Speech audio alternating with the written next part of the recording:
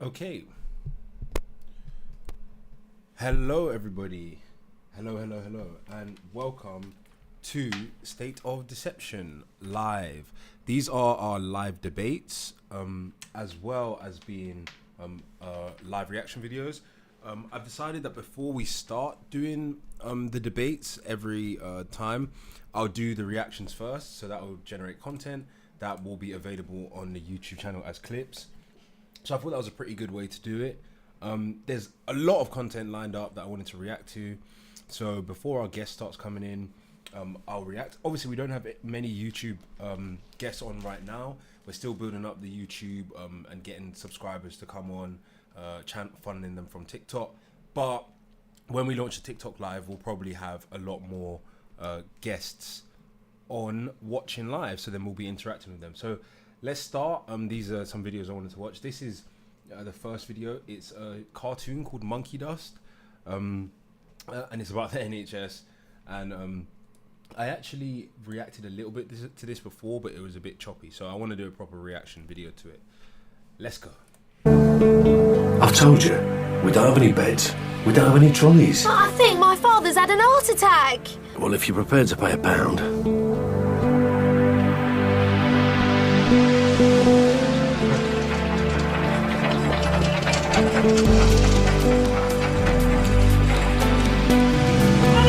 Oh yeah, you see all the mold. That's eerily reminiscent of what happened in the Letby case, because you've got the poor hygienic conditions of the ward, on the maternity ward as well, and a lot of the stuff in this skit is like stuff that happens now in the NHS, but this was made like 15-20 years ago, so I don't know if it was terrible then as well and it was just being covered up.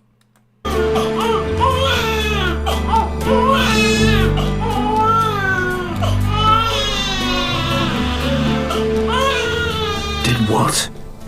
Oh, Prometheus is live in the chat. He said my mic is low. Is my mic lower? Okay, let's turn up the main mix. That should be better. Is that better, Prometheus, with the mic? I'm gonna go live, by the way, Prometheus, on TikTok. I just decided I'm gonna be doing the reaction videos first, and then I will later do the debates. So we'll get all the content, and then after we get the content, we'll start the debates. Yeah, that should be much better. Perfect. Love it. Oh, leave it, mate. They don't seem to have noticed.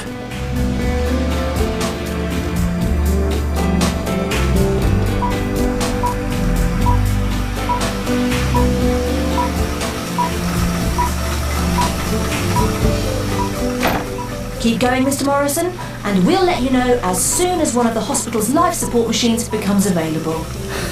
Thanks. Crazy, because that's actually how it works in the NHS, and it's unbelievable that people will be willing to risk their actual health and safety just to be able to tell everyone we get free healthcare. And it's like, you have to wait for the machine to be available that's going to save your life, but you already paid with your taxes, so they took the money already.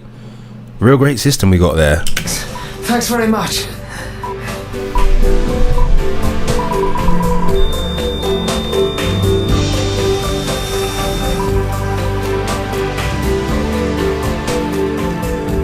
I'm sorry, but there is a 22-month waiting list for hip operations. Alternatively, if you wanted to go private, it could be carried out, well, at the end of the rubber. Yeah, which clearly shows you that we still have the same issue that they have in America with people getting better healthcare based on how much money they pay. Because if you go private, then you can actually get healthcare. So we have a private healthcare system. It's just that our public healthcare system is overburdened and it sucks. And we should divert some of the resources from it to the private sector, so that we can alleviate some of the strain on the system. That just makes sense. It's not about privatize this or don't privatize that. It's just logical to, if one system's strained, alleviate it more and put more of the burden on the private sector, which will create more investment. It's not the perfect solution, it's not a one size fits all thing, but at the end of the day, like, we have to be dynamic in the UK, and that's something that we struggle with. We don't come up with dynamic solutions. We always want to rely on the past.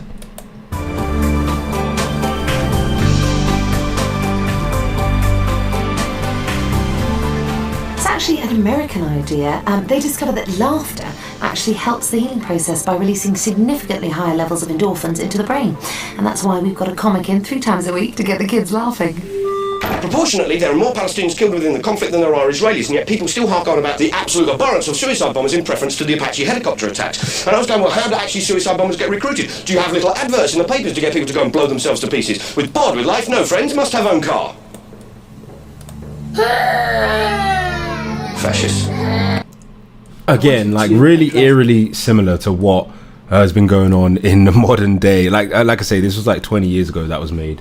So we've got the same issues: waiting lists in the NHS, poorly managed wards, and then you've got the Israel Gaza thing. It's like we're in the Twilight Zone, just reliving the same socio-political issues over and over again. Guys, for anyone that's just joined, we are going live on TikTok to do the live debates, but before the live debates I want to react to some content. I'm going to do this every time. We'll do like 20-30 minutes of content reaction, and you can stick around or not, it doesn't matter, because the content reactions are going to go up on YouTube anyway. So yeah, watch if you are so inclined to. It's the case of Lucy Connolly, the British mother who is in prison for a single tweet.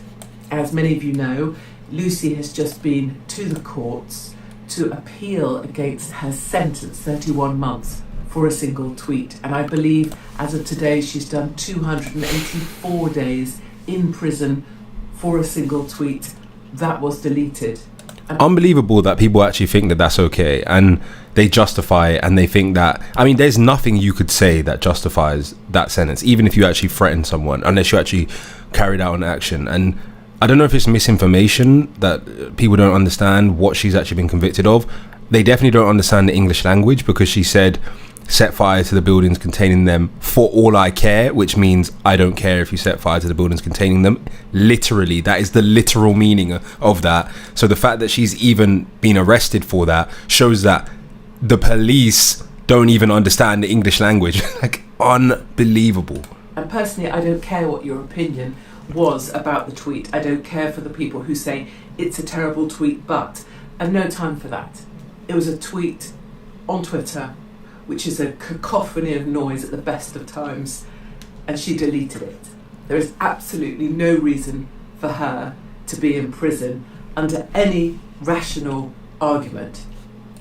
Yeah, and also I'm quite interested in, like, if you are supposedly being arrested for a thought crime, like you have the wrong opinion or you say the wrong thing, if you retract the statement, why is there still a crime committed? Because you literally went back on your own opinion. Like, are you not allowed to believe something temporarily and express it temporarily? Because isn't the purpose of prison to deter you from having those kinds of opinions, or deter you from wanting to act out negative behaviors as a result of your views? So why would you then imprison someone who takes their statement back?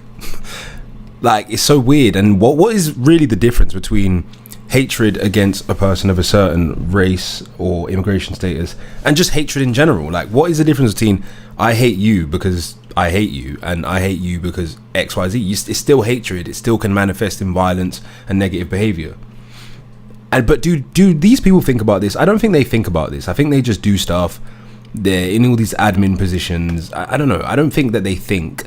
By the way, if anyone's just joined, we're still going to do the TikTok debates. We just reacting to some content first. Please do stick around. What you saw after the Court of Appeal was, instead of Lucy being released on that day, which would have been absolutely appropriate, the Lord Justice had to go away and have a little think about what he was going to do. And that is a clear indication that he's not deciding on the basis of facts placed in front of him or on the basis of law. He's being told what will be best for the British government. The next thing is that people that still believe in the law will try and rationalise it. So they'll say things like, Lord Justice Hollyroyd, whatever he's called, the justice that decided Lucy wouldn't be released Lord Nazir Ahmed 3 years early. Lord Ahmed, yeah, a Lord Ahmed raped a 9-year-old. Okay, I don't know why it matters that his name is Ahmed. Katie Hopkins, but okay. Yeah, definitely the UK government and the civil service, public services, all of these admin positions, all the bureaucracies have been completely captured by leftist ideologues. So it doesn't surprise me that a lord would go and consult this person or the other before they make a decision, because it's just really a game of politics. It's just sad that people are sacrificed on the altar of politics. Mothers, bereaved parents. That's what Lucy Connolly is. She's a bereaved parent, just as I am.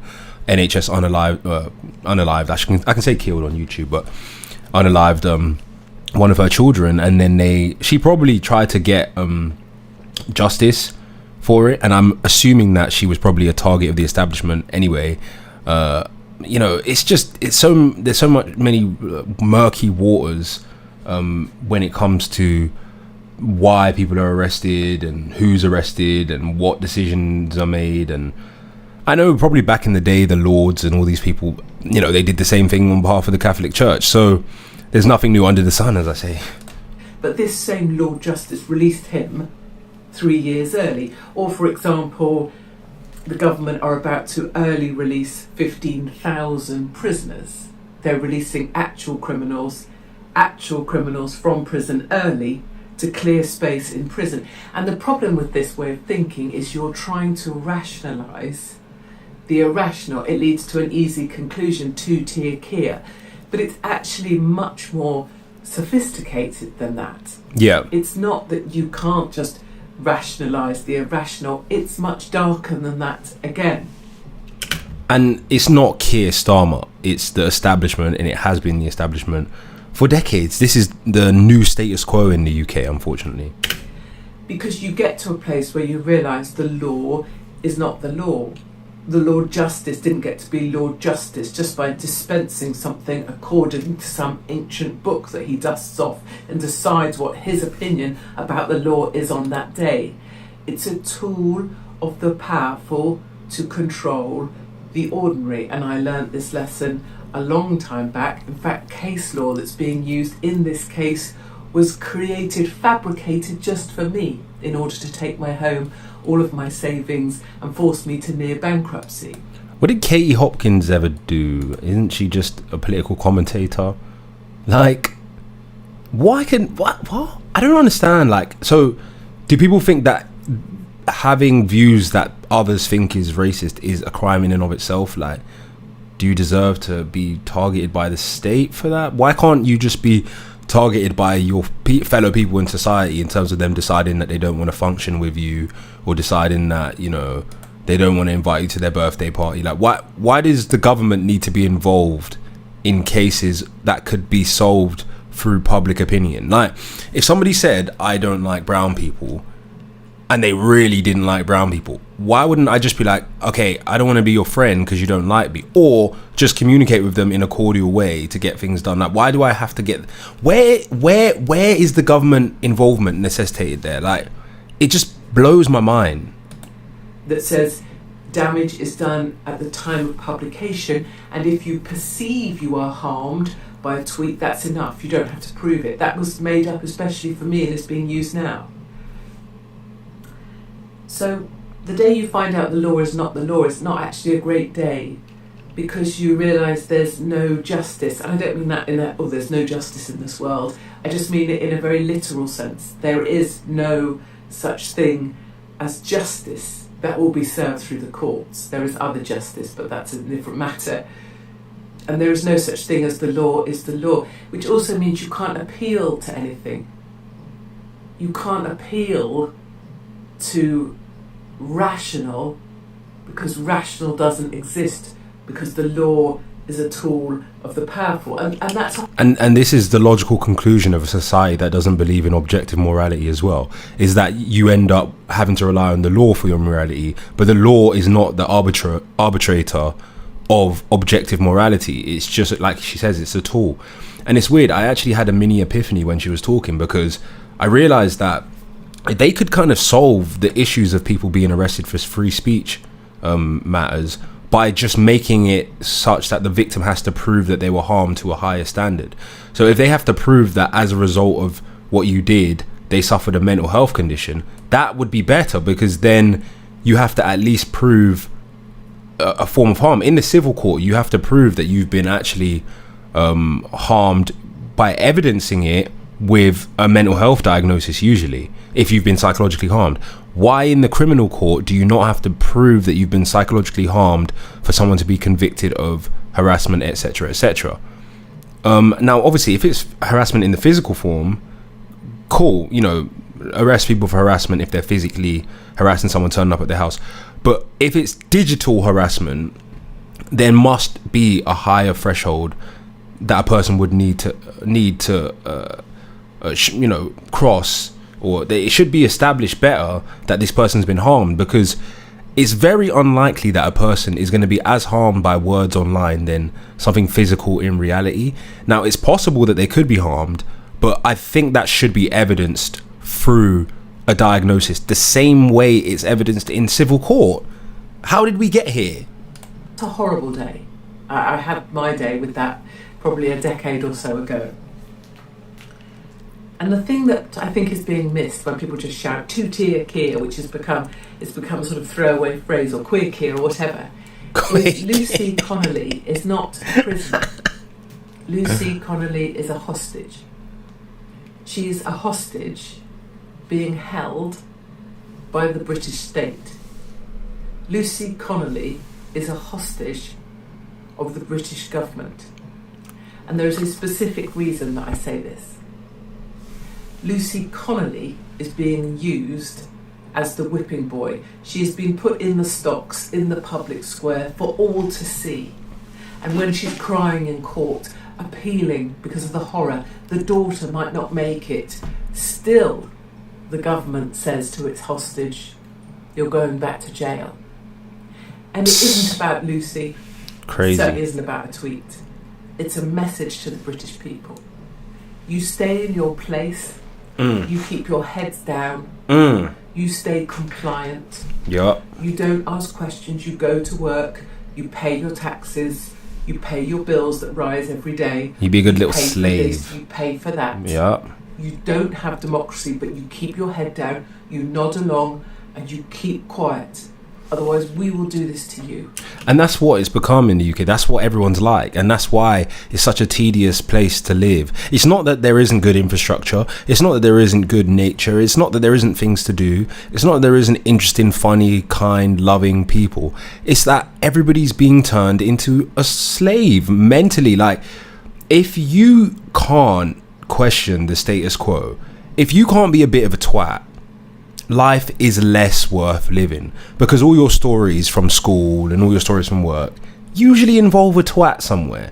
Oh, so was a twat for a bit, and then I wasn't the twat for the day, which means now I can talk about someone being a twat, which warms my heart because I'm a twat that likes talking about other twats.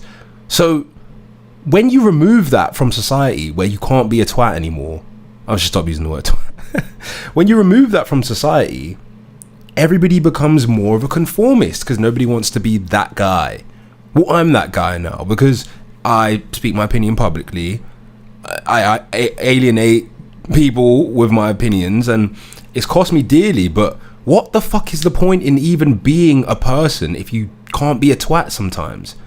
Like, you can't be that guy for one day without getting arrested. Like, one day, one event. You have to be perfect all the time. And who decides who's the perfect one? Is it the legal system? Is there some, group of people at the top, like, trying to create the perfect archetype of the British person? Because all I see that's socially acceptable in the UK is to drink alcohol, be a football fan, don't say your opinions, be a bit slow, maybe be a bit classist. That's the norm. But that sucks. Who wants to live in a society full of classist, alcoholic, like, sludge-consuming losers? Because we know that we're already losing, like, the quintessential je ne sais quoi of the Brit, because nobody has any, like, real culture that they subscribe to anymore. Obviously, older generations and stuff, but among the youth, if we're just turning everyone into a leftist ideologue, and we're also losing through materialism and capitalism, we're losing that special something that people have when they're able to dedicate time to a craft and not consume mass-produced things. We already are losing that just through the normal passage of the technological developments in a society. But then on top of that, no one can be a twat. No one can be a leftist. No one can be someone that isn't a leftist ideologue. So we lose on all fronts. It's like Ezra Pound said in with Yuzura. Was it no man? Weaver is cut from his loom or whatever. Stonecutter is kept from his stone with Yuzura. Yuzura, blunt. What is it? Blunt if the mind. Oh God, I'm butchering this guy's poem. Should we get it up? Let's get up with Yuzura. Oh, let's get that back up there. I want to get up this poem because it's quite.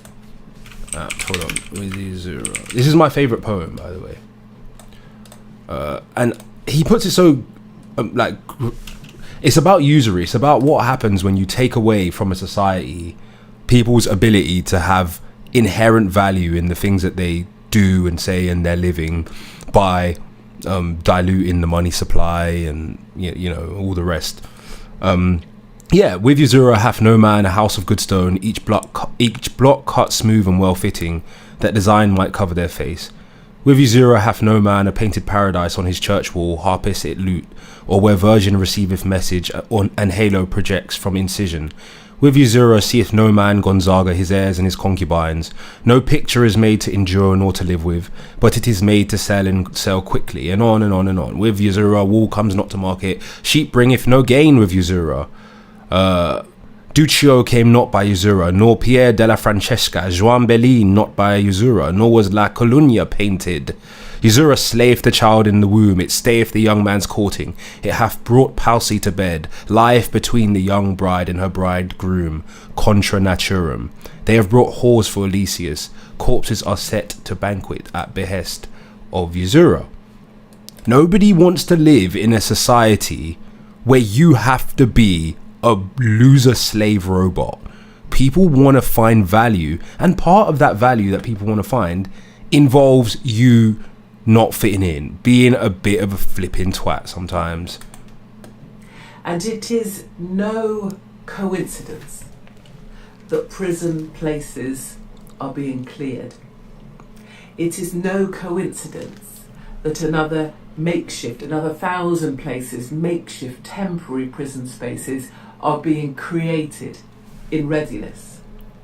And it is no coincidence that prisoners are being released early in order to create spaces.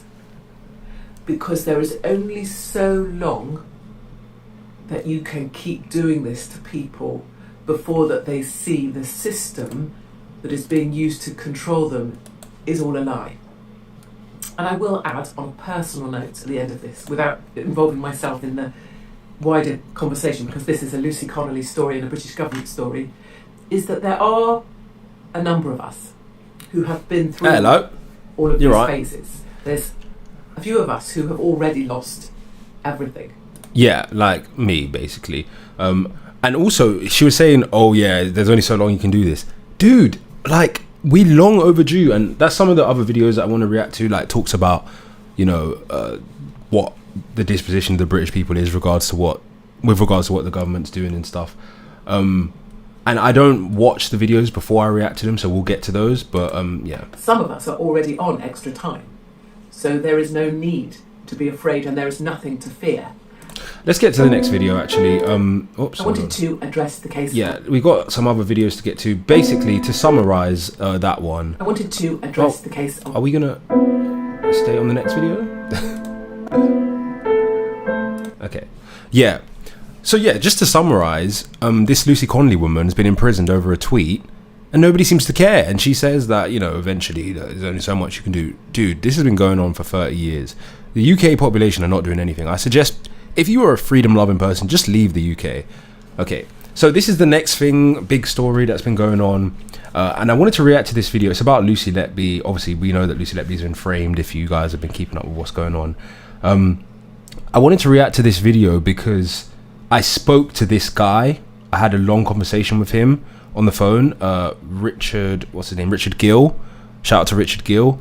And I didn't actually know that he had been in the press so much. He did hint at it, but he's been in the press quite a lot. So I want to see what he said to the press and maybe compare it to what he said to me and maybe give some more of my insights about the gentleman and about the Letby case before we move on. It won't be long, this one.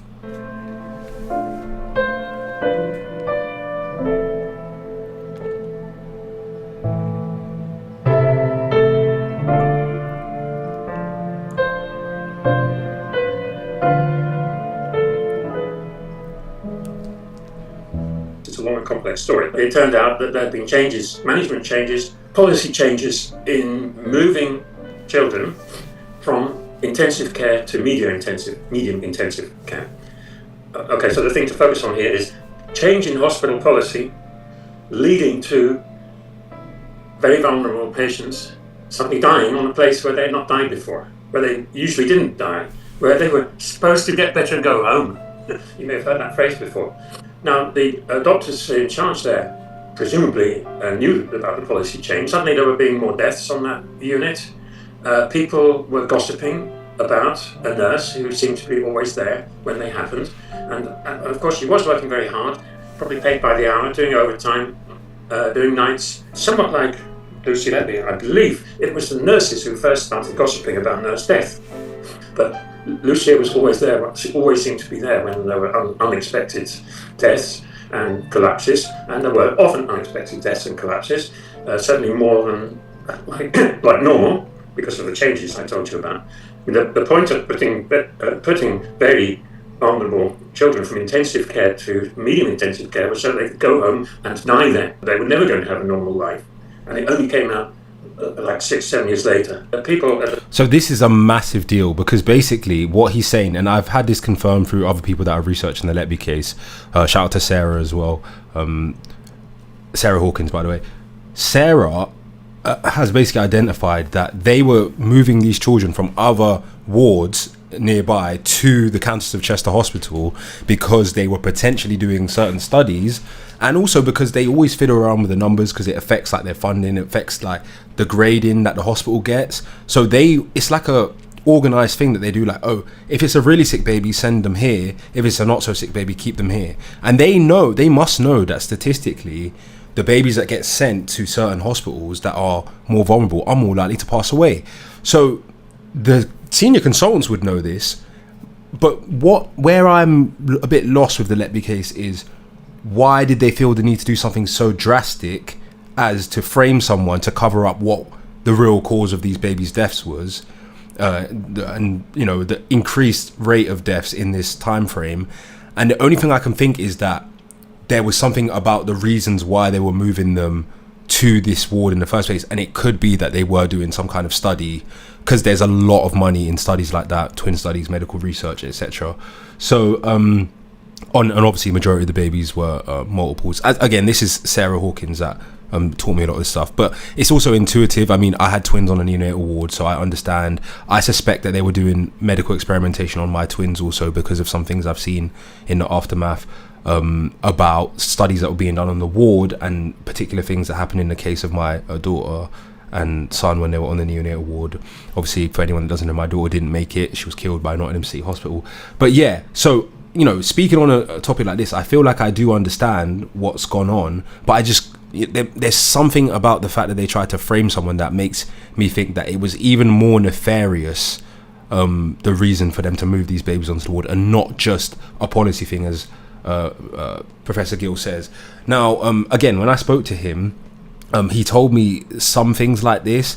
He did say that he thought that Letby was a neurodivergent, quite an eccentric, and we even discussed the phenomenon of nurses gossiping and how it's a very common thing, and it leads to really negative things on wards, hospital wards in general. And nurses are beginning to have a bad reputation in society anyway, because they're sort of like out on the weekend drunk, taking all manner of things, and then on the wards in the weekdays, and they're the darling of the UK, infallible, unable to do any wrong. And we all know what their real character's like. If you've actually been around like this environment for a long time, they're gossipy. It's like a high school. Anyway, let's let Mr. Gill continue. The top of the hospital had a fantastic social network who believed naturally, as one would when one first heard the news, as most people did when they first heard the news, that there really was a killer nurse active. The nurses were gossiping. Everybody knew there were more deaths than usual and didn't know what was going on. And then there was an event, a trigger event. But there are incredible similarities with classic witch hunts. The same social dynamics, the same psychologies, the same reaction, a social system in stress and bad things happening and identifying what seems to be a very evil person causing it. Yeah, hysteria, and this goes back all the way to, like, you know, primitive human, like, we've always been like this, but we just think we're much smarter than we are. I'd really love Richard to do more study on, like, psychology and stuff, because he's obviously a statistical expert, and I don't know what studies he has done, but I would love to hear, like, more of his opinions on, like, human psychology and things like that from the perspective of someone that's a statistics expert. The initial trial was based on statistics. The prosecution case was based on statistics because they had not found any direct medical evidence. Lucy Letby, 7 years police investigation, did not find any direct medical sort of proof. You know, we could discuss about the insulin because that's a moot point. Some people have said that this is absolutely definitive. It means there was a murderer there. Of course, the insulin didn't. There was not proof that Lucy had done the murdering. Exactly. So it's not direct evidence that Lucy did anything. So there was no direct. Which means it's not actually evidence in a legal case at all. If it's not evidence that the person being accused did that thing. Evidence that Lucia had done anything whatsoever. The prosecution honed in on statistics, and in two senses. First of all, in the sense of some numbers, which something like the spreadsheet, an exhibit. The number of shifts with an incident, like the spreadsheet changed in the Lucy Letby case, 9 incidents. And I can tell you it was not a coincidence, and I can tell you why it was not a coincidence.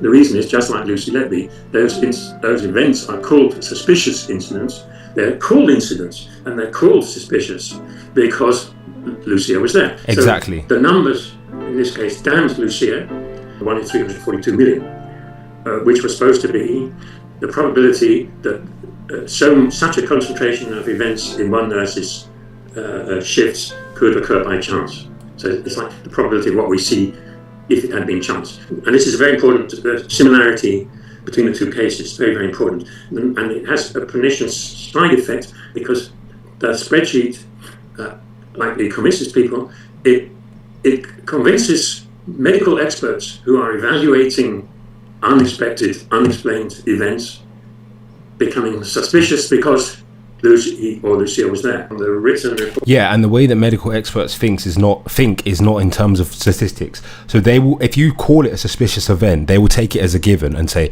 right, let's look into this. It's been designated as a suspicious event. They're not that the way that they think is not to challenge the information that they've been given. The way that they think is to accept the information they've been given and do something about it.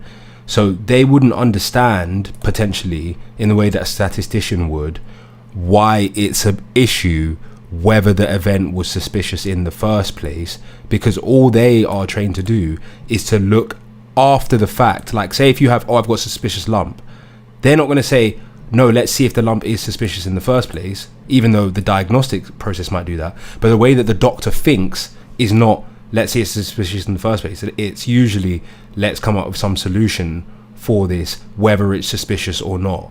It's prescriptive. They will prescribe. They will not necessarily investigate the cause of something. They will deal with the consequences of it. So in this case, the cause of a case being considered suspicious matters, and a statistician will see, aha, this is cherry picking. You can't say that the cause of this being suspicious is Lucy's presence, and then also say, aha, this is an indictment of Lucy because she's present for the suspicious events. That's circular logic. Reports of medical experts that they actually judged some events to actually be suspicious because Lucia was there and because they knew she was always there when bad things happened. We know that the prosecution and the defense in the Lucy Letby case both got advice from a statistician and both wanted probabilities to be calculated, and in both cases decided that they would not use this because jurors wouldn't understand that. And not only jurors, judges weren't either. She was like convicted first on grounds of statistical calculation, together with, writings in her diary, an attempt to destroy her character, all the circumstantial evidence, as in Lucy Letby case. Yeah. Hold on a second as well, because people love to talk about the notes. I've never actually read all of them. Look, so top left here, we've got, I haven't done anything wrong. Police investigation. Forget. I'll never have children or marry. I'll never know what it something like to have a family. Hate myself. Panic, fear, lost. I did this. What does that say? They can't. They is that they used or they said? They used. I don't deserve to live. I killed them on purpose because I'm not good enough to care for them. That's the most damning note, I'd say. I feel very alone and scared. Taking over my life. But yeah, so she says, I haven't done anything wrong. And also says, I killed them on purpose because I'm not good enough to care for them. So did she... Is that... what's it called? Is that following something? Like, what's this? Is that they used... They can't. Is this they can't? I killed them. I don't know. It's weak evidence, and then on top of that, this is notes from her speaking to a psychiatrist, and then them telling her write down everything that you're thinking about this event. So, is she saying that this is what someone said? And this is what I spoke to. Is he Dr. Gill? Or is it? I'll just say Mr. Gill because I can't remember if he's a doctor. This is what I spoke to Mr. Gill about, the guy in the video, and I was saying like, well. If you're just writing down loads he was saying, if you're writing down all of this stuff, is she saying that this is what people are saying about her? Do you get what I'm saying? Because if I told you, write down everything you're thinking about something, you might write down, I'm the worst person ever because I'm this or I'm that. But you might be referring to what someone's saying about you. In other words, you might be speaking about yourself almost like in the third person. Like, you're in a psychiatrist hearing, I'm a really bad person because... I wasn't the brother that I should have been to my little brother or whatever. And it's like, is that an admission of guilt, or is that you trying to look at something from the perspective of someone else? It's just, I know we go over a lot of these points over and over, but these are really key points to hammer home. Because again, for me, I don't even care about these notes because there's no evidence of a murder, so you can't actually have a murder suspect if there's no evidence of a murder. So even if she said I did it, okay, if she pled guilty and said I did it, or realistically, like other than this, like sat in a police interview and said yeah I did this, that's different. But she's maintaining her innocence. She said here I haven't done anything wrong, so she's maintaining her innocence, and then like there's no evidence of the actual murder. So because there's the insulin narrative's been debunked, the air embolism narrative's been debunked, and then there's been other causes of death attributed to the children. So there's no murder. So you can't be a murderer with no murders. The kind of things which destroy a person's character and make the jury think she's a liar, and inappropriate behaviour, like crying when she shouldn't cry and not crying when she, damned if you do, damned if you don't. In 2003, it was discussed a lot, and people started arguing about it in the newspapers. Anyway, both the prosecution and the defence appealed against the convictions, which were so many life sentences for murders and attempted murders, and they both appealed to a retrial, to one proper retrial, with but of course again inquisitorial one, at a higher court. I agree. I'll stop it there. We got some other videos to get to. Are we going to watch this one, South Africa's stochastic terrorism? It's not. I don't know if I care that much about this one. Let's talk about stochastic terrorism. No, let's not. Let's talk about this. He's got another video, so we're going to still watch him. Brits are longing for a coup d'etat. This one is right up my street. This is the director of polling firm More in Common. I've used many of their polls before. They seem pretty good, better than average, actually. And he's tweeted this. We are just in the car back from focus groups this weekend in Beverley, Hull, Scunthorpe and Peterborough. And without a doubt, the disillusionment was the worst I've heard. In every group, it was anger, despondency or misery about the state of Britain that doesn't feel sustainable. Who's this? I think the world is effed up. I feel sorry for the kids growing up in it. A fucking social worker. You're the problem. Like oh God, don't even get me started on social workers. They're the worst offenders in terms of how fucked up Britain is. I feel so good to swear on YouTube after being like censored on TikTok so much. But yeah, let's carry on. My God, yeah, that's exactly what's happening. And some of the quotes that he's posting in this thread from people who are just totally normal people, part of the system, who are just completely like, well, this is screwed. Everything about this is just unsustainable, unsalvageable, and it is the system itself that is a problem. I know because I work in it. It's just crazy, absolutely crazy. So, well, no, do you know what's crazy is the fact that people divorce themselves from the system.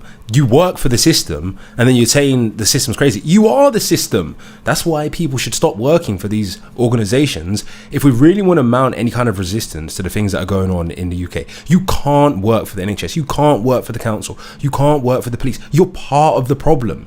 We need to form civilian groups. Take your expertise, use it, form a private group, get together with other like-minded people. You can't be part of the system on about, I'm trying to fix it from the inside out. No, you are the system. I've got a quote from here. Chelsea, social worker in Hull. I think the world has effed up and I feel sorry for the kids growing up in it. That's where we're at. I'm just so sorry, says this social worker, that you live in such a wretched world. I'm sorry that this is the world we've given to you, says a social worker. Oh, God, man. Like, okay, let's carry on. Views of politicians went beyond healthy cynicism, ranging from them not getting it to being useless to being actively corrupt. This wasn't a partisan thing. It applied to everyone. Tory, Labour, Lib Dem, Reform, and being part of the political class was more telling than party. And this from Gary, sales manager in Bourne, is just the most incredible quote I've ever seen. It's just amazing. I don't mean to laugh at this. You're gonna be like, holy shit. I've actually given up on the system, if I'm being totally open and honest with you. Yeah, nothing really changes ever. You go from one bunch of lying so-and-sos to the next lot, and it would seem that even locally, it's almost like, this is going to sound really extreme, but the country almost needs a coup d'etat, and it needs somebody to almost come in and say, right, this is what we're doing, and you will conform. There's no proper leadership by anyone. Nobody likes any of the candidates. Nobody really trusts any of them. It's almost like we need the king to just say, right, I'm in charge, and this is what we're doing. What a statement. This is what happens. Again, I'm going to talk honestly and freely because I'm not on TikTok right now, and we are going to go live on TikTok for the people that have joined. If you guys enjoy my content, we're going to be doing the live debate, so stick around if you want to see the live debate. It's going to look like this with the chat like coming up here. It will look like this. Hold on, let me show you. Ta-da! Oh no, it won't come up actually because what was I going to say? Oh yeah, you can actually see the text come up a little bit. What was I going to say? Coup d'etat. Sorry, I forgot the point I was going to make. But yeah, with regards to us needing like a coup d'etat or something, I think... Oh, I remember what I was going to say. I can't say this because... I can say it on YouTube, but I usually can't say it on TikTok. Fumbling over my words. Is that with the feminization of society, and when I say feminization, I'm not even talking about how the masculine is diminished. I'm talking literally about how there are more females in positions of power, how there are more females making decisions, there's more female management and stuff like that.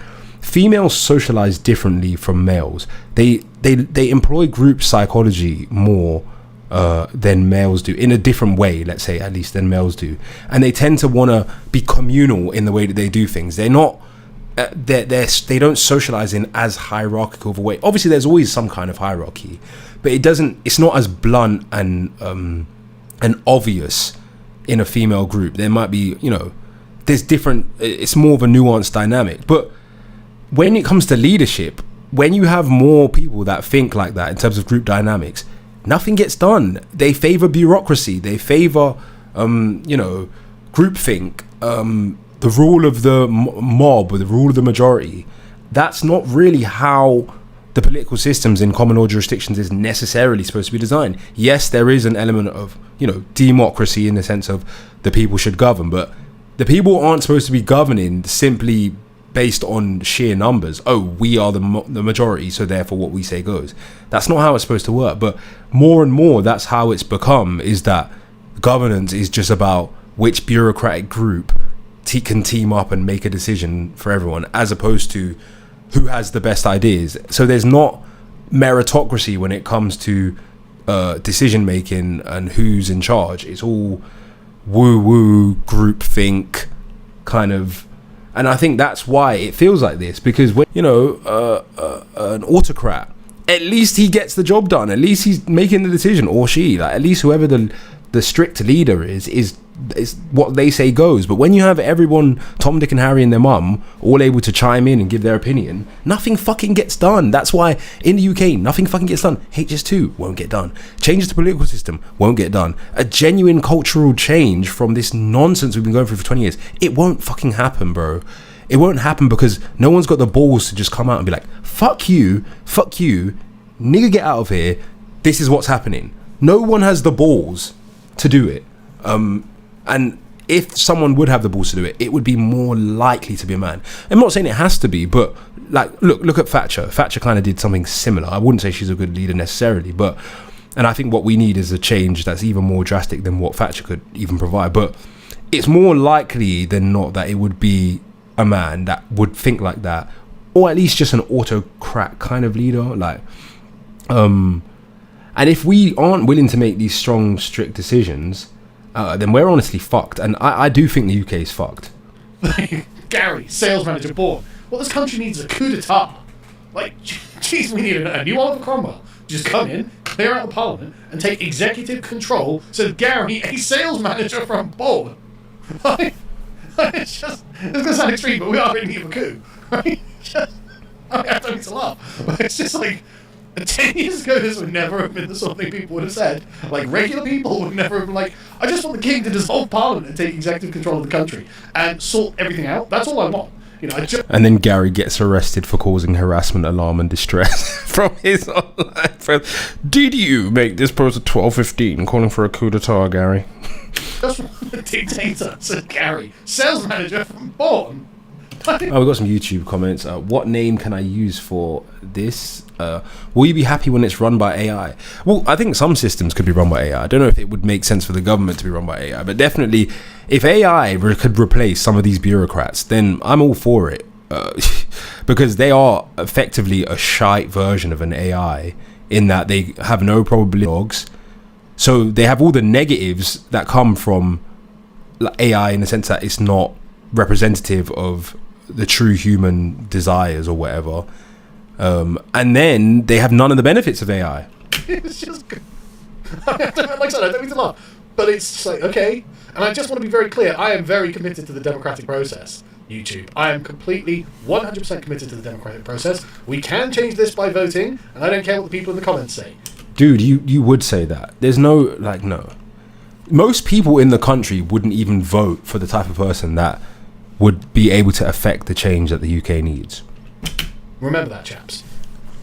Anyway, he carries on. The demand for change was palpable, but there was a lack of faith that it was going to happen. Again, not limited to one party, but instead there was a sense that politicians just went up to it, weren't willing to take on vested interest. From potholes to the NHS, it was all going wrong. So Richard, a photographer from Driffield, said, hard decisions aren't allowed to be made, nobody's brave enough to take them. Moreover, it would require total restructuring, as Liz Truss found out when she was briefly the Prime Minister for 43 days, or whatever it is. The quangocracy needs to die. Naomi says AI has surely been weaponized to destroy the soul of humanity. Maybe, but there's AI is a tool, guys. It's not sentient. It never will be sentient. It's just a tool. We can use the tool in a good way or use it in a bad way. At the end of the day, like AI or an unlimited, never-ending flood of leftist bureaucrats running everything ad infinitum, I'm choosing the AI. Someone said NHS health services. Yeah, I think that a lot of things in health services should be passed over to tech, not necessarily AI, but people with different skills from what medical professionals typically have, like people who have a problem-solving mind as opposed to people that are just able to follow orders. In other words, if you took all the people that work in tech and then replaced all the people that work in health with the people that work in tech, other than like the nurses that actually provide the care, I'm talking about like the senior management, the problem solvers, the doctors, replace them with like engineers, people who work in tech, people with problem solving skills. If you replace them, I think we would have better outcomes in healthcare, because they have a better mind that's better equipped to solve problems. And what people in the health services, like doctors, that what their mind is better equipped to is just to do what you're told and read from a book, and that's a bygone way of solving problems, especially in the technological era. All of them, every single one of them, they just need to be fired. The entire concept of a quango, a quasi governmental organisation needs to just be scrapped. They're unaccountable, we didn't elect them, they shouldn't be there, and Tony Blair should be treated as a traitor for creating them. Because what he has done is stolen decision-making power out of the hands of our elected representatives, which is why we had them in the first place. If we don't have elected representatives doing anything, why do we even have these politicians? And that's one of the things that a lot of people are complaining about. The politicians don't get anything done. And I imagine it's because there are a series of institutional barriers that prevent the politicians from actually enacting the agenda that the people elected them to enact. And so, well, yeah, I mean, it's going to be a hard decision, and you're right, no one's brave enough to take them, but moreover, most people don't want to take them. It's the Conservatives that aren't brave enough to take them. Conservatives who are like, well, I guess we're trapped in the Blairite paradigm forever, or we're just stuck like this for eternity, whereas the Labour Party want this. The Labour Party see this as a good thing, and I mean, I doubt Nigel Farage is competent to get it. Not only do the Labour Party want it, and not only do the left wing in the UK actually want it, they want more. They actually think, I speak to these kind of people every day.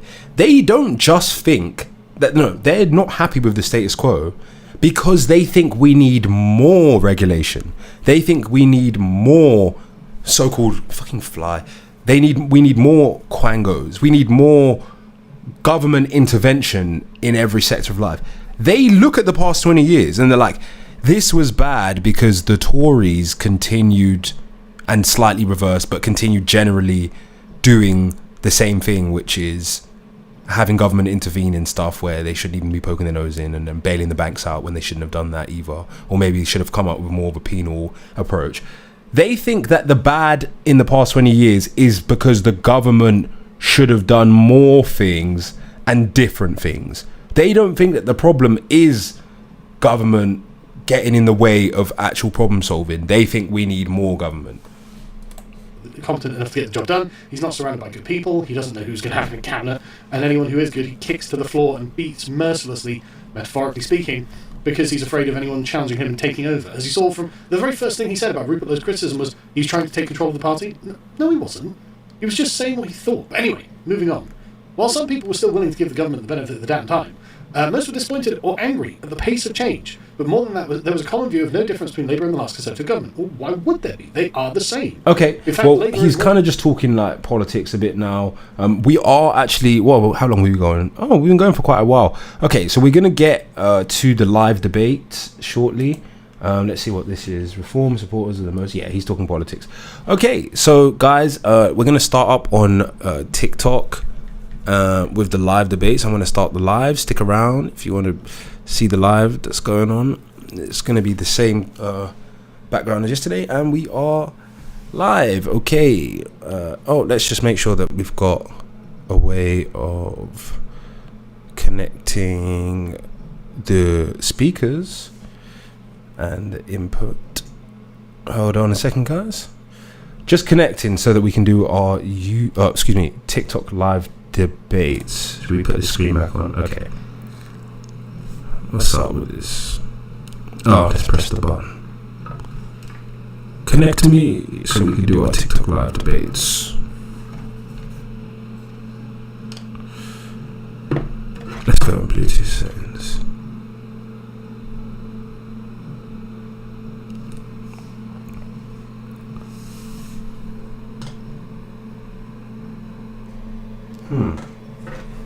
Connected. Oh, perfect. We're connected. Okay, let's see what's going on. So, guys, if you want to join the conversation, you can join on. Hold on. If you want to join. Hold on. If you want to join the conversation, that's better. If you want to join the conversation, you can join on TikTok if you want to speak to me. And you can join on YouTube if you just want to have the YouTube viewer experience. Hello everybody, welcome to State of Deception Live. If you are just joining us, what name can I use says what about when sheep are no longer needed? Well, we're not sheep, are we? We're human beings, so there's never going to be a time when we're not needed. We have inherent value to ourselves and the people that love us, so it's not going to be the case that humans are never needed. It's just going to be the case that there'll be a shift, a change in how things are in society. There's a lot of like fear mongering, I think, with AI and stuff. You can't replace a human being because the value of a human being isn't about their productivity. So, but I get what you're saying, like what you mean from the perspective of an AI. If the AI decides that the sheep are no longer needed, well, we are equipped to solve that problem because we can create AIs. So that's like what I do with my masters. I create AIs. What's up with the live? Like, why is it not telling people that I'm live?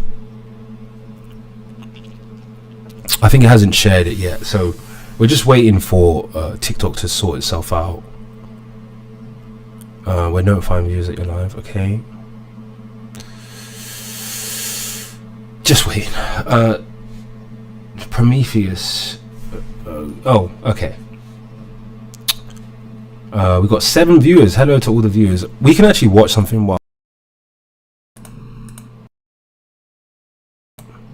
Yeah, we can watch something while we're waiting for TikTok to start. I don't know why it hasn't started. Should we go to the next video, guys, for the YouTubers? So my lights are off because I'm moving, guys. Why is everybody moving to Thailand? We're going to find out in this video. But first, I'm going to head to my new location, the Click It HQ. Let's actually get out of here.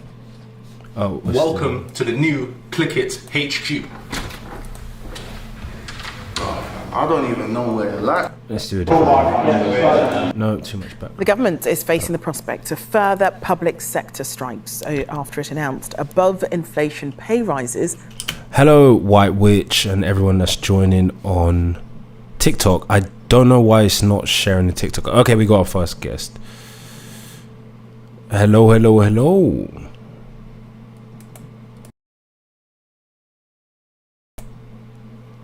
Hello, NRX Beats on TikTok. For some workers, doctors and teachers in England will receive a 4% increase.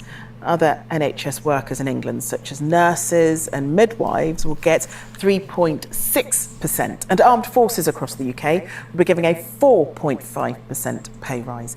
Unions will put the proposals to its members, but nurses are already angry that doctors have been given a bigger rise, and schools say it means they'll have to cut spending on pupils. No, this is the thing, though. I actually agree. Like, what are doctors even doing to justify a pay rise? Like, personally, what's up with? Okay. The live debates are coming back right now. I don't know, I can hear myself double time. Cool. Hello everyone on TikTok. A little bit of downtime. Thanks for the YouTube viewers for sticking with us. Thank you for joining, Matt. Guys, if you're on TikTok, don't be shy. I don't know what's up with our numbers. Hello Microretirement. Hello Ginge. We got a guest request. Thank you for joining the live, guys. Tap the screen to like the live. We're also live on YouTube, so we've just been doing some video reactions on YouTube, and they will be available for people to watch on the YouTube channel. I can see we've got a requester. I'm just waiting for the numbers to go up because I actually think it's struggling to share me properly, but the numbers are slowly climbing. Hello Lee Brooks. Guys, if you just joined from TikTok, feel free to say hi in the chat, request to speak if you want. We can even just get someone on quickly to make sure everything's working and in order. Hello Smokey, how you doing? Hello, I'm good. Yeah, what did you want to discuss? I want to discuss how the USA is better than the UK. Sure. So do you agree that it's better, or you don't think it is? No, I don't. Okay, and why do you not think it's better? Well, first off, the education system in the UK is drastically better than the USA's. You mean the public education system?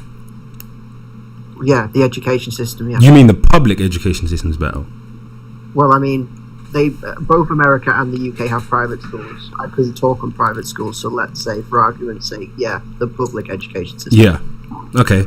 And when you say it's better, are you saying that there are metrics that we're measuring in the education system that make it seem like a person... And it's legit against your kind, too. Okay. Are you saying that there's metrics that we're measuring that make it seem like people are less intelligent or less educated? Or are you saying that their education system is leading to worse outcomes? No, I'm saying if I send my child to a UK state school, they're less likely to get shot up. Okay, that's not the point that you're making. You're talking about the education system being better. So are you talking about it's got better outcomes, or are you saying that it's better because people are more educated? It's got better outcomes. What are the outcomes that you're measuring to determine that? it's better. Children going to school and not being shot up. That's not an outcome that you measure when you talk about the education system. Okay, so if I send my child to a state school in England, they are less likely to be unalived, correct? Yeah, but that's not what the education system exists for. We're talking about the outcomes that it actually exists for. That's how you would measure if it's working or not. And I do believe that for example, if you want to go down that route, which fair enough, I did lead you down there, but I just wanted to raise that point. It's just a silly point. It's not. It's not. It's really silly and tedious. But go on. Okay, what's the leading cause of death in children in America? In America, one of the leading, I think the leading cause for a certain year, I think it was gun violence. Smokey is right again. Yes, and that was updated in 2024. So yeah, the leading cause of unaliving in children is, drumroll please, firearms. What's the leading cause of unaliving for children in the UK? You tell us.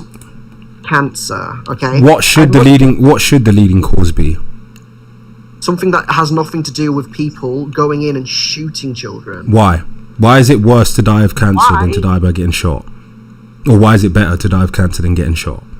Why is it better? Yeah. First of all, cancer is something that happens very less than it would in terms of gun because violence. It's lethal. Because unfortunately, people are unalived. Turn off text to speech. People are unalived by guns in schools in America on a daily rate. That's not true. I think it is. It's not. Look it up. We can wait while I turn off text to speech. This is. I don't need to wait. I know that. No, you don't know. You're wrong. Every day, someone is unalived by a gun in the UK. You're wrong. In America, sorry. You're wrong. Am I wrong? Look it up. Come on, then. I don't need to look. I know I'm right. No, you're not right. Should we look it up right now? Yeah. So you're telling me. Should we look it up right now? So you're telling. Sure. You're telling me that no one gets unalived in America every day by gun violence. You said in schools. No. I said just every day. You said in schools. You said someone is unalived in schools every day in the United States. That's not true. So I'm going to get the numbers for you. He said every day. So... if I'm wrong, it's still going to be drastically high, dude. So you're still on a cliff that is not going anywhere good. No, because it's an extremely rare thing anyway. So it says... it's not a rare thing. Oh my god. You're a fool. Do you know what the word rare means? It shouldn't happen at all, dude. Do you know what the word The only rare thing means? he's got is semantics. How do Jesus Christ, let me turn off the text to speech. Do you know what the word rare means? A one-off.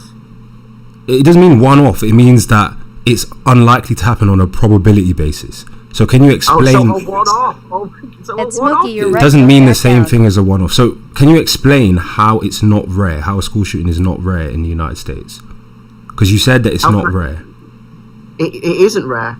Okay, how is it not rare? Because the leading cause of death in children... No, you don't understand statistics. Statistics is about the likelihood of something happening, not whether it's the leading cause of death. It's about whether it's likely to happen, whether the death is likely. It's not likely. It's not likely.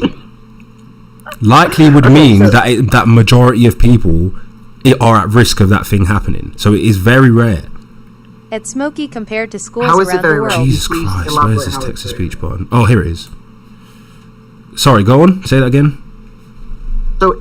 So I made the point that in a state school in England, my child is probably at a 0.00001% chance, likelihood of being shot, right? Whereas if I send my kid to America, that statistic is very high. I don't know it's not. Statistic was very high. It's like how is it not high? It's less than 0.007. How? Right. So there's a 7 in there. Yeah, 0.00. The likelihood of a school shooting is 0.007. How? And when the I've done. Listen. See, this is why it shows that you don't understand statistics. The likelihood of a shooting at a school is about 0.007. Yeah, or maybe it's 0.7 for a shooting, but then a shooting is described as somebody brandishing or firing a weapon in the vicinity of a school. The likelihood of a child getting shot at school is so rare that it's pretty much a statistical anomaly. Okay, so if it's so rare, why do they have school shooting drills every semester? Why do they have fire drills? Why do we have fire drill? Are you genuine? Oh, I got you there. So you're gonna play dumb. No, answer the question. Answer the question. Probability of having a answer fire the question. Answer the question, because you got a smarmy attitude, and I don't like it. Answer the question. I think you're a British person. Answer the question. Answer the question, or we're just going to drop you off and have someone else. Why do they have fire drills? I'll answer it if you stop throwing your toys out the pram. No, you're trying to misdirect because you don't know how to use probability and you don't know how to have an argument in good faith. You just said, why do they have fire drills if it's so rare? Why do they have shooting drills if it's so rare? Why do they have fire drills? Okay, so we have fire drills because the probability of a fire is more likely in the United Kingdom than a shooting, which that's again not is wild. The probability of a fire is more likely in America as well. You're so dumb. Oh my god. Yes, it is. Should we do the numbers right now? Let's do the numbers. Okay, so if we do the numbers and you're wrong, are you going to concede? No. Okay, you're not going to concede, so you're arguing in bad faith. So you believe that the likelihood of a shooting is greater than the likelihood of a fire in a school. In America, yes. You're wrong. I've already done the numbers before. It's about 30 times more likely for a fire to happen than a shooting. Where did you get? So you just pulled them out of I've done the numbers on live before. Okay, so do them again for me, please. Okay, sure. So we go number of fires in school, USA, yeah? In the entire USA, not the state. USA.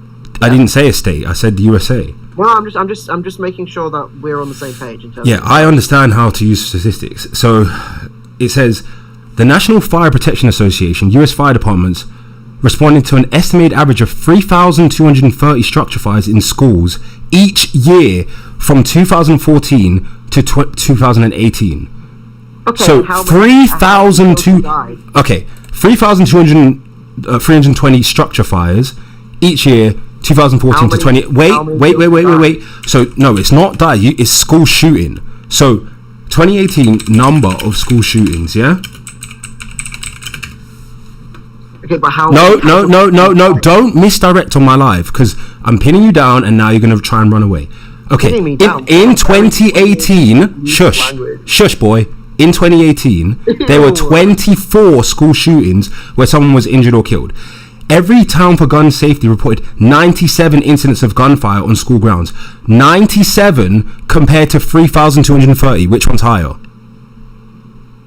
Or how many casualties, though? Okay, do you want to know how many casualties? An annual average of 1 civilian death, 39 civilian injuries for the fires. An annual so 24 is where someone was injured or killed. So if you're talking about injury or death, it's more likely that someone's going to be harmed by a fire at school than it is that someone's going to be harmed by a shooting. And the likelihood of a fire is literally like, the likelihood of a fire is 30 times, as I said already, is 30 times more likely. I've got the numbers right here. I'm gonna do. Hold on, YouTube. Wait. Just so that I can show everyone this on YouTube, because we're streaming live on YouTube. I want everyone to see these numbers that I'm showing. Hold on, let's just go on. Yeah, I want everyone to see these numbers on YouTube. So everyone on YouTube, can you see the numbers that I've just shown on the screen? Can you see this? Your 20 subscribers. Look at this, guys. So you can see we've got 24 school shootings where someone was injured or killed, 97 incidents of gunfire. This is 2018. And then the National Fire Protection Association, we've got 3,230 structure fires, 39 civilian injuries, 1 death. So I've just destroyed you in front of everyone. What do you have to say for yourself? What do you have to say for yourself? Oops, hold on. What do you have to say for yourself? You just got destroyed. Well, I've just googled it now. If you're completely wrong. No, I'm not wrong. I just put it up on stream. Hang on. Each day, 12 children unalive from gun violence in America. We're talking about gun violence at school. You specifically brought up gun violence at school. So why are you misdirecting on my live? What do you mean I'm misdirecting? Okay. Let's get someone else up.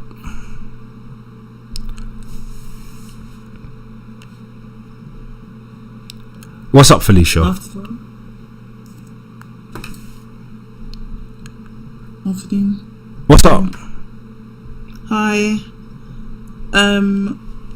So I thought there was like a question here.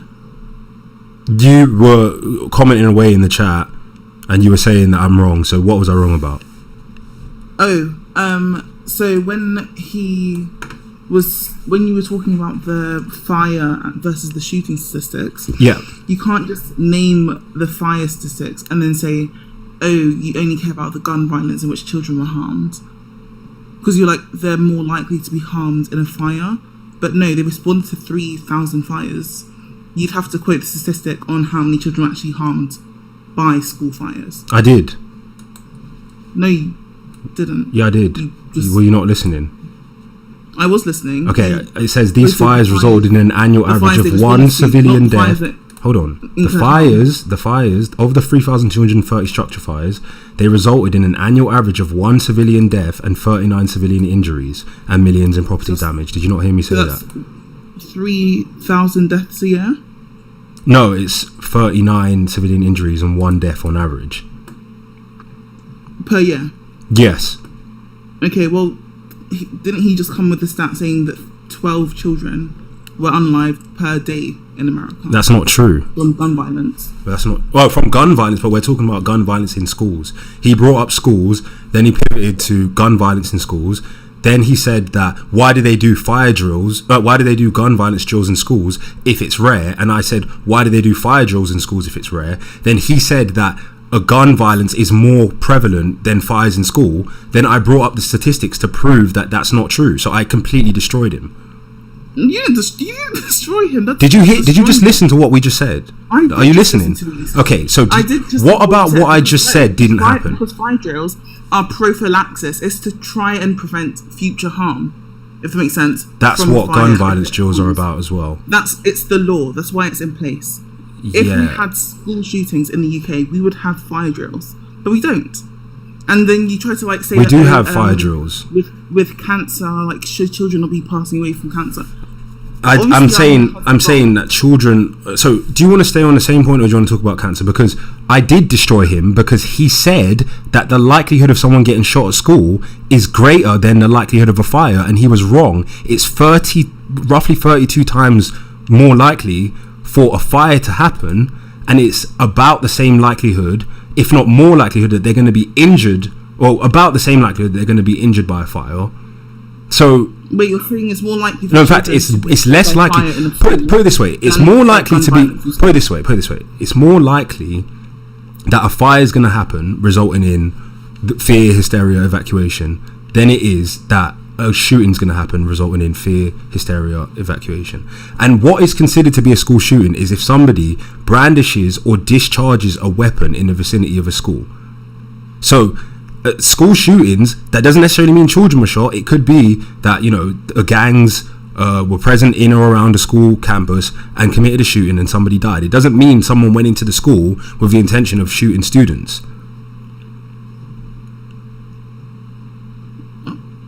Is the question at the end of that? No, I just schooled you on why I was correct when I was speaking to the other guy. You give me your point, and fair enough, maybe, but like, no.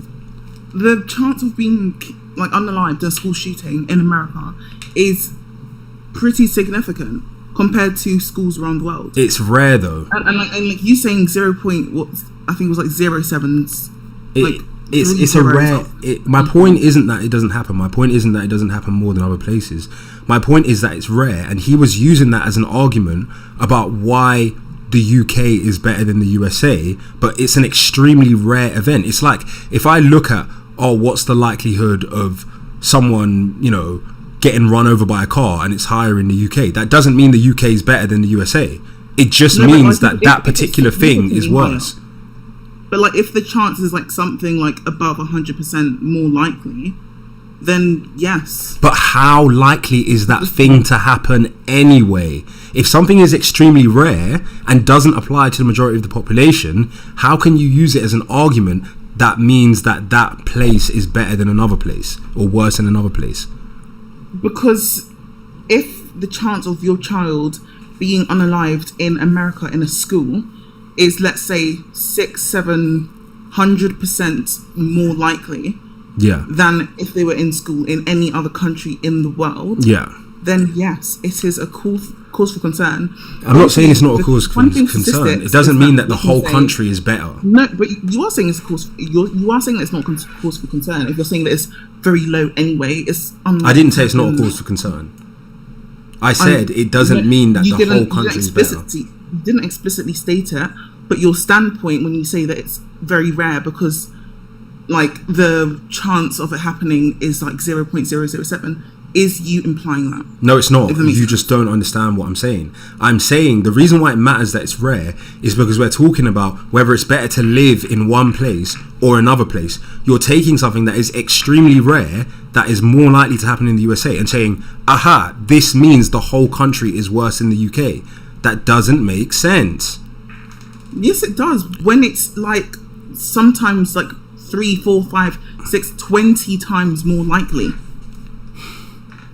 Something is more likely, but it's still extremely rare. What do you not understand about that? It's not like 5% more likely. It's not like an insignificant amount, if that makes sense. That's what we learn in statistics. If there's a significant difference, that's when you're looking at saying, okay, yeah. Okay, let me ask you a question. If it was more likely for you to get a rare disease in the UK, but the rare disease is only affects 1 in 10,000 people, would you not go to the UK? So let's say if it was rare and it was 1 in 10,000 people. Yeah. In what, like America? So no, let's say there's a rare disease. Imagine this: there's a rare disease. Yeah. Yes. It's more likely that you're going to get the rare disease in the UK, but the rare disease only, as in like 10 times more likely, 10, 20 times more. Likely. Listen. 20 times more likely is 20 times. Imagine it's 20 times more likely, but the disease only affects 1 in 10,000 people, or not even 1 in 10,000. Let's say, because school shootings affect less than 1 in 10,000. If there's like, we can do the numbers right now. So in 2018, hold on. This matters. In 2018, there was 97 incidents of gunfire on school, and it says this includes suicides, accidents, etc. But let's say there was 24 where someone was injured or killed. So that means 24 school shootings out of a country of, I mean, let's say how many children are in America? How many under 18s in America? Yeah. So we can get the actual likelihood. Hold on. We can get the actual likelihood of someone being a victim of a school shooting, right? And this is going to be the number of under 18s. The number of people being shot or killed or injured divided by the number of individuals under 18. So there's 74.1 million people, yeah, under the age of 18. So the likelihood of someone being involved in a school shooting in a given year is 24 over 74.1 million, right? So do you know what that percentage likelihood is? It's 0.0000324%. That's the likelihood of someone being a victim of a school shooting. But do you understand that? That's assuming that school shootings like taking out one person. Do you understand that it's so rare that being concerned about it when you're deciding where to live is ridiculous? One person per shooting. That's not how like firearms work. No, but it says the number of victims, so it doesn't matter how many shootings there were. I'm talking about the number of victims, the number of people actually harmed. And they measure it in terms. Are harmed in a school shooting. Is that what you're saying? They measure it in terms of incidents of gunfire and then the number of people injured or killed. So you could, even if no one's harmed, that would be an incident of gunfire. And then if someone is injured or harmed, it doesn't matter how many shootings there were. That's the number of victims. So the likelihood of someone being a victim, an actual victim of a school shooting, is 0.0000324%. So acting like that's a reason to not move to a country is insane. Wait, out of what? Out of all shootings? It's a percentage. It's not out of all shootings. It's the likelihood that someone's going to be a victim of a school shooting. An under 18 will be a victim of a school shooting. That's the likelihood. I don't believe that. I'm sorry. I've just done. You don't understand how to do a percentage. I do understand how to do a percentage. Okay, let's baby step you through how to do a percentage. Yeah. The number of victims over the number of potential victims, which is the total population of under 18s, who are people that could potentially go to a school, nursery, educational facility, you divide that, the 24, over the number of potential victims, and the likelihood is 0.0000324%, which means that using that as a reason to not go to a country is ridiculous. No, hold on. I actually agree with you. Hold on to that number and then run that same number or that same calculation for the UK. Okay. And then you do the American number over we're saying the British number. So we're saying the number of victims of shootings in the UK. In a school in the UK. Okay. In a school in the UK. Okay, it's probably virtually zero. That's okay. Yeah, it's probably virtually zero. But let's see. I don't think there's been any shootings in the UK. Number of...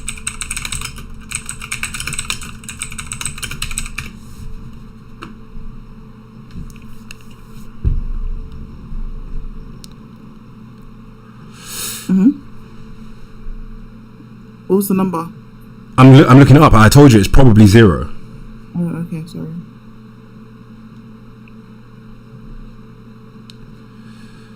Yeah, so there's been no school shootings in the UK. Okay, and then you do that.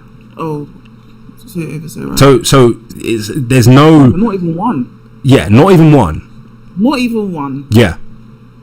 Well, I feel like that proves my point. No, Jesus Christ, you guys are so dumb. I really do think it proves my point. But okay, how does that prove your point when the point I'm making is that if something is extremely rare, you can't use it as a determination to indict an entire nation? No, because I was actually going to make you do like the ratio of chances between them so you could see just how massive it is. The difference, I've never said that you're not more likely to be a victim. That would invalidate the whole calculation. No, that would actually ruin the whole calculation because anything over zero doesn't have a value.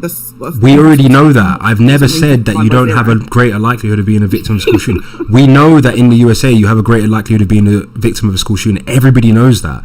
The point is, it's so rare. The point is, it's so rare that using that as a reason to not go to a country doesn't make any sense. Do you understand that? I understand what you're saying, but you have to hear what I'm saying. Okay?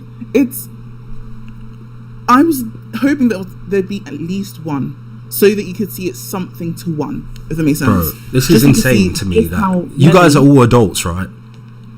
No. How old are you? But 24. Okay.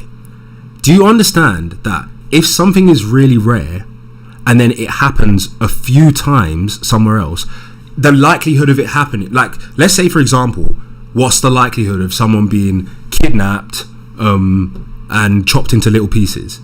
Very rare, right?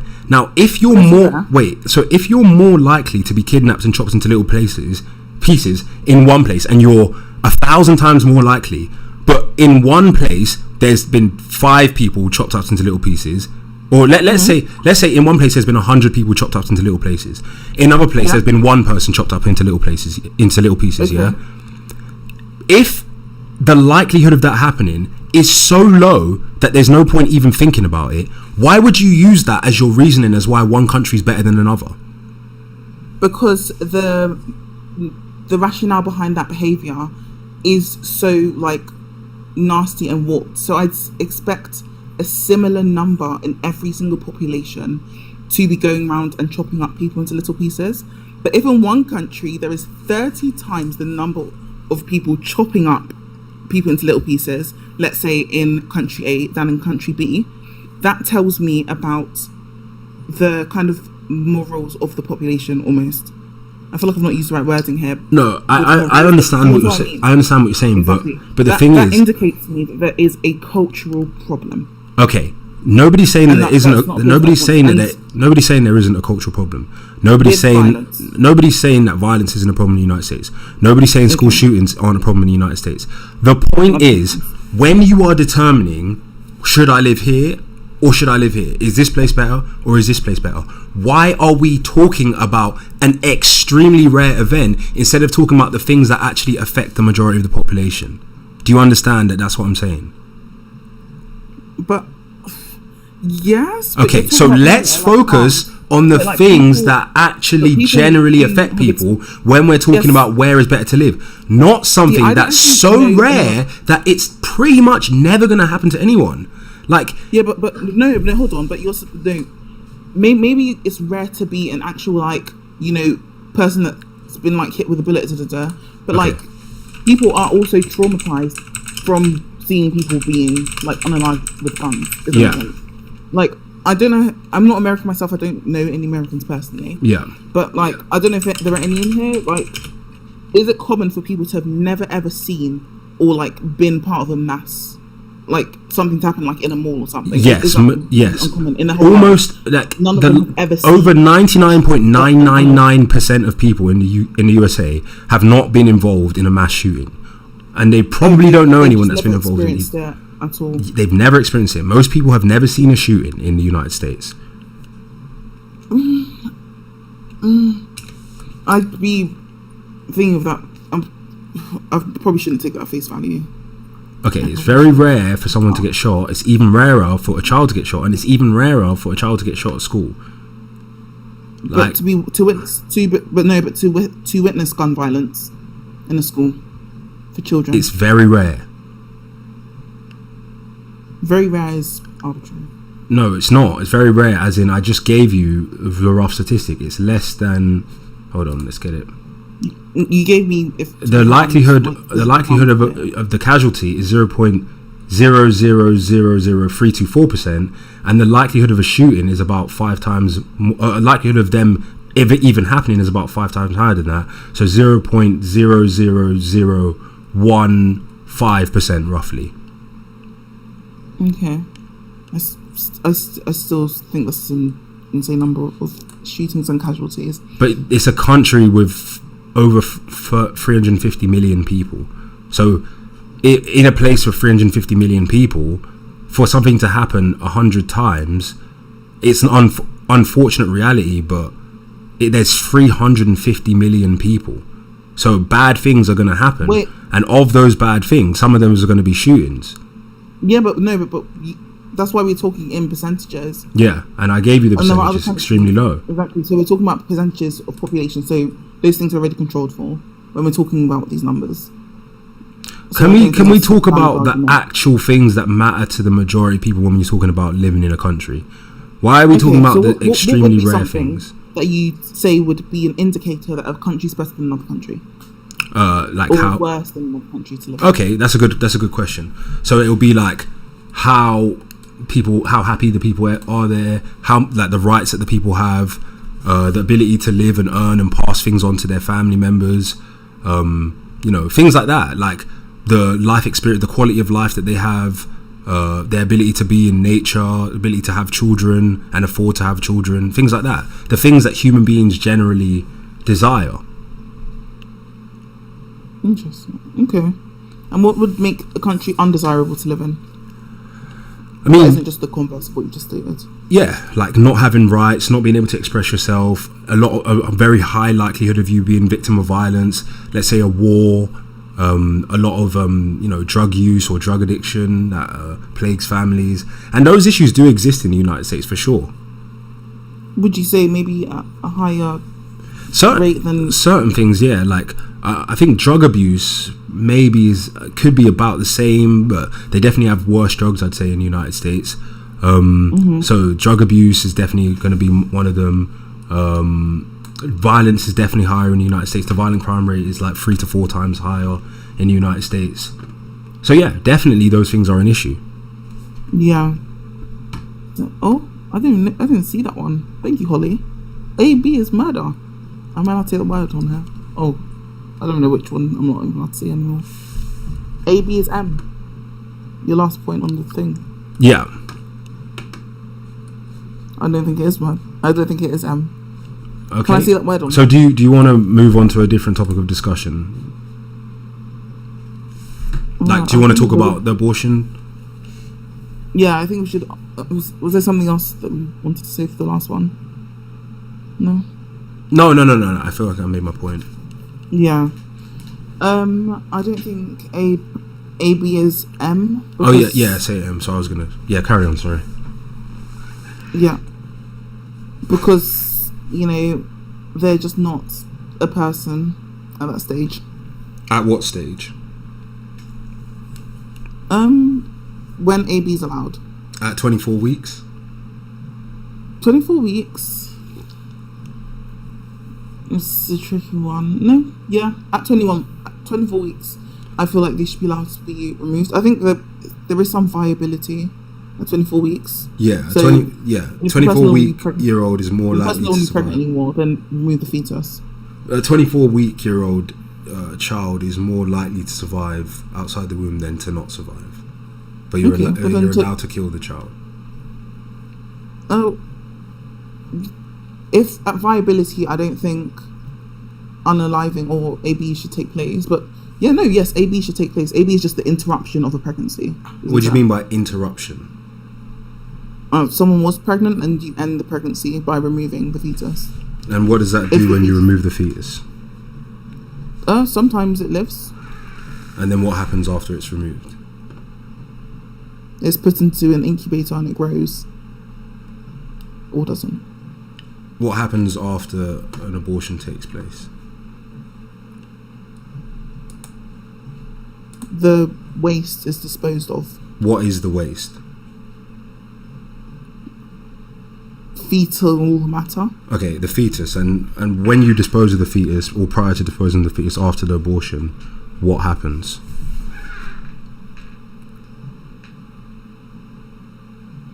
The pregnancy's ended. But what happens to the fetus? Does it survive?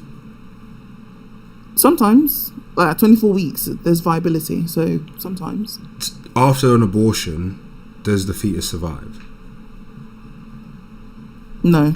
Okay, so if it doesn't survive, what does that mean it happens to it?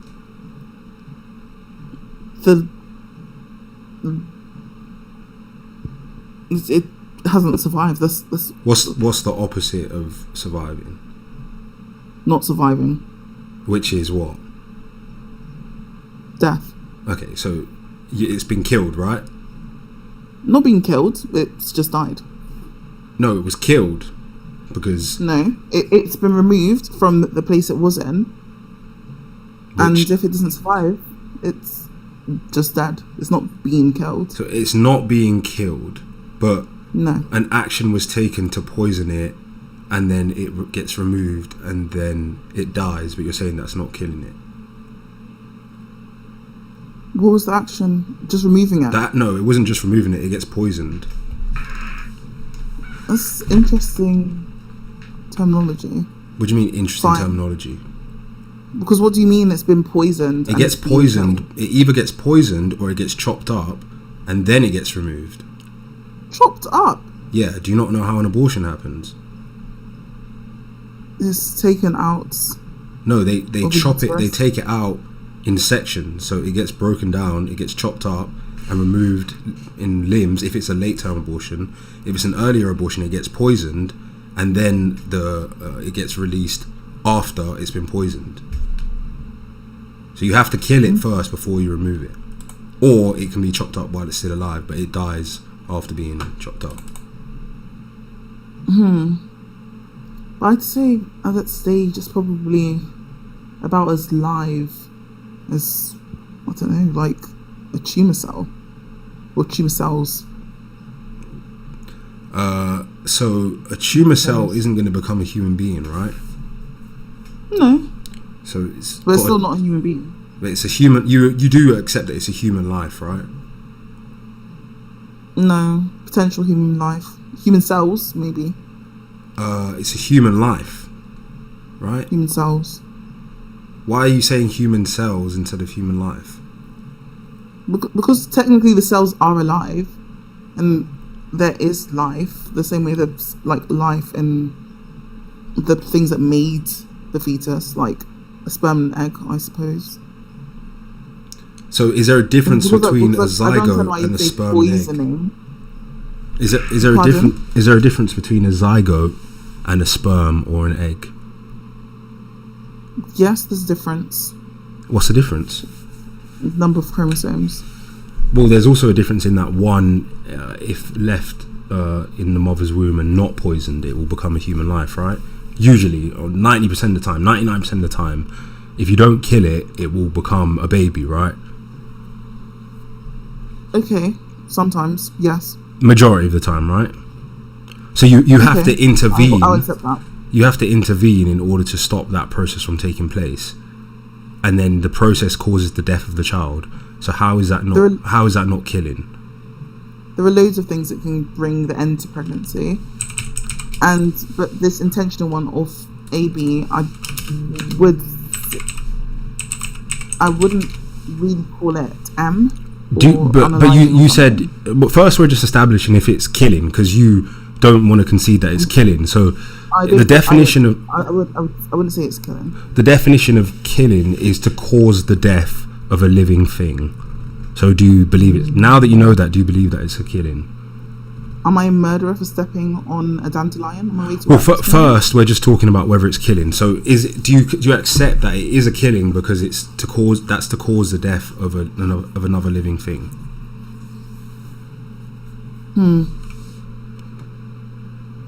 I don't think it's killing, but I think that it's dead after. Okay, if you kill a dog, is it killing? Like if you take a dog's life, is that killing? A dog has been born and it's living. No, but if you take the dog's life, is it still a killing? So it doesn't necessarily matter. Absolutely, yes. Yeah, so it doesn't necessarily matter how much you value the life of the creature. It's still a killing, right? If you interrupted a dog's pregnancy and removed a fetus from a dog, I don't think that's killing. Right, but I'm just saying that it doesn't matter what value you put on the creature, it's still killing. Like you can kill a bug, you can kill like a maggot, you could kill anything, but it's still a killing, right? You've caused the death of that creature. But you're talking about like fully formed like organisms that are around. Like I'm just talking about the word killing because you seem to have an issue on, like, with fish eggs. It is killing. If the egg, if it's alive and you take the life, it's still a killing. I think that's where I think that's where we differ. How can you disagree with the definition of the word kill? It's to end a life, yes. Which is a killing. No. So if you're arguing in good faith, why is it? And I speak to a lot of you guys, people. A lot of you guys. If you're arguing in good faith, why do you have to lie about whether it's a killing or not? Is it because you don't want to accept that it's a killing? I'm not lying, and like because I feel like I see where you're driving at, and I just feel like if I agree with what you're saying, because it's kind of reductionist in a sense, that you can take what I've said and be like, oh no, if you say that it's a killing, then and you're ending the life of a fetus, then that must be a killing, which is M. No, just because it's a killing doesn't mean that it's an M. The part of it that would make it an M is whether it's unlawful. So a murder is the unlawful killing of a human being, or the premeditated, intentional taking of a human life. That's what a murder is. But I'm not even got to murder yet. You seem to be stuck on killing because you don't want to admit that it's a killing. That's what I'm confused about, because if you're being honest, I don't understand why you wouldn't want to admit that it's a killing. Because I don't think it's killing in that sense, but okay. I believe it brings end to life, which is as much. Okay, so let's say you are pregnant, yeah? If somebody, and you want to have the baby, if somebody ends your pregnancy, is that a killing?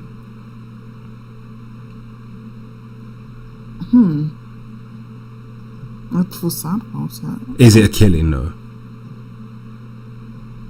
I suppose I'd feel like it's a killing due to... But you're saying it isn't a killing, but you would feel like it's a killing. So is it a killing, yes or no? I mean, technically, no. So if you're pregnant and somebody beats you, unfortunately, like hopefully if this doesn't happen, but somebody beats you, you lose your pregnancy, the baby was at 23 weeks. Why are you saying God forbid? Why are you saying God forbid? Oh no! It's as you're not wishing, sorry, but like speaking that out. But why would that be bad? To be beaten up when I'm pregnant. No, forget the beating up. Like, why would it be bad to lose the child when you're pregnant? I mean, obviously everyone's sad if they are hoping that they're having a child and the process. But why? Because they're hoping for a child to come out of it. Okay, but why would somebody be sad if they were pregnant, they were hoping for a child, and then the child didn't make it? Why would that make someone sad? Because it's a perceived loss by them. Is it a real loss? No. So you're saying that when a woman has a miscarriage, that's not a real loss, it's just a perceived loss? Man. See, this is sort of thing. I did not say that.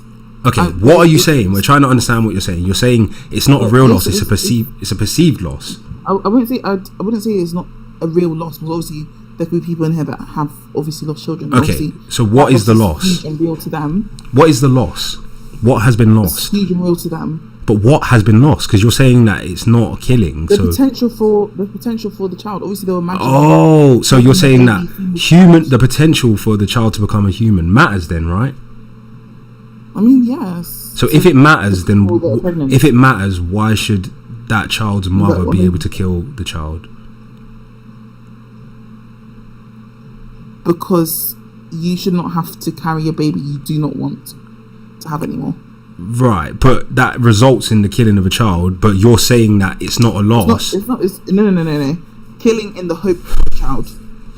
Oh, so the only reason it's bad is because they wanted a child.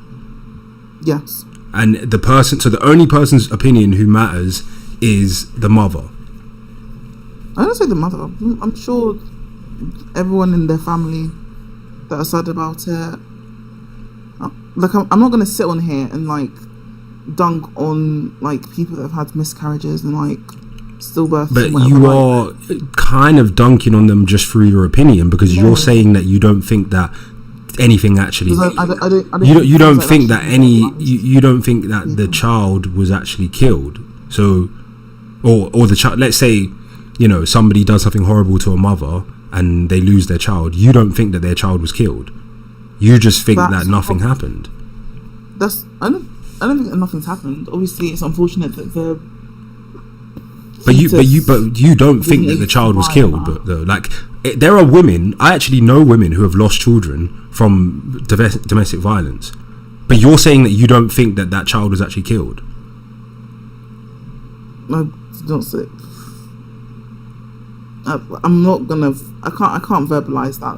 You can't verbalize it. Does that mean that you know that you're wrong, but you don't want to admit that you're wrong?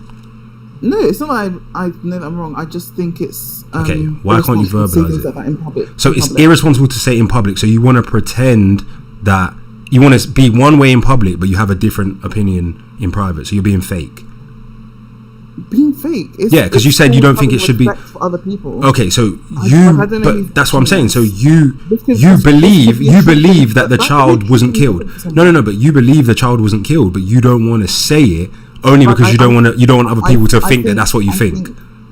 I think using people's like traumatic experience of like miscarriage and DV and like you're going to try and gaslight and turn it back on me because you believe that it wasn't a killing. Yes, you are. No, I'm not going to let you do it. I'm not going to let you do it. You're going to try and misdirect. I'm not letting you misdirect on my live. You are the one that believes. You're just trying to get me into it's not getting you anywhere. You've put yourself there because you've failed to come up with a proper argument. You're the one that believes that it's not a killing. Therefore, you believe that women who've lost children, who are pregnant, who lost their child through domestic violence, you believe that the child wasn't killed, right? Like, people lose kids all the time. Like, so was the child killed? I don't think that it's fair to come on here and try and use those things to try and make your point for why you think ABs are murders. You don't think it's fair to present an argument to you that shows you that you're wrong? No. I feel like maybe if it wasn't like something that you were streaming online in front of people, because I do. That's what I'm saying. So you want to be fake in public. Yeah, you want to be fake. No, it's called common decency and having. You want to be fake. People knowing. What's the point in me debating you if you're not? That's what I said. You're not debating in good faith because all you care about is how you look. You don't care about whether you're right or wrong. You just care about how you look in front of other people. Literally, no one knows me here. Like, so why can't you be honest and say whether you think that a woman that loses their child from domestic violence is, whether the child was killed or not? Why can't you be honest if you don't care what anybody here thinks? I kind of got you in a corner though, haven't I? Have experienced a loss. But I've kind of got you in a corner because you now you don't know what to say. You don't have me in a corner. But you don't know what to say, so I kind of do have you in the corner. I have said, but you keep coming back to old. Okay, you say. I'll shut up and you talk. So you tell me, do you think that it's a killing? Yes or no? No. Okay, so you don't think that the child was killed if somebody beats a woman and she's pregnant and she loses the child. Okay, that's fair. If that's what you think, then that's fine. I disagree. Yeah. If it brings them to pregnancy, it is loss. It is very sad. It's very horrible that the person's done that to them. I don't think it's because they've actually taken away a human life. So they didn't take away human life. Something was lost. What was lost? The potential. The potential for a human life. Yes. So you think it's bad if the potential for a human life is lost? I mean, not like inherently, but obviously to the person that it happened to, yes. Oh, okay, I get what you're saying. So you're saying it's only bad to the person that it happened to, but it's not actually bad. Do you think? I think it is bad. Do you think that? Because obviously TV. Do you think that kind of applies to any killing? Like, for example, if someone I don't know is killed, in a way, it's only bad to the people that know and care about them, but it's not really bad to me. Is that kind of what you're saying? Because what you're saying kind of applies to any killing, really. Because there's a human life that's been taken, but not the potential for life. No, a fetus is a human life. That's how because you said it dies, right? So in order for it to die, it has life, and the species that it belongs to is human. So it is a human life. It's a collection of tissues at best. It's a human life. What's funny? It's a collection of tissue at best. What species does it belong to?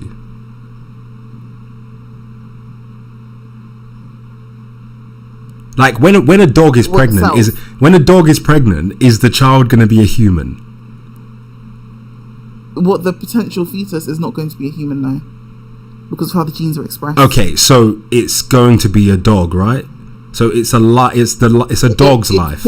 It could become a dog, yes. What else could it become? Dead dog matter. No, but what else could it become? As in, like, could it become any other species other than a dog? No. And why is that? Because of its genetics. Because it's a dog fetus, right? Because of its genetics. Because it's got the genetics of a what? Of a dog. Okay, because it's a dog life.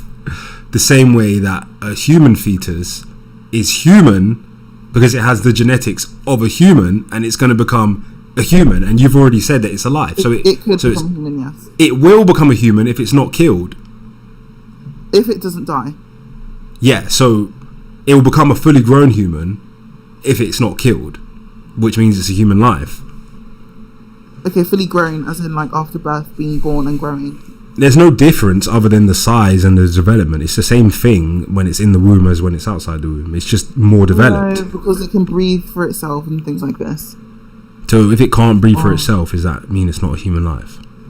No, I don't think so. So if a child is on a ventilator, it's not a human? I literally just said no. So a 5-year-old on a ventilator is not human? I just said no, of course they're human. Oh, okay, so then you've undermined your argument because you said that if it can't breathe for itself, then it's not a life. But that's like a condition. That's not like normal human state. That's not. No, but it still undermines your argument because your argument is that what makes it alive is being able to breathe for itself. They're relying on a machine, rather than on a person's body. It's fine for somebody to rely on a machine, rather than an unwilling host. Does that make sense? I understand the argument that you're making, but that's not what we were discussing. We're discussing whether it's actually alive or not. You're saying that it's not alive. You said that it's not alive because it can't breathe for itself. The ventilator. Yeah, I brought up the ventilator I brought up the ventilator to undermine your argument that it's only alive if it can breathe for itself. Not necessarily just breathe for itself. What else? What are the other conditions? When it's not practically acting as a parasite to the woman that it's inside of. Okay, so if you're saying if somebody's dependent on another person to survive, then it's not alive. For its basic life processes, yes. So like a newborn baby, right? No, because newborn baby is outside of the host. But a newborn baby is dependent on somebody else to survive. Okay, yes. Just like how a fetus is dependent on somebody else to survive. But the fetus is inside the person. Yeah, but it's still dependent on it to survive. We're talking about dependency, right? So the newborn is dependent on somebody, whether it's a mother, father, anyone. They're dependent on somebody to survive. Different type of dependence. Of course, there's more of a duress. It doesn't necessarily have to be the person that gave birth to the newborn. Of course, there's more of a duress. A pregnant mother is pregnant. The child, pregnancy isn't just some 9-month free room rent in the womb where the baby's just chilling and growing. Yeah, it's dependent. That baby is pulling every single nutrient it needs to build itself. I agree. From the body of the woman. I agree. And let's say if you're somebody that doesn't have access to good healthcare or something, you don't have, or even if you don't even know you're pregnant, until it's too late, basically. It's a very traumatic process, if that makes sense. Yeah, but pregnancy is probably one of the worst things that can happen to a woman.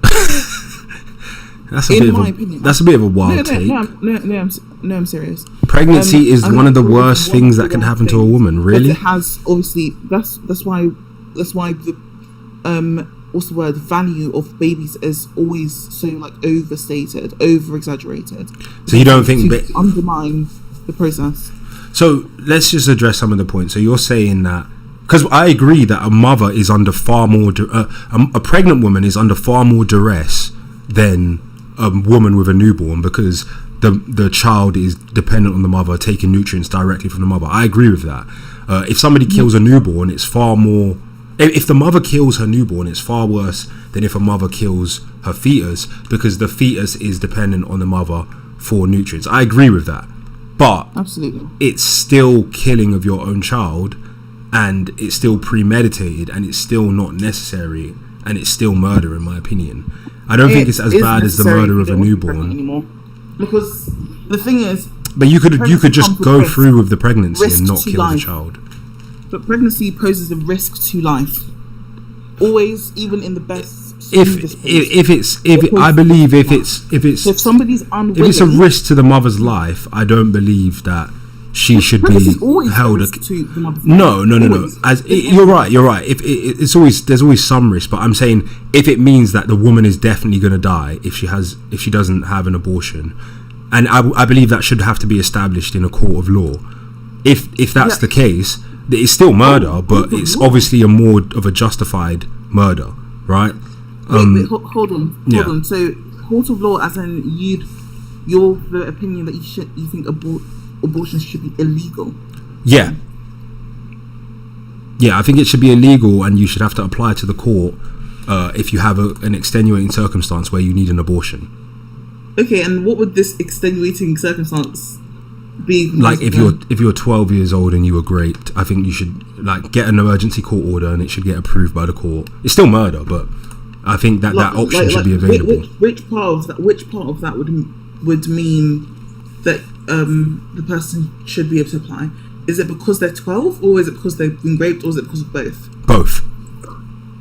Okay, so as in they'd have to happen at the same time, or not that they'd have to happen at the same time. I believe that they're compounding factors that would make it more likely that it should be approved. For example, I don't think that if I think if a woman's 15 and she gets pregnant, I don't think that woman 15. Yeah, I don't, and she wasn't great. If a girl is 15 and she is not raped and she had consensual relations and gets pregnant, I don't think she should abort the child. I think she should have to apply to the court and they should consider all the factors like even mental though health of the the adolescent body isn't suited to carrying a child, and a 15-year-old's body can carry a child to term. For a 15-year-old to A 15-year-old can carry a child to term. What? A child is more likely to survive to term from a 15-year-old mother than from a 30-year-old mother. Did you not know that? What? No. You didn't know that? True. That's interesting that you didn't know that. True. It is true. That is not true. It actually is true. That is not true. Wow. It is true. I don't know what to tell you. When you're talking about some 15-year-old woman, what do you mean by that? I'm saying to you, it's a matter of scientific fact that a child is more likely to survive to a 15-year-old mother than to a 30-year-old mother. That's a matter of scientific fact. I don't make the rules. I'm not saying 15-year-olds should get pregnant. I'm saying that is a fact. Let's see. They said the prime age was between 20. So before 20, the risk to fetal term or like unaliving of the fetus before it reached was higher. It's funny because I actually have the data, so I can just. Do you want to see the data? I'd love to see. I'd love to see this data. Okay, cool. That's crazy. Yeah, I mean it's interesting because a lot of people don't know this. So this is actually the graph. Oh shit! I don't know if you guys can see it. You might want to screenshot that. Okay. So you can see that there's 3 things that they're measuring. What's the X and Y axis? So it's maternal age and odds of optimum outcome. So the outcomes are optimal delivery, optimal pregnancy, and optimal newborn. So if you look, all of those outcomes are more likely to be positive in a 15-year-old than in a 30-year-old. Can you see that? So the delivery is more likely to be better.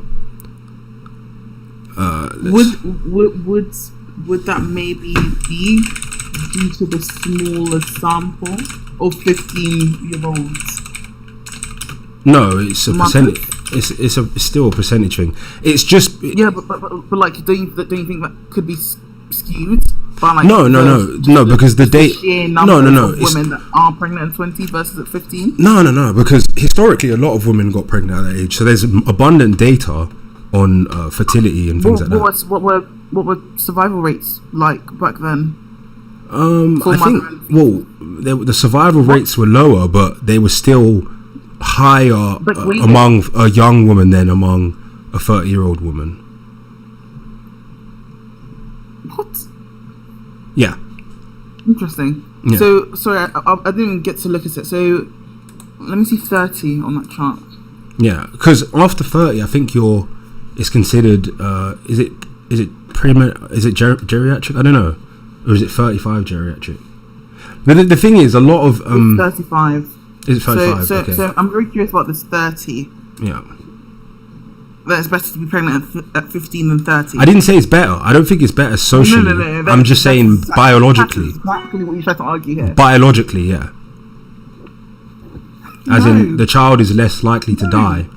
No. It's just interesting because you obviously don't know this. I'm just telling you. No, hold on. I'm just telling you that that's just the reality. But you obviously don't know this. 1 or 2 years into puberty, your secondary sex characteristics in the average 15-year-old are still very new. Your birth canal has not grown to normal size.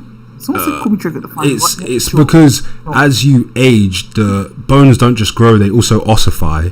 So the ossification process fixes the pelvis in place, and it makes it more difficult for delivery. And there's also other biological and hormonal factors that means that the body is not as optimized for delivery. Now, a woman can still easily give birth at 30, 35. No one's saying that. But the ossification process happens subsequent to puberty, and it begins in the teenage years. Like it's 18, 17 usually. 27. Jesus Christ. Puberty doesn't end at 27. Jesus Christ. What? 27. Puberty ends at 27? 27 is when puberty ends. Okay, let's see. It says puberty typically ends between the ages of 15 and 17 for females and 16 and 17 for males. What are you talking about? Puberty ends at 27. No, it doesn't. What are you talking about? I've just searched it up. What's what are you talking about? What's the source? every single source, Healthline, Wikipedia, Cleveland Clinic, like every source that comes up, everybody knows this. Like, puberty doesn't end at 27. So yeah, I'm just letting you know, I'm not advocating for the pregnancy of 15-year-olds. Obviously, socially and mentally, it's not ideal, but in terms of whether the child should be killed, it should be a balance of the effect that it's going to have on the mother, the effect that it's going to have on the child, the effect that it's going to have on society. And I think that there should be there should be some kind of vetting process to ensure that children aren't just being killed willy-nilly. I'm not saying that there's never ever a justification for an abortion. Obviously there are rare circumstances, but it's still murder. It's just more of it just can be more of a justified murder. I still think it's wrong to make it illegal for 15-year-olds to have abortions. Well, it should be illegal in general with exceptions. Everything has exceptions. Even killing someone has legal exceptions. Every single law that passes, there's an exception to the law. You can steal something in an exception to the law. You can kill someone in an exception to the law. But you said like being 15 wouldn't make them exempt from this law.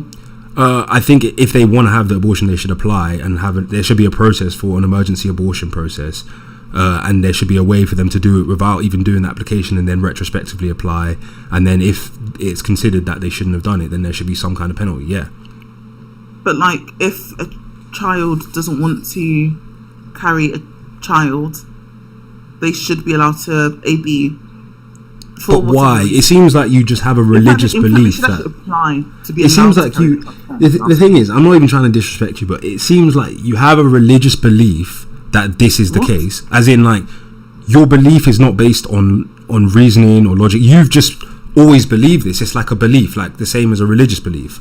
You just believe that in the right of a woman to have an abortion. That's okay. If you want to believe that, you can, but you haven't really come to your argument from a logical you haven't even come to it logically. You just believe that the right of you're allowed to believe, most people believe this in the UK, you just believe that a woman's right to have an abortion matters more than a child's right to life. But the problem is where you start saying it's not killing, it's not alive. It is killing, it is alive, but you just think that a woman's right to kill the child matters more. That's okay. A fetus is a child. No, it's not. Okay. It is a fetus.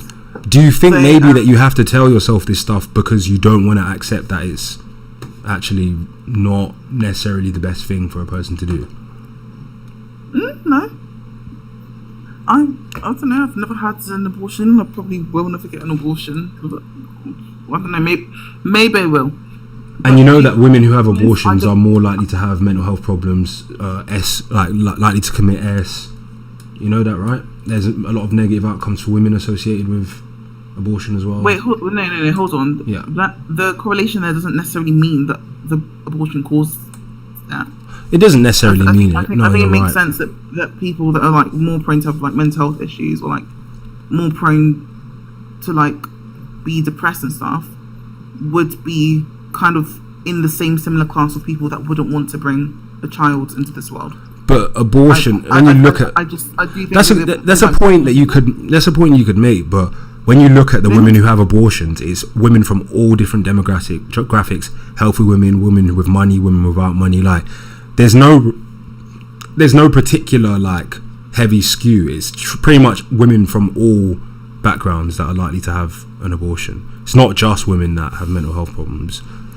Yeah, but and again, those classes you just mentioned, that doesn't exclude them from being like depressed or like. True. No, that's why I say it's a relatively good point. But there are also self-reported outcomes, and women report after having abortions often that the abortion is a significant cause of trauma for them as well. But like, don't you think that women that have had abortions, that like it hasn't really made too much of a difference to them? They're not sat around doing these like surveys of abortion regret.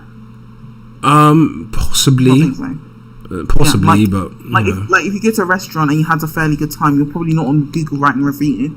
Yeah, you're right. If the waiter spat in your face, you're the one on Trustpilot. Like, you're right, but at the same time, you can also measure outcomes statistically without self-reported. And again, like you said, the correlation doesn't necessarily mean a causation, but I don't think that it's, maybe I need to look into it more about the connections between abortion and negative mental health outcomes. I can only really speak to my experiences speaking with people, and maybe I'm biased in the types of people that I've spoken to. I concede that. Yeah, because I don't know, with these stats it's a bit tricky to tell. But I did want to get back to the illegality point of it. I thought we were just talking about morally, but I didn't realise that you wanted to make, you were hoping it would be illegal. Yeah, I think it should be illegal. I want to circle back to the 15-year-old thing. I know we might have drifted a little bit, but I did want to talk about, because I know it might sound like I'm rambling a bit, but with the whole 15-year-olds, obviously, like you said, the ossification hasn't really finished happening. Yeah, their bodies just don't have as much, let's say, calcium as these women that are more developed than them, that older. You get more calcium because the baby needs calcium to grow its own bones. Okay, pregnancy is riskier. Okay, it has more of a biological negative effects on the bodies of a teenager. No, that's not true. That's not true, because if you get pregnant, because if you think about it, you're building the fetus. Your body at 15 isn't really supposed to be supporting a child. Your body itself believes that it should be. That's why it's releasing eggs. So your body is the body is for estrogen. The egg release is because the egg facilitates fertilization of the egg. Yes, but there are other things. So you're biologically you're designed to be able to carry a child prior to the ossification process. Not always, because no, that's how your body's designed. I'm not saying whether you should do it. I'm just saying biologically that's how you're designed. The eggs are a result of the ovaries maturing. Yeah, but the release of the egg is to facilitate fertilization. If you look at all mammal species, that's when they typically start fertilizing the eggs, so to speak, is subsequent to puberty in that animal, whatever the age of puberty is for that animal. Subsequent to that, you'll see that animal starting to have babies. So that's what the egg release is for. Okay, but those are animals. We are animals as well. We're mammals. Okay, yes. At 15, you are less able to, or the negative effects of pregnancy are magnified. They're much greater. No, the negative effects are social. They're not actually biological. They're social effects, like being ostracized, being shunned, not being able to finish school. It's pulling nutrients from the body. Yeah, but you just eat, and then the nutrients still go to the child. Than when you're 21, 22. Well, 21, 22, I'd say is a much better age to have a child, of course. But no, but you're arguing. But it's better than 15. You're arguing that a 15-year-old will carry a child with less complication than a 30-year-old. It's just a fact. It's not biologically better. Have the child. It's not. So you're arguing it's biologically better to have a child at 15 than 30. Yeah. That's ridiculous. How is that ridiculous? Anyone at 15. You are only just starting. The only person that thinks that's ridiculous is somebody that just doesn't understand human biology. I don't understand. You're just brainwashed. That's all it is. Oh yeah, I'm so brainwashed. You are. Right. You are. Most most people are brainwashed nowadays, so it doesn't make you much different. They have high risk for complications. They don't. I don't know what we're talking about. 30-year-olds have high risk for complications, not 15-year-olds. Not than 15-year-olds. Yeah, they have much higher risk than 15-year-olds. And I think the age is 35, not even 30. No, but the 30 has higher risks and complications than a teenager. It's just socially, it's not good to have a child at 15. Definitely not. But biologically, it's less risky than a 30-year-old. And just because, there are 17-year-olds that have got a 15-year-old pregnant and stuff, and I'm not saying that's optimal, but just because the girl's 15 when she's pregnant doesn't mean that she should kill the child. I think that she. Oh, actually, no. Like, let me ask you this. Let's say you have a son. You have a son, or you have a daughter. Let's say, one 17, one. Let's say you have a son. He's 17. He gets a 15-year-old pregnant. That's not ideal. But he's not like a predator or anything, right? He's got a girlfriend who's 15. No, right? yes, he is. That's crazy. You think a 17-year-old who dates a 15-year-old is a predator? That's year 13 and year 10. That's crazy. It's because we're older now. That doesn't. No, that's it doesn't seem like year now, 11. But when you're in school, isn't that year 11 and what? Year 11 and that's year 10 and year 13. That's crazy. I don't think that's year 10 and year 13. That's a 3-year difference. Year 13. No, that's a 3-year difference. It's possible for that to be a 1-year difference in school year. I suppose. Yeah, so he's not necessarily a predator, right? Not necessarily, but or even if he's 16, let's say he's 16. That's lower school and sixth form. Let's say he's 16 and the girl. Okay, let's say they're in the same year. The guy's 16, the girl's 15, right? The guy gets his 15-year-old girlfriend pregnant. Yeah. So he's not a predator. There was no rape, nothing like that. Let's say they wanted to keep the child. If you were their mother, would you tell them to abort the child? I wouldn't encourage keeping it. But would you say like this is terrible? This child should be aborted. It depends. If the girl was my daughter, I wouldn't encourage her to keep it. Wow. But if it was someone else, but what if she says like, what if she says like, I want to keep it? Then she wants to keep it. So this is what I'm saying. So if she was 12, you'd be like, you have to, or if she was even young, you'd be like, no, this is terrible. You have to abort this child. Do you understand? Most people would say, no, you have to abort this child. So my point is, just being 15 isn't a prerequisite for the child to be aborted. It matters. The circumstances matter. Like in a lot of countries in the world, and I'm not saying this is ideal. In a lot of countries in the world, a 15-year-old has a different social role than they have in the UK, and they might already like have children, and there's a lot of African tribes where like, a 15-year-old might already be considered in their culture to be a woman. You understand? So I'm saying just being 15 doesn't necessarily mean that the child should be killed. It's not ideal, but I don't, and that's why I think that should be a circumstance where they would have to apply for a court order. I think there should exist some process. Be accepted the AB when they're 15. Say that again. And it should be automatically accepted that application to abort. No, that's what I'm saying. I think they should consider the circumstances in that case. Like if it was a rape, then of course it should be approved. But if it's like, oh, this is actually a 16-year-old and a 15-year-old, the father wants to keep the child, the mother has a good family structure, then what? Then I don't think that child should be aborted. I feel like that's a little bit sinister because, like, firstly, underage mothers typically, like the majority of them, don't come from fathers their same age. Typically, they're adult men. No, that's not true. When you have that's not true at all. You can look up the stats yourself. Actually, no, I'll look up the stats. stats. Look them up for me and let me know. Hold on. Antonia, please don't be sexist and say that I'm not allowed to have an opinion because I'm a man. That's not sexist. We don't tolerate discrimination, bullying, or harassment on this live. Young mothers. Majority of young mothers will have fathers that are close to their age. Like mothers, as in women that are pregnant, will have a partner that's close to their age. Antonia, you're being sexist, so I'm going to kick you off the live. In many cases, fathers of young children born to young mothers are older than the mothers. For instance, a study that found that adult fathers were on average 8.8 years older than young mothers, with the mean age of mothers being around 13.7 years old, and the fathers being around 22. What did they study again? Say it again. Significant age gap. So this is from the Springer link. Okay, and you're saying.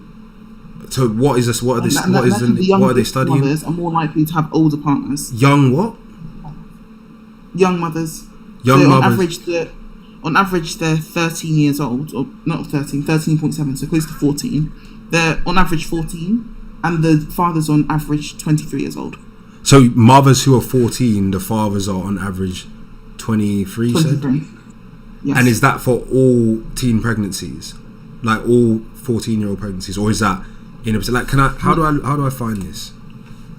Okay, so this is from Guttmacher Institute, guttmacher.org.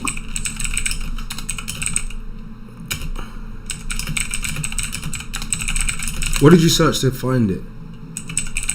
Mothers. Age differences between minors who give birth. Young Okay, mother's father's age. Young mother's father's age. So they okay, I got it. I think, is this age differences between minors who give birth and their adult partners? Yeah. Okay. Among mothers who aged 15 to 17 who had a child in 1988, 27% had a partner at least 5 years older. In addition, there's also hold on to 23%. So 27% had a partner at least 5 years older. So what is the percentage that of mothers that were, says in their study 65% had a partner 20 or older, but that's 15 to 19. Grouping together, yeah, exactly. So grouping together 15 to 19 may misrepresent the issue of adolescents bearing children, because obviously the 19-year-olds are more likely to be pregnant and they're more likely to have a partner age 20. So we're trying to find, let's say if we take 15-year-olds, what is the typical age of their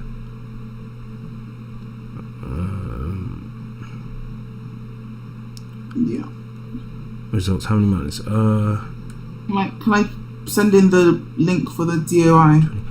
It says the proportion of 15 to 17-year-old mothers in 1988 whose partner was at least 5 years older was substantially lower than the proportion who was at least age 20. The proportion with at least a 5-year age difference among these young women is not significantly different from that age 18 to 30. So, and it says the youngest mothers were most likely to have a partner 5 years older, 40%.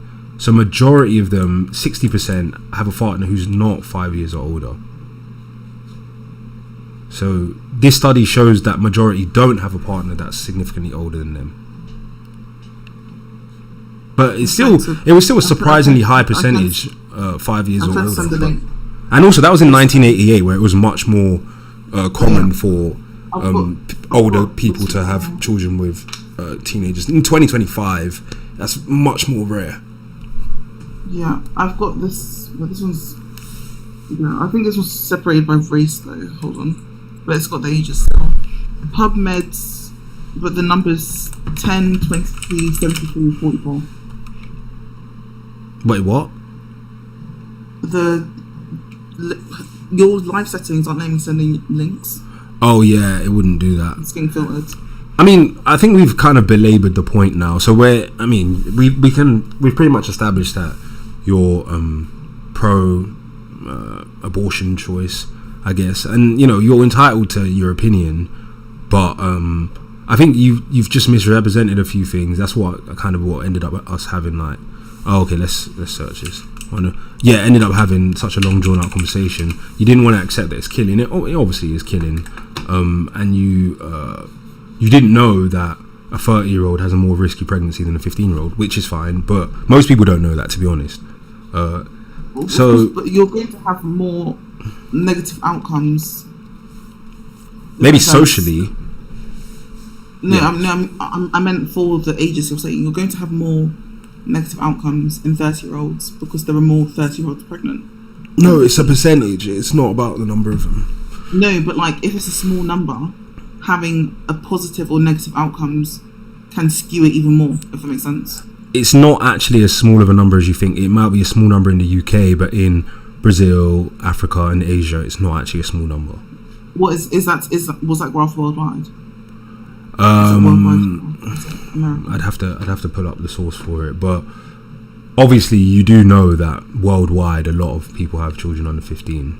So it's not like we don't have the data. And loads of those mothers pass away. Like, what are we talking about? But they're more likely to pass away from having a child at 30. That's the point.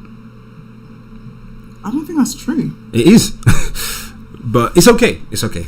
Let's see what this thing is showing. Demographic characteristics in adult paternity, first births. Is that the one? Yeah. Okay. So examine parental demographic characteristics by adult greater than or equal to 20 years at baby's conception and teenagers. Oh, so is this trying to show that it's riskier to give birth at 15? Is that what you're trying to say? No. It's the last one. Adult fathers are responsible for over 1/4 of births in our study. Adult fathers are responsible for 26.7% of births to very young adolescents. So that shows you that 73.3% of them aren't adults, which proves my point. If you go to the part where it says the mean age of fathers. Okay. Mean age. Oh, adult fathers were a mean of 8.8 years older. Is that the part you're talking about? No, it's higher than that. 1, 2, 3, 4. The mean age of fathers was 22. Okay, hold on. The mean age of very young mothers was 13.7. Very young mothers tended to be in high school, Hispanic born in US. The mean age of fathers was 22.7. But that's the mean age of fathers in the study, not the mean age of fathers whose partner was 13 years old. Yes. It shows you by saying that but like what percentage the father. No, that's the mean age of the mothers in the study for who is considered to be very young mother, and the mean age of fathers in the total study, because the study isn't just measuring that question you asked, it's just measuring demographic characteristics in adult paternity for first birth to adolescence. So that's just their sample size. It doesn't mean that the mean age of a mother who was 13, the mean age of the partner of the mother who's 13 was 22.7 years. It's just saying the mean age of people in the father group and the mean age of people in the mother group. But it tells you that adult fathers are responsible for 26.7% of births to very young adolescents, which is still very high, like higher than I would have suspected. But obviously, it's still 70+% on adult fathers, right? Yeah, and they're looking at very young adolescents. No, they're not considered adult fathers. So it says adult is greater than or equal to 20 years at baby's conception. So majority of the fathers were 19 or under. So every adult is 20 or over. They're responsible for 26.7% of births to very young adolescents. I and still feel like 70%. 19 and 14 is crazy. But that doesn't represent the majority. That's what I'm saying. The majority is still younger people that are close to each other's age. You thought that it was much higher because you misunderstood how they did the study. So you thought that they were saying that the mean age of fathers who have 13-year-old partners is 22.7, but that's not what they were saying. That's the mean age of the people that they studied. And then the actual statistics show that the majority of people, the majority of young mothers had fathers that were close to their age, which is what I was saying before. Yeah, they just studied 12,000 young mothers and about 650,000 single first births. Just to respond to what official Sitting Bourne is saying, a lot of these big institutions will say that that there's all these risks to 10 to 13, but that's because what happens is they have a misconception that it's more of a risky pregnancy. So then when you come in, the complications will be things like them doing a C-section, them doing medical interventions, because they have a belief. It's actually a cultural belief in the West. They have a belief that it's much more of a risky pregnancy, and so when they're talking about complications, they're including things like the interventions by the staff, and the staff intervene because it's such a social taboo for a young teenager to be pregnant in general, but especially in the West. And so that's what they determine as complication. You say complications like preterm birth, low birth weight, anemia, high risk. Exactly. You see where it says high risk for C-section? That would be the main one. High risk for C-section. They don't do C-sections unless they're indicated. They do the C-section because the baby hasn't fully turned. No. One of the indications. One of the indications for C-section. One of the indications for a C-section will be the fact that the mother's 15. So obviously that's what's causing them to be more interventions, because they have a belief that a 15-year-old, if she carries the baby to term, and also psychologically, socially, they want to manage a pregnancy like that, because it would sound crazy if they're like, a 15-year-old came into the hospital, had a natural birth and walked out. They're like, no, we need to get people involved. We need to get social services, C-section. More than likely, the child will be taken at birth, especially nowadays. So in that case, that's what the complications are. They're introduced by the staff because of the perception that the birth will be very risky. But in countries where that's not the cultural norm, that would be much less likely to happen. Yeah, like where like C-sections aren't accepted. Not where C-sections aren't accepted. It's just where in some places a 15-year-old being pregnant is less of a social taboo, right or wrong, than in the UK. Like if you go back 100 years, do you know what the average birthing age was? I think it was like 21 maybe. It's probably still high. It's probably still like 20 something, but it was a much greater percentage of young children, as in 15-year-olds, gave birth. Yeah. And the average number of children per family back then, like 100, 200 years ago, was like 6, I think, in the USA. 8. 6 or 8 in the USA. Yeah. So that obviously indicates that they start young. They start much younger. Started much younger back then. Right. I think we've kind of had a long, drawn-out conversation. Did you learn anything today? You don't have to say yeah. I'm just joking. No. I learned that some people think it's okay to make it illegal for 15-year-olds who don't want to have a baby feeding off of them. Illegal. Yeah, so a lot of people think that, for example, if you go to America, I think there's about 12 states that have outlawed abortion, and that's what in those states those 15-year-olds would have to apply to the court for an abortion. So yeah, it's not just me. There's a lot of people that think that. And I think that's wild. I think that's terrible.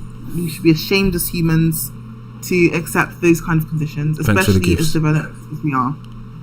You think it's developed to have the mass murder of fetuses on a daily basis? How many children do you think are aborted every year? Do you work for the Daily Mail? What is this? How many children do you think are aborted every day or every year? How many abortions do I think take place? 73 million abortions annually. Do you think that's normal? Well, every year. Yeah, do you think that's normal? Do you think we should try and reduce that number? People practice more, safe measures or like more responsibility, or do you think that's just fine? Yes. No. I do think the number of abortions should come down, but not because because they aren't risk free to the women.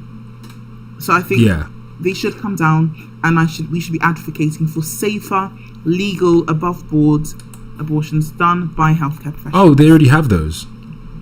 That's why there's what's not safe about them.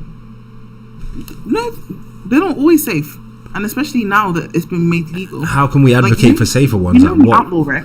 You don't actually stop abortions. People will still be getting abortions. They will just be going for unsafe ones. They'll just go out of state probably. In the US, they'll just go out of state. It wouldn't be unsafe. I know, but like something like in the UK, let's say, because you sound British to me. I could be wrong.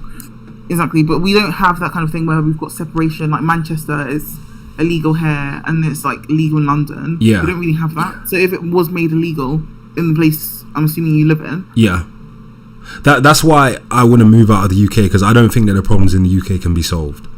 But in America, it's definitely feasible for a state to ban abortion. But here, but you're saying you wouldn't like it if the UK. I think put it this way: I believe in gun rights in the UK, but if you just immediately one day said everyone's allowed to have a gun, it would cause chaos. There'd have to be a cultural shift and a change over decades. So that's why I think the problems in the UK can't be solved. Problems from my perspective can't really be solved, because like it would take decades to even shift the consciousness of the public to the point where you could even introduce the kind of things they have in America, like guns or reducing abortions. So that's why I want to move to the United States. But I think we can still make steps in the UK, and I think the first step that needs to be made is free speech. We need to enshrine free speech rights. Then we can have honest discussions. Because we don't have free speech in the UK. No. I feel free to speak. I don't know. That's because you're not saying anything that challenges the social paradigm. I think it is pretty like. No, yes, I am. What are you saying? What are you saying? That is like is pro-life and whatever. Yeah, exactly. But if you're not pro-life, then you're going to. It's definitely a right-wing country. Like, it's not. It's a left-wing country. The UK is a left-wing country. Yes, it's one of the most left-wing countries. Socially, definitely. Okay. Yeah. Interesting. So you're saying there's like a fair distribution of wealth in the UK then? No, there isn't a fair distribution of wealth. And our laws serve the people rather than the people in the upper class and corporations. Is that what you think makes a country left wing? Yes. Okay. I mean, I don't think that's what. No, you literally yes. Like, I don't think that's. So what country is left wing? I wouldn't say that there's many. Maybe like all those socialist ones. You don't think there's any left wing countries? How can a country be left wing? Like, I think. So you don't think a country can be left wing? Like what countries do you think are left wing? Like for example, like I think the furthest we goes like maybe socialism, but if anything, it's more of a something. Do you think the Scandinavian countries always have the power? They will always have the power. Do you think that the Scandinavian countries like Sweden? Whoops, 1 sec. I was just getting a call. Do you think the Scandinavian countries like Sweden and Norway are left wing? No. If anything, centre right. You think Sweden and Norway are centre right? Yeah. Okay. So nowhere is left wing. Do you think Sweden and Norway are left wing? Yes, very. Interesting. What would you define as left wing then? Well, they're usually characterised by, robust social protections, social safety nets, relatively involved government, worker rights protections, quite a bit of bureaucracy usually, things like abortion rights being enshrined, feminism, things like that. That's a typical left-wing country, like the UK, for example. Interesting. So feminism is left-wing? Yes. Huh. Yeah, official Sitting Bull says the most left-leaning countries are Norway, Sweden, Finland, Denmark, Iceland, Canada. Yeah. And I would say probably right after that would be the UK.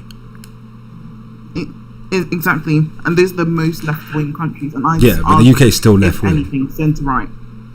It's not centre-right. It's left-wing. It's got pretty much all the same laws as those other countries. They just got a bit more. Like there's virtually no laws or types of law that those countries have that the UK doesn't have. Official Sitting Bull says the UK wasn't on the list of left-leaning countries. Interesting. Let's see what. The list of left-leaning countries. Is the UK? This same UK? I find it funny that you think that. So you think the UK is centre right, and what's that based on? No. I don't think the UK is centre right, but I think they're right. You think the UK is far right? Far right? I don't know, man. You have all these people. I love going into their lives actually more than this one. Where you love this live. You can't. You love because you have all these working class people insisting that they're far right. Like, don't even flatter yourself, mate. I don't think people really insist that they're far right. No, they really do. I go in, I say you can't be working class and right wing. I've never met anyone that said I'm far right. On my days, okay. So I've got a list of some of the. It says, I mean, okay. Right now we have a Labour government. It says, so we've got the NHS, right? So we have universal healthcare. We have social welfare programs, right? Mm-hmm. It says we have right-leaning policies like austerity measures, budget cuts, strict immigration rules, deregulation in some industries, recent tax policies benefiting higher earners, but this doesn't apply currently. So currently, I guess we're kind of coming out of austerity a little bit. Strict immigration rules. Our immigration rules aren't strict right now. Deregulation, some industries, but most industries are highly regulated. If you put the UK on a spectrum somewhere in the world, like if you list all the countries in the world, the UK would be on the left, like far close to the left with those other countries. Remember now, we're in a world of places like. Remember now, we're in a world. Hold on. We're in a world of places like Nigeria, Ghana, Middle Eastern countries, Afghanistan. Like, think about it. China, India. You think that the UK is more right wing than those places? I think the UK is more right. You think the UK is than China? Than China, yes. Do you think that the UK is more right wing than African countries? Like what African? Our left party. Our left-wing party. What African countries are left-wing? Ooh, I don't know. None. That's the answer. None. But none. None. What Asian countries are left-wing? Burkina Faso at best. No. What Asian countries are left-wing? Am I allowed to say? What do you mean? Are you allowed to say? No. They're not really left wing. They're just thingy. Let's play a little game of that. Let's get all the countries in the world, and I want you to tell me which ones you think. Okay, so more or left wing than the UK? Afghanistan. You get cancelled. I can't lie. I've got work now. Come on. You know that the UK is left wing. This is centre right at best. And what's Afghanistan? Oh, Afghanistan. If that Afghanistan, you're going to say centre. Centre. No. They like to paint them as left just because they're like Muslim or something. But I'd argue that Muslim countries are even further right. Yeah, obviously they are far right. The only thing holding back is the fact that they're thinking wrong. I'm sure you know that most countries are. If they're white country, or if there was like brown people supremacy, then like sure. But like, being left wing isn't just characterized by racial demographics and advocacy. Someone said Nepal's a left wing country. I don't know much about Nepal. Yeah, there are left. Oh, hold on. I'm getting called left, right, and centre. Jesus Christ! If I cut out, it's because I'm stupid. Hold on. Yeah, I'm just getting like overloaded with calls. Did I say something crazy? And people like get off the line. Thank you, Hannah. Oh yeah, see you later. Oh. Oh, did you say something? I thought you said you were going or something. No, it's not an ideology, not about race. Thank you, Hannah. Oh, what did she say? She's schooling me. She told me that they don't think they're actually far right. That it's because you've been putting it on them. No one thinks you guys are far right. Okay. Wait, who? She was talking about earlier. Do you think I'm far right? Yeah, right. Do you think I'm on the right wing? I think you might be in the right wing because you like came with that like talking point of what's the word? We don't have free speech thing. So you think wanting free speech makes somebody on the right? No. Do you know what it is? We do have free speech, but I just find that some people are just perpetually victims. We don't have free speech. We actually don't. We do have free speech. I can literally sit here and list you numerous ways that our speech is restricted. Would you like me to do that?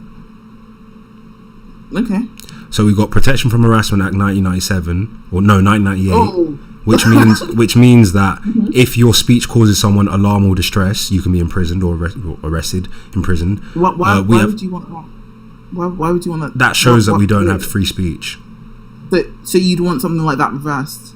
Yes, not reversed. It needs to be amended. So you'd want a society where people are allowed to cause others distress with their speech. Yeah. I thought it was harm or distress. Alarm or distress. Oh, alarm or distress. Yeah.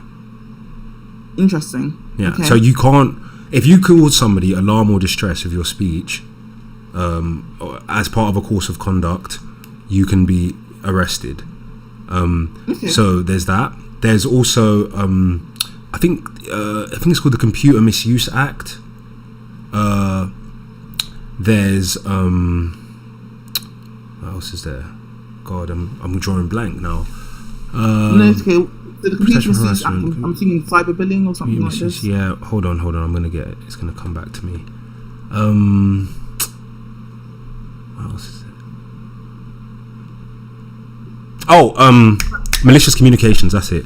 Malicious Communications Act. Then there's online. Is it called the Online Safety Act? I think the recent act is Online Safety Act. Then there's Then there's the Public Order Act. Public Order Act. Like, yeah. So like, if you're outside, like inciting violence. No, it's not about incitement of violence. So you can actually be arrested for putting your middle finger up in the UK. Okay. Yeah, so you can be arrested if you engage in a course of conduct that is likely to cause. So under public order, yes, you can. Don't derail my life because you're just talking nonsense. Just listen and learn. Under the Public Order Act, if you commit an offense, if you do something that is likely to cause someone distress, so you don't actually have to cause someone distress. If you put your middle finger up and somebody is in the vicinity who is likely to be caused distress by your actions, you can be arrested for that.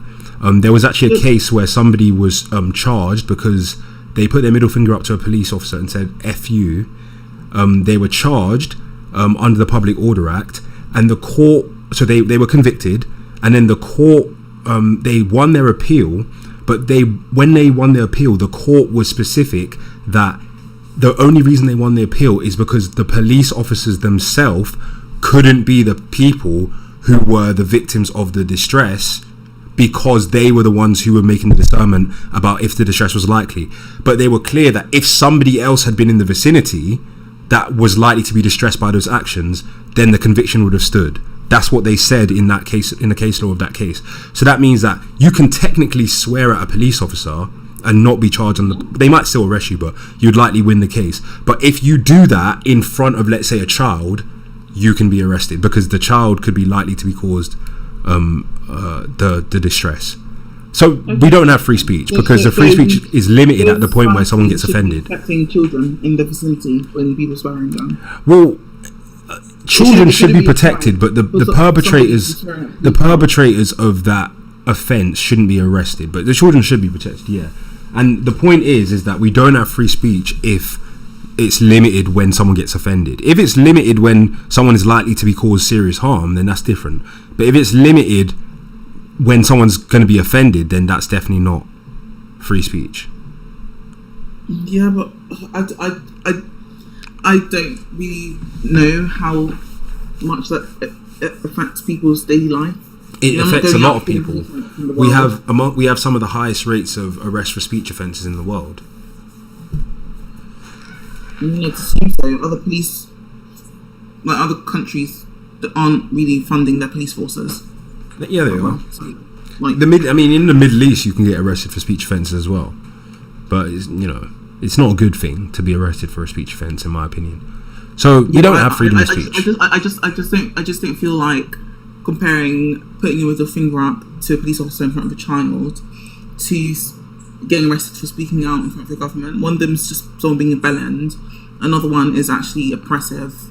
It's oppressive. Do you think it's oppressive if someone, let's say someone's child dies, and then it gets covered up, and then someone tries to expose the people that killed their child by name, and then they report that and say that the people that killed the child report that and say, I'm experiencing a harassment, alarm and distress because this person keeps saying that I killed their child. Do you think the person that accuses the people of killing their child should be arrested and charged? I don't think they should be, but they might be. Yeah, because that's what happened to me. No, because leaking somebody's like name and like personal information on the internet, opening them up to harassment isn't the same as free speech. That's doxing, which is a separate offence. So you don't think that people have a right to make allegations that somebody harmed them?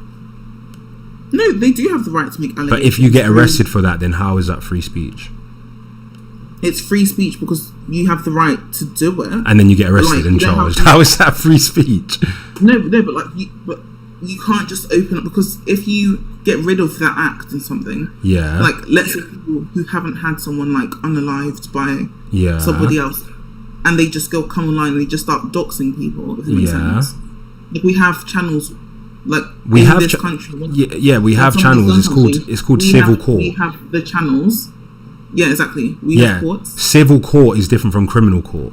So you can deal with that matter in civil court and get an order against that person, but when they start getting arrested, that's when it becomes a problem. That's what's happening in the UK. But that's not the same as free speech. Yes, it is. Because you are opening up somebody to harm when you're putting their name, face, address, whatever online. So posting someone's name should get you arrested. You're opening, that's not just being offended. Like, you are actually opening them up to danger.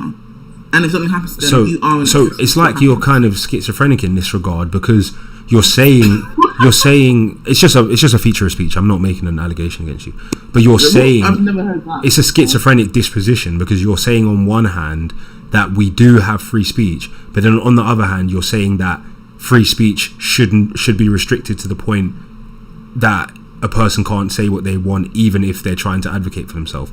So you're advocating that we have free speech, but then you're simultaneously showing that we don't have free speech by saying it should be restricted in this case, this case, this case, this case, and all of the cases do not pertain to someone being harmed. They only pertain to someone being offended or the potential that they could be harmed, as opposed to them actually being harmed.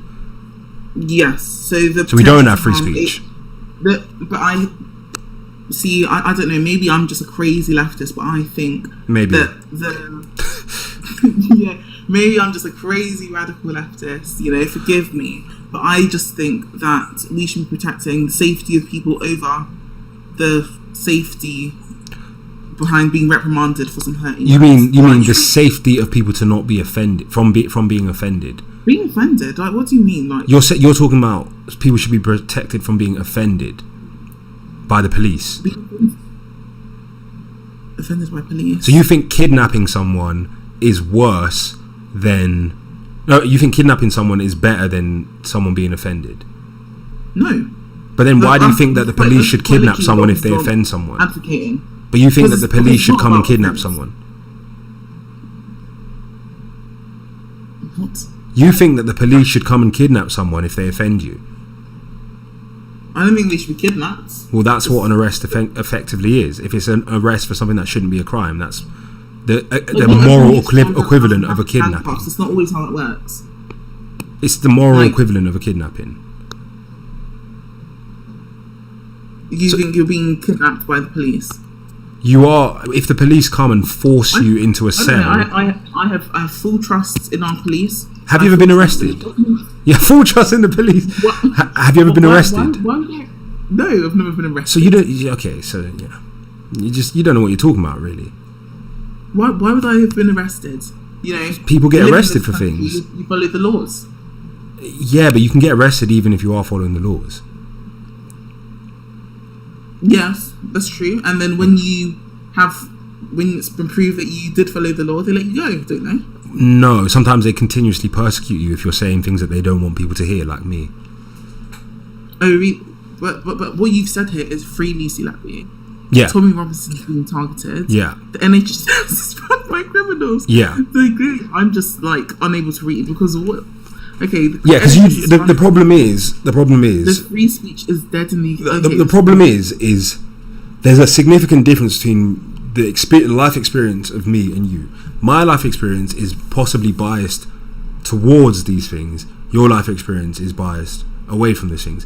The only difference is I actually have the experience of what I'm talking about, whereas you don't know what you're talking about. You're just basing it on your opinions, but I know what I'm talking about on all of these topics. I've been through stuff like. I feel like I cleared you on the abortion topic and the USA thing. So what are we talking about here? And I'm about to clear you for free speech. You cleared me when you said abortion isn't the killing of a child. I said it's not killing a child for an abortion to happen. So you think you won that debate on abortion? I did. Wow, that's interesting. I did. Do you work in the NHS? 15-year-old woman. Huh? Do you work in the NHS? I can't say that. No. I knew it. What do you mean? I knew it. No. What do you mean by that? Well, anyone can work in the NHS. Yeah, but most of them are kind of like you. Thank you. Yeah. And this is the problem with the UK, is that a lot of people think like you. And no offense, but that is the real thing. So we need to raise the public consciousness. We need to raise the discussion in this country. And we need to understand that the people like yourself are the people that are voting, making policy, being put in positions of power. And unless people like myself speak out and make people like you realise that you're incorrect and uneducated on most of the topics. Oppressing the people of the UK? Sorry? You think I'm oppressing people's rights? I don't think that you're oppressing. I think that you have the mindset of a tyrant. And it would be dangerous for someone like you to be in a position of power.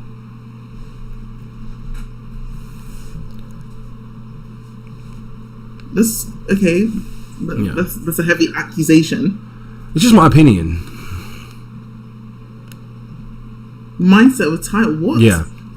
And I'm the schizophrenic one. What are we talking about here? No, I didn't say you're schizophrenic. I'm saying that your disposition was in that regard, in the sense of you believing that we have free speech, but then also believing that we shouldn't have free speech. There's a schizophrenia in the sense of you simultaneously holding contradictory views. I think it's just a feature of language. I think free speech should be protected, but I don't think free speech should be absolute and devoid of consequence. But you think Whereas that... I think you might think... But you think that it should only be protected if no one's being offended, which means it's completely arbitrary. No, you don't have to mention offence. But that's what the current status quo is. The current status quo is that if someone's offended, you can be arrested. People are offended every day. Yeah, and that's why people keep getting arrested for speech offences. And you just don't seem to know that it's happening. You know, they're just saying things that are their opinions. I hate black t-shirts. So what, are you going to call the police on me? No, but if someone said I hate a people of a certain colour, they can be arrested, and that's not right. Oh, okay. Yeah, that's not right. I think some things are appropriate to be said in the public sphere, and some. Let me ask you a question. If someone called you the N-word, do you think they should go to prison? Wow, how have I been clocked? I don't think someone should go to prison for calling me the N-word. But you know that that's possible in the UK.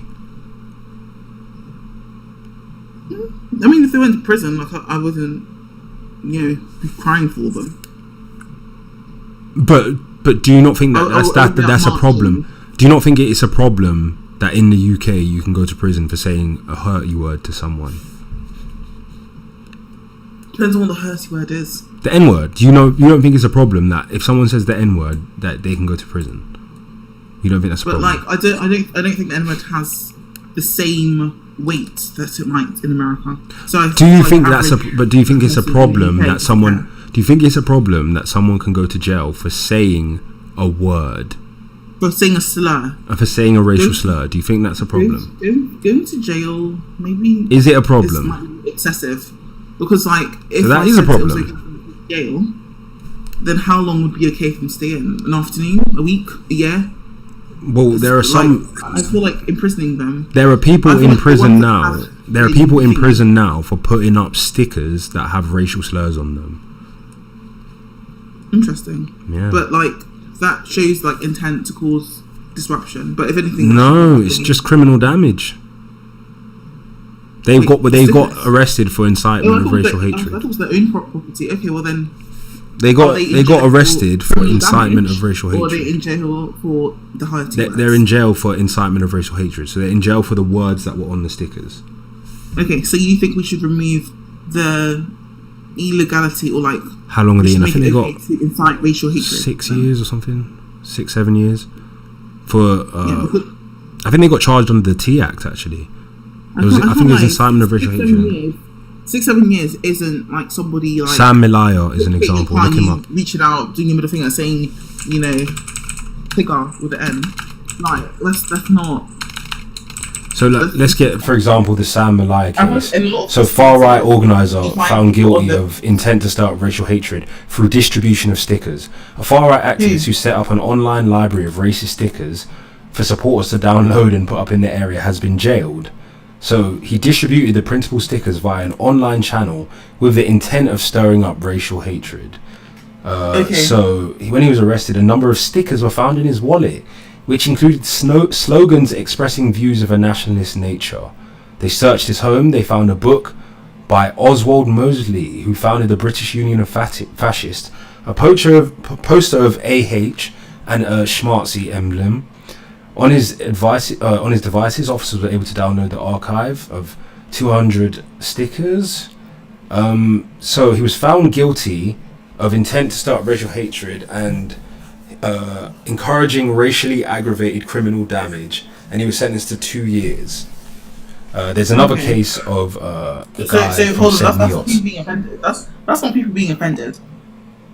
That's him inciting racial hatred and thingy. By putting up stickers. If it's not on their own property, then yeah, I can't You think he should get 2 years for giving people stickers that say... No, but it's not that he gave them stickers. He gave them stickers to go out and incite racial hatred. That's a part. Well, they are saying that his goal was to incite racial hatred, but in reality, he's an activist. He's a right-wing activist that has his own opinions about what should be the racial composition of the country, what the government should be like, etc. So he's spreading his political views, which are distasteful, which I don't agree with. But do you not think that he has the right to campaign for his political views? Right to campaign for his political views? Yeah. Yes. Stickers, when to be worn in public, and then I don't know. Yeah. That because bleeds into thingy, and I'm sure this is something that we.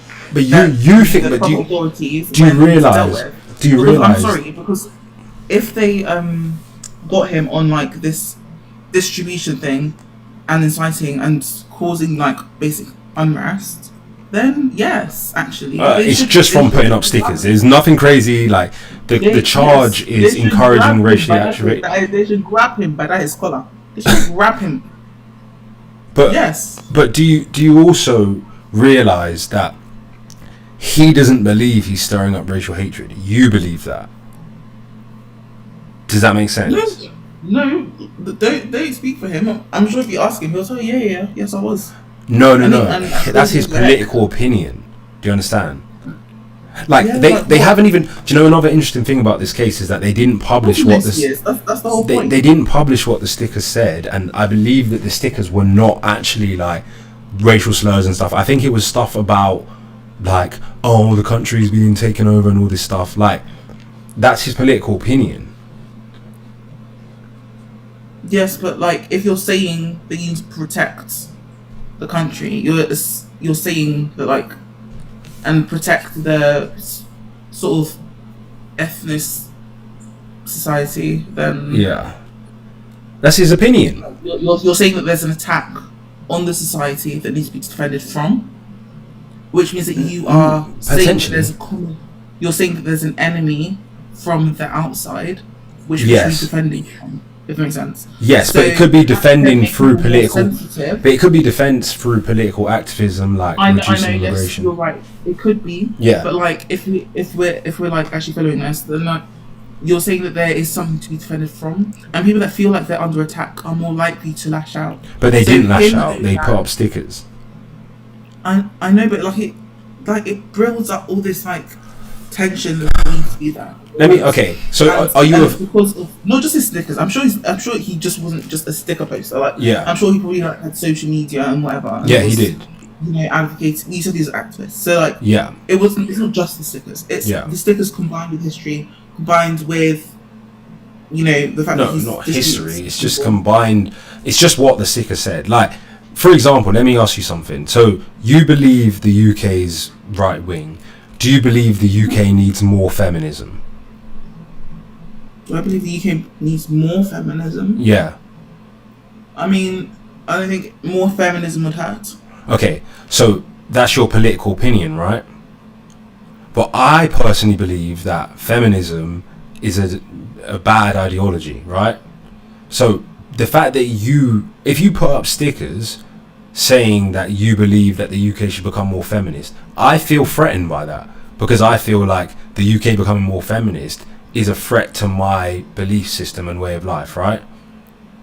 But so why is it okay for your feeling of being threatened, or a person's feeling of threatened, to be protected, but another person's feeling of being threatened is disregarded. Like, if I genuinely believe, no, the UK shouldn't be more feminist, I feel threatened by this, why is it that my belief is not protected, my feelings are not protected, but the feelings of someone who feels like, no, the UK should be multicultural, why are their feelings protected, but my feelings are not protected?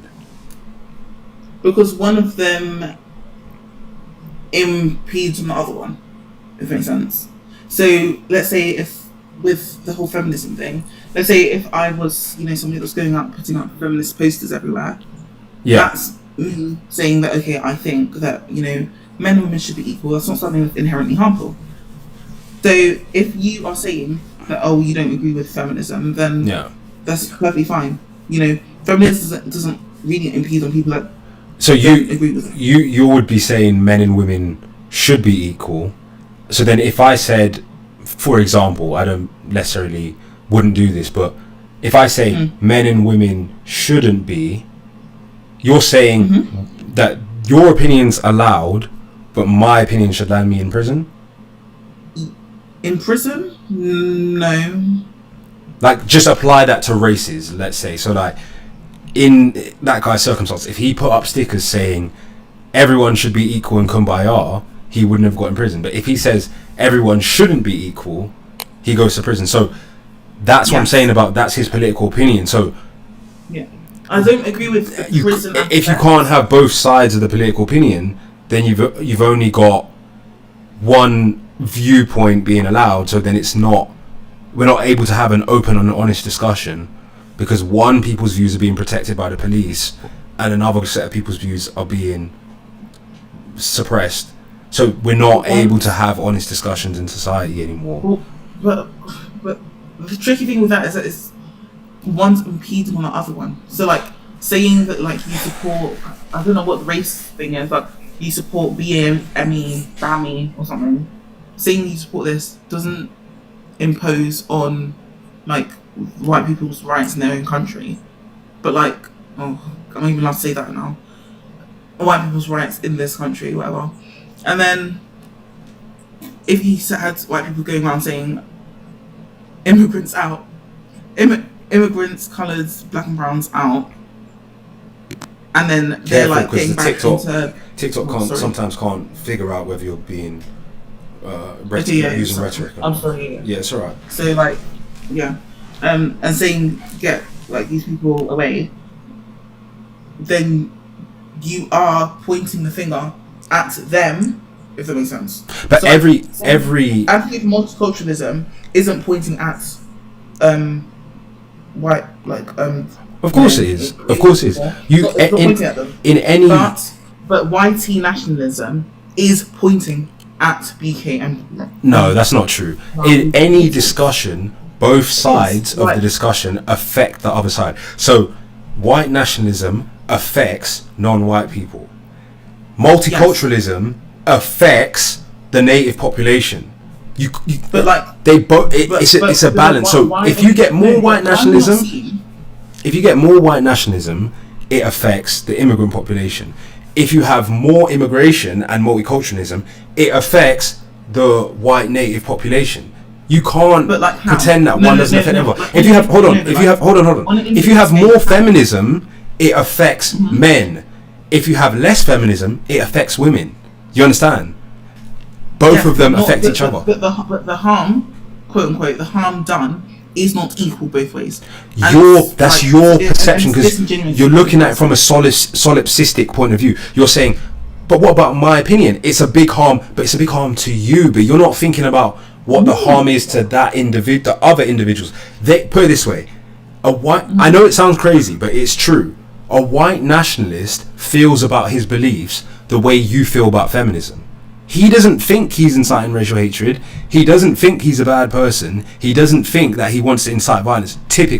Usually, his political opinion is just, I think this should be the racial composition of the country. That's his opinion. I don't think you've been in their like lives and reaches and stuff, because like I can't like the speech that's happening on both sides isn't the same. It's not the same to you because you're on the other side. No, because do you know what it is? I don't even really live in the UK like that anymore. So okay. So like I'm not like even like biased on like having like more immigrants or whatever. Like obviously we should, you know, comply out whatever. I don't care.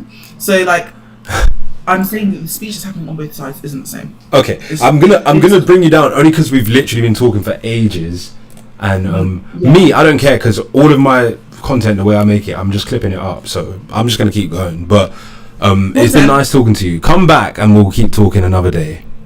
Yeah, I appreciate it. All right, see you. All right, see you. I thought you had to go to work or something like that, and you stayed like an extra like hour. We've literally still got people requesting to play. I'm surprised. So let's get official sitting born, and then I'll get you after, and then I'll probably wrap it up. Wait, I'm so sorry. Can I like rejoin in like 5 minutes? Yeah, that's fine. All right. Like, I think one thing people need to understand as well is a lot of the things I've even said on this live. I'm really restricting the way that I speak because I don't want to get banned from TikTok. But if I was being blunt with my opinions, some of the stuff that I even say could get me arrested. And it's like, we wouldn't even be able to have this discussion. But I think it's an important discussion to have.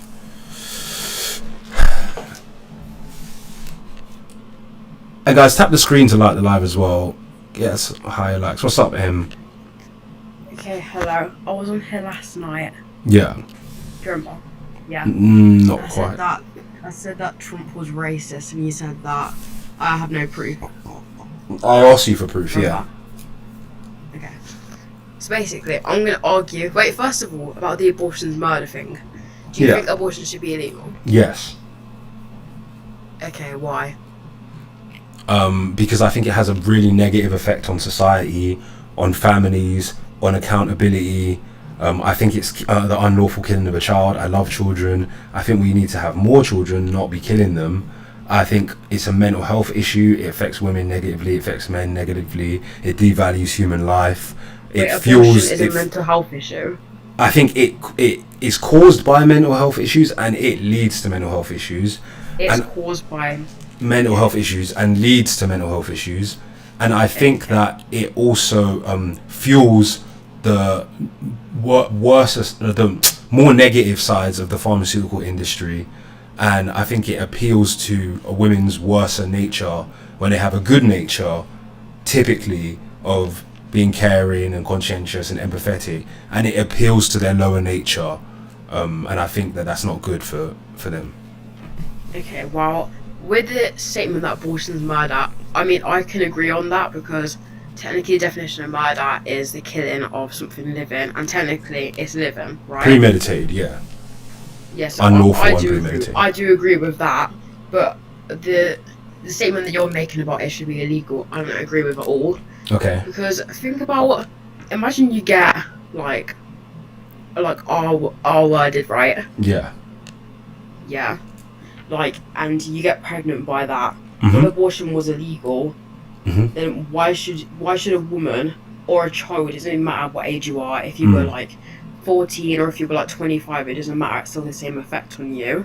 Yeah. Like, being R-worded is not something that should be taken lightly, it should be taken very seriously. I agree. And if you get pregnant by that, it should be the woman's choice if she wants to not only have to go through all the pregnancy effects on her body, but it should also, about the raising the baby, is it in the right environment, and why would you want to raise a baby that you got from such a horrible circumstance? I agree, and that's why I think that if she wants to have an abortion, she should have to make an application for an emergency order, and I think that should be a process that is implemented where you have to make a formal allegation that you've been raped, sign a form and make an allegation and say this is the circumstances of this pregnancy, and then I think it should be assessed, and then you should be granted the right if it's provable that you have been raped. However, I still personally disagree with that decision, but I think that decision should be available to someone who is raped. But I don't think it should be that they can just order a pill online and kill the child. I think they should have to make the formal allegation. Yeah, but why do you kind of like have something so much like against abortion when you're like a man? What does that have to do with anything? And how do you know that I'm a man? Yeah, because you can't get pregnant, but a woman. How do you know that I can't get pregnant? Unless that you're transgender. Are you transgender? No, but I'm just saying, what does that have to do with the argument? Like, imagine I can get pregnant. What does that have to do with the argument? Yeah, but I'm saying you wouldn't really understand. But forget about me. But forget about me. Address the actual things that I'm saying. It doesn't matter who I am. Like, don't shoot the messenger. Just debate the actual message. Yeah, it doesn't matter why I have. It doesn't matter why I have my views. I mean, you can ask. Like, if you want to know the truth, I just think that if you really understand abortion, what it leads to, I think it's one of the main things that has degraded society. Because it devalues human lives. It means there's no consequences to certain kinds of behavior. I think it's caused really negative outcomes for women in terms of like their perception of motherhood, their perception of life, their perception of themselves and their own character. I've known many women who have had abortions and had really negative outcomes from it. I've lost a child before. Like, I've had my own children aborted. So like, I really think that it's much more of a serious issue, and it causes really bad mental health effects. From what I've seen, it might, maybe not for everyone, and I also think that most people are too scared to talk about the topic because they're scared that a mob of women is going to destroy their life and destroy their social, their social reputation, and I don't think that that's a good environment to have discussion. You need to realise that also having a child does cause issues as well. Like, maybe, like, you need to think about why are they having the abortion. They could have their own mental health issues, and they're not in the fully right mental state to be able to raise a baby. Appeal to the court. It's nothing to do with me. Appeal to the court. That's what I think it should be. I'm not saying I should be there with a hammer. What is it called? A gaffle, that's it. Hammer. Yeah. I should be there with a gaffle going, every time a woman's having an abortion. What's going on here? I couldn't care less. Like, obviously I want the best for society, but I'm just telling you my opinion of how the system should work, purely from a problem-solving perspective. In my opinion, it's not really an emotional argument. It's like, are there problems associated with abortion? Yes. What is my opinion on how we solve the problem? Well, that's my opinion. I think, well, yeah, okay. Are there circumstances where an abortion is warranted? Yeah, probably. What if the person... But should people just be able to willy-nilly abort 73 million children in a year? Like, do you understand that there were 73 million children aborted in 1 year last year? No. But like, do you think that's normal? No, of course I feel like that isn't necessarily okay, but do I think that should be something that's illegal? Absolutely not. Yeah, but by saying that you think that should be reduced, it implies that you think that there is kind of something wrong with abortion. Otherwise, why should it be reduced? I think there should be more knowledge on like what abortion actually is. But like the fact that you think that it should be illegal is crazy. Yeah. Because why is it crazy? Because the fact that it's like, I'm not trying to take shoots at you because you're like a man, but I am just saying from. Aren't you a man? I'm a woman. Oh, okay, cool. I just got a deeper voice. That's okay, cool. But like, as a woman myself, like, if I got pregnant, and obviously I was using protection, but I still got pregnant, like, it's just like, wait.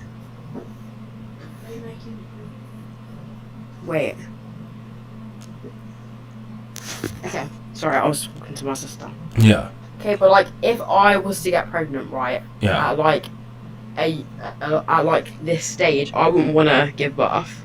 But like, if it was illegal, then like I wouldn't be able to get an abortion, even though I'm not ready to raise that baby. And don't you want a baby to get raised in a good environment?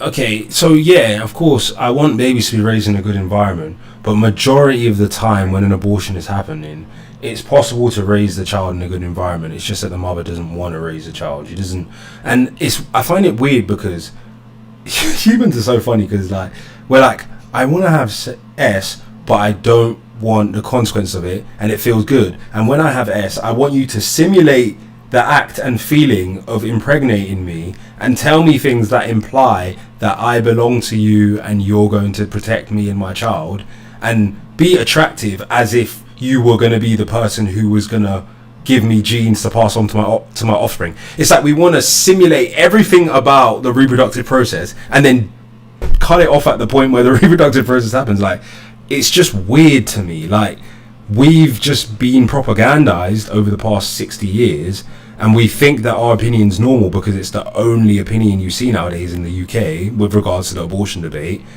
And then we just, like, no one has the discussion in a real way. But if you went back 100 years and they saw what is happening now, everyone would be like, what's going on? Like, why is everyone turned crazy? Okay, well, 100 years ago, wasn't there slavery? No, not in the UK. Okay, well, I'm just saying. Yeah, you can't really. And not in the USA either. 100 years ago, loads of bad things were going on 100 years ago. And loads of good things were going on too. Like what?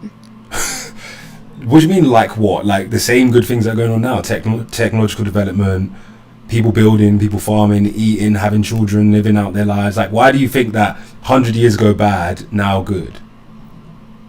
Yeah, no, but I'm just saying, like, why are you bringing it up 100 years ago? They would be like, blah, blah, because, blah. Like, okay, the reason why I'm bringing that up is because I'm making the point that the way that we think about this issue, in my opinion, is the result of decades of propaganda. I don't think that people are actually having the discussion, reasoning it out, and coming to their conclusion. I think it's just decades of propaganda that has brought us here. That's why I'm bringing up 100 years ago.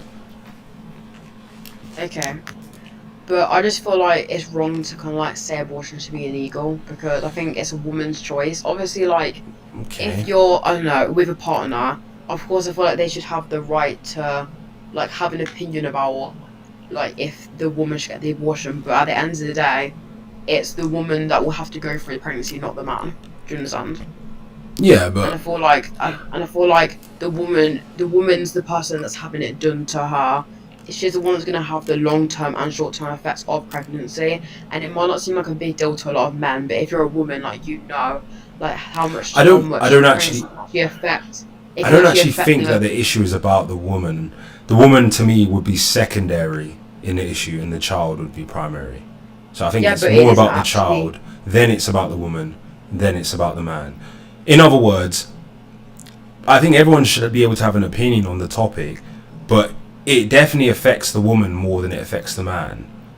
But it also affects the child more than it affects the woman. So I think the child comes first, then the woman, then the man. No, I don't think the child comes first, because it isn't, like, I know it's living, but it isn't really actually experiencing life, if you understand. I feel like there's a difference between, like, something that's inside of you compared to something that's actually out and can actually, like, which is growing, and it can, like, end up speaking and blah blah blah, like, it can cry. When it's in the stomach, it can't really do a lot. And I feel like, obviously, it has a subjective human experience. It laughs, it cries, it wants food, it hears you. So it's still a human. Yeah, but that's only at a certain stage of it being inside. Even in the early stages, it's still having an experience. It's just not an experience that most people understand, because they've never really seen a child like that, unless, you know, they're like seeing the scans every day, and that's why it's weird to me. Like, you have so many of these leftist ideologues in these hospitals, because it's like they have such a intimate experience with children and life and all of this stuff, and then they think that it's normal to kill the child, and it just shows how radical and how much feminism has actually really infiltrated most of the institutions in the country. Okay, but, like, at the end of the day, it's a woman's choice what she wants to do. I don't know why, like, people, especially, it's a lot of men as well. Some women do it too, but, like, they're trying to, like, take away women's right. It's not a woman's. I don't think it should be a woman's right to kill her child.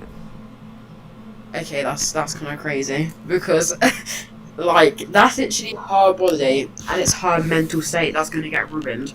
Just because. Why is her mental state going to get ruined? Why do you think that? Because. Pregnancy isn't about ruining a woman's mental state.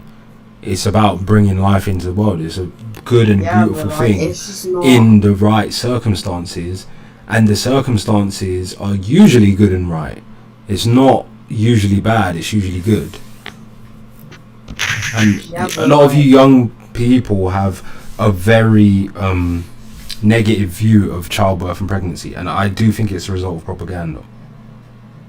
Yeah, but I don't even know why you like have an opinion about it. I mean, obviously you can have an opinion, but like, why are you trying to make? It doesn't matter why I have an opinion from it. Yeah, but like, it's not even your body that would have to go from it. Yeah, but it's not the child's body that gets. It's not the mother's body that gets killed.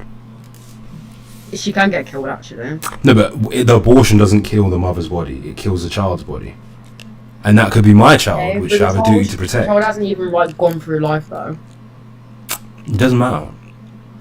It does. Okay, so if a newborn baby hasn't gone through life yet, you can kill it. Well, no. Okay. Because it's actually out, and it's like, like the woman wanted the baby. So it's all about the woman and not about the child. Well, pretty much. Like Okay, when it's fair inside, enough. when it's inside of the woman, that's the whole woman's responsibility, and it's the woman's like.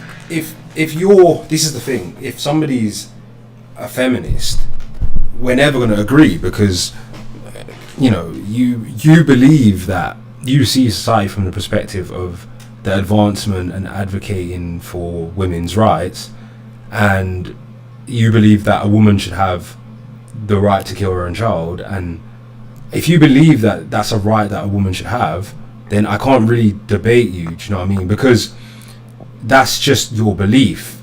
It's like if somebody believes that, you know, Muhammad is the messenger of God, like, I can't stop them from believing that. So it's like you kind of have almost like a religious belief that in women's rights, and so I don't think it's about, like, because for you, like, you acknowledge that it's the killing of a child, right?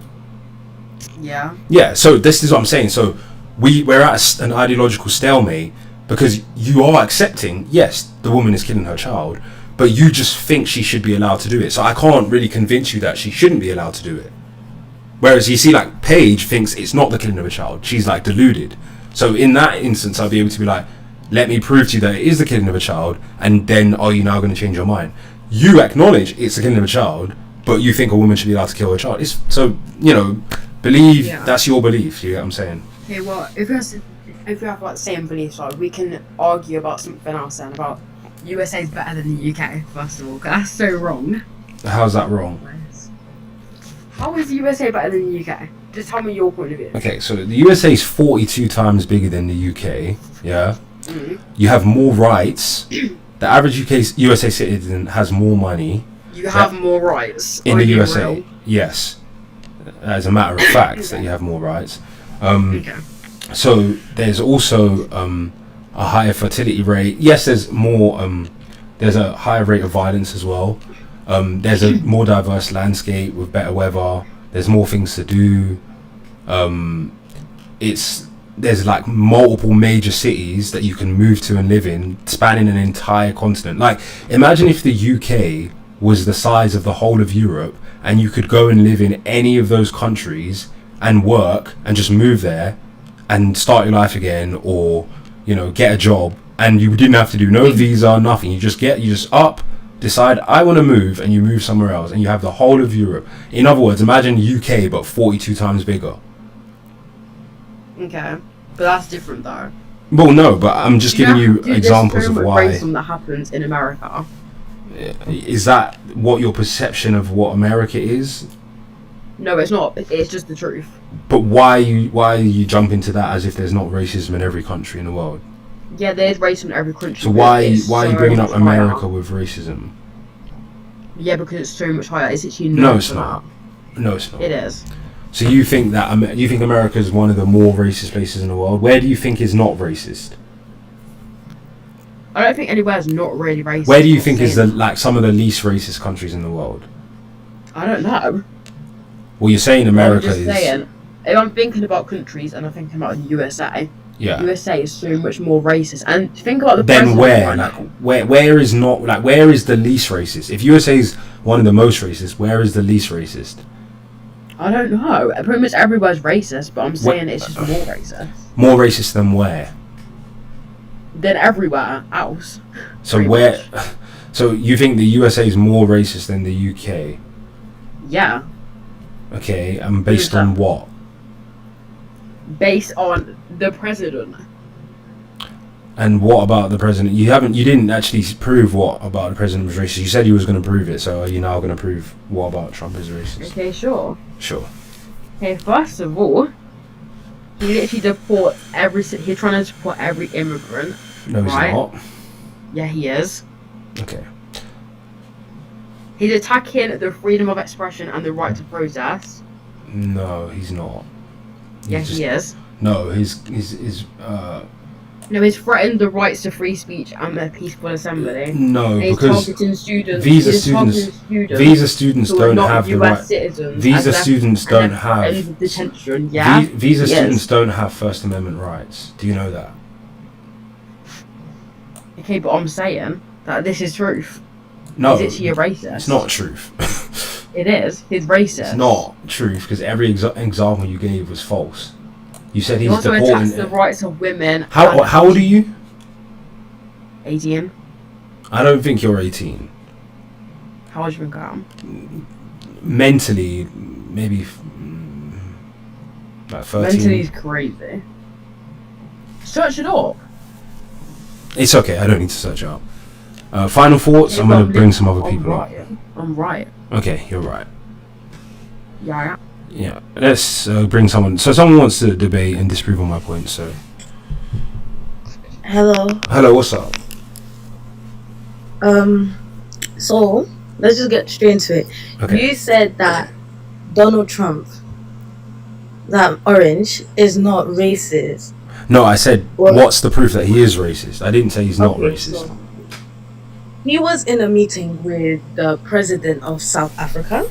Yeah. He started showing photos of South Africa and started saying, white people are getting killed for being white in South Africa. And when in those pictures, he was showing the South African president. Did he say white people are getting killed for being white? Yeah.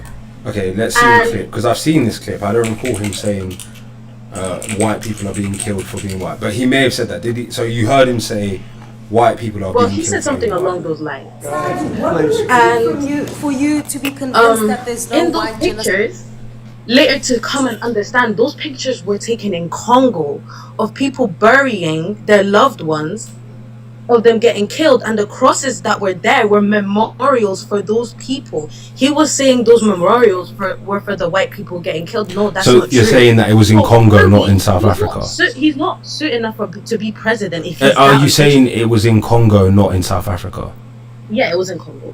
Okay, because did they show the clips that the president was being shown? They were sitting next to each other and he was showing pictures. No, but are you able to see the video on the screen that was being shown? Because I've seen the video. You can't see what he's showing the president. You can see the pictures he's showing. Okay. So let's someone later came out and said that was their documentary they made. And they showed proof and everything. That was their documentary they made of Congo.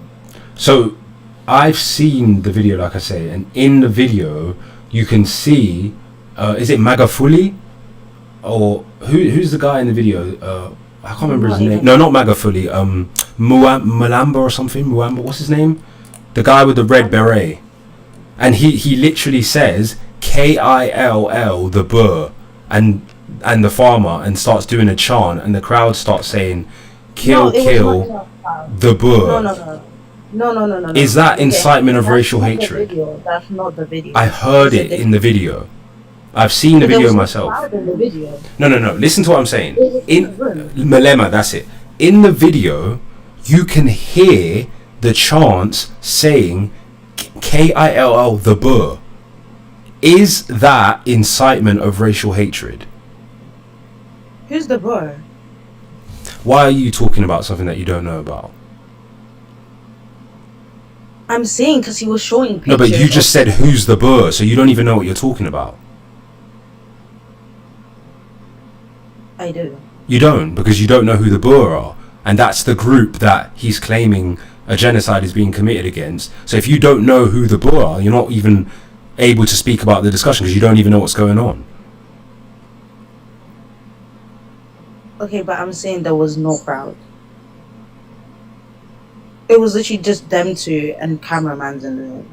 If somebody says on a stage, and who's a political who's a politician, says to a crowd, unalive this ethnic group, is that inciting racial hatred against that ethnic group and violence? Yeah, but Yes. But So if a government is advocating for or allowing that, how can you say that that group is not at risk? Where is that coming from? Oh, yeah. How can you say that that group is not at risk? I'm not saying they're not. 1 second. So that's what Trump is saying. So you agree with Trump then, right? But I'm not agreeing with Trump because he okay. So shows propaganda because those is are not pictures of a South group Africa. That was pictures of is Congo. a group. And you acknowledge Listen that. to what I'm saying. Is a group who politicians are advocating for them to be unalived at risk. Yes, but you're That's not. I'm hearing what Trump is saying. Okay, you're hearing me. I'm hearing you, but you're not hearing me. I am hearing you. But you're not understanding. I am understanding. I'm trying to say the pictures that he was showing was not South Africa. It was Congo. And you already know what's going on in Congo. Let's say it is Congo for argument's sake. There's also a video played. Let's just assume it's Congo. He also shows him a video where a political candidate is saying kill the ex people. If that is happening, is that inciting racial hatred against that racial group? Yeah, sure. Yes. So therefore, there is a potential, let's say, a potential genocide being undertaken against that ethnic group. So why is it racist for Trump to point that out? It's racist because he brought up propaganda of another racial group. It's not propaganda because I've seen the video. Should we play it? Yeah, sure. Okay. Okay, let's play the actual listen to this.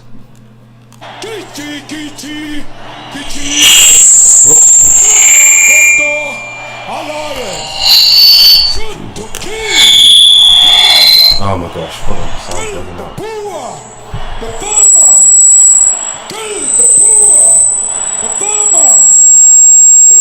Oh, I can actually put it on. Hold on. I can put it on the hold on, let me put it on the Bluetooth. It might have a bit of an echo, but just okay. Basically, I've got the video up here. Sorry, it's hard for me to play stuff out loud sometimes. But it says unalive the oh, I know how to do it actually. Let's just play it on this phone. Hold on.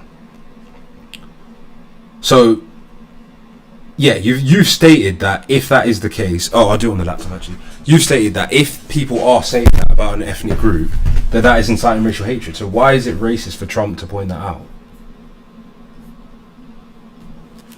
It's not racist for him to point it out, but it's racist for him to spread propaganda. He's not spreading propaganda because what he's saying is happening. Yeah, it is happening, but he's showing false pictures. We can't see the crosses from Congo, but we can hear this.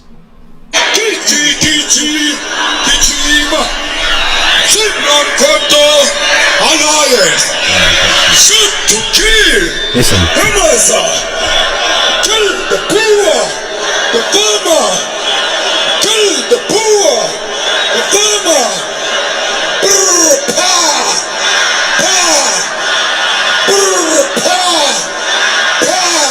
Did you hear that?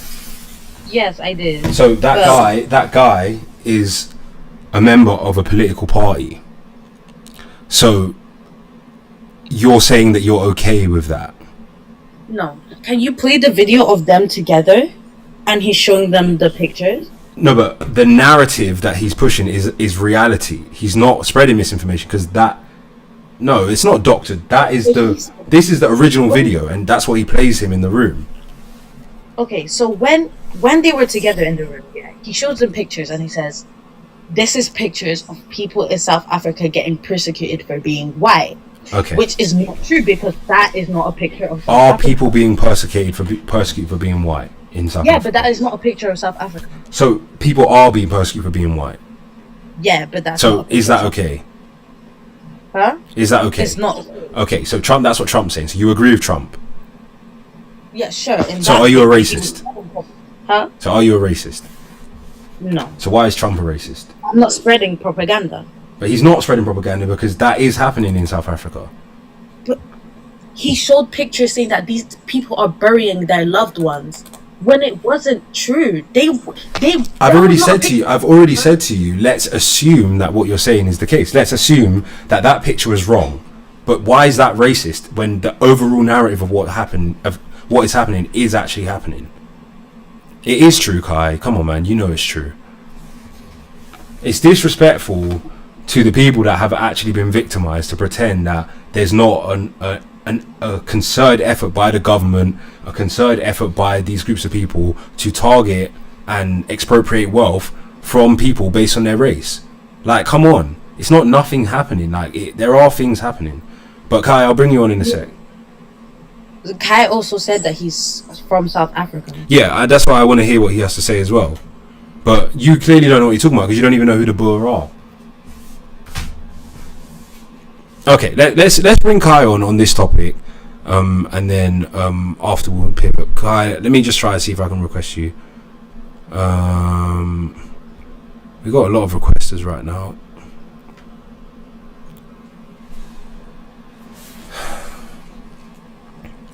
What's up, bro? Wagwan, long time, innit? So yeah, I'm still in the office right now, so my Wi-Fi might be a bit techie, but yeah, yeah. So explain. Hold on one sec. So I was getting very hot. Yeah, explain to me like what's going on, because I'm not from South Africa. I've never been. I've got an open mind. Like, explain to me how these guys saying unalive the Boer. Explain to me how that's not. Yeah, where that comes from, where that chant comes from, it's a very, very, very old. Like, admittedly, yes. So the whole KILL, that was a thing. That was a real chant, and that was effectively, the Xhosas, the Zulus, all of the native indigenous tribes. That was the chant they used to fight against the Dutch and the English colonizers. Obviously, coming into the country, doing what we all know. Colonization has been a thing throughout the whole of Africa. And where did they colonize? That's South Africa. That's not true. It is true. No, it's That's not. The Boer are descendants of the Dutch. They purchased land in South Africa from the Zulu. Okay, are you really? The Zulu were the ones that were terrorizing and colonizing in South Africa. No, the Zulu are not native to South Africa. They're the ones that were spreading terror in South Africa, the Zulu nation.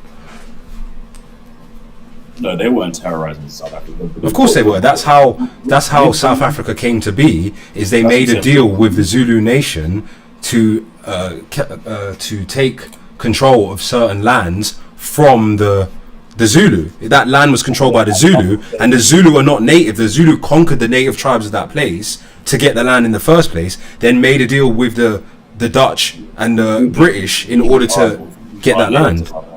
The Zulus are native. They're not native. They migrated south into the land that is now South Africa.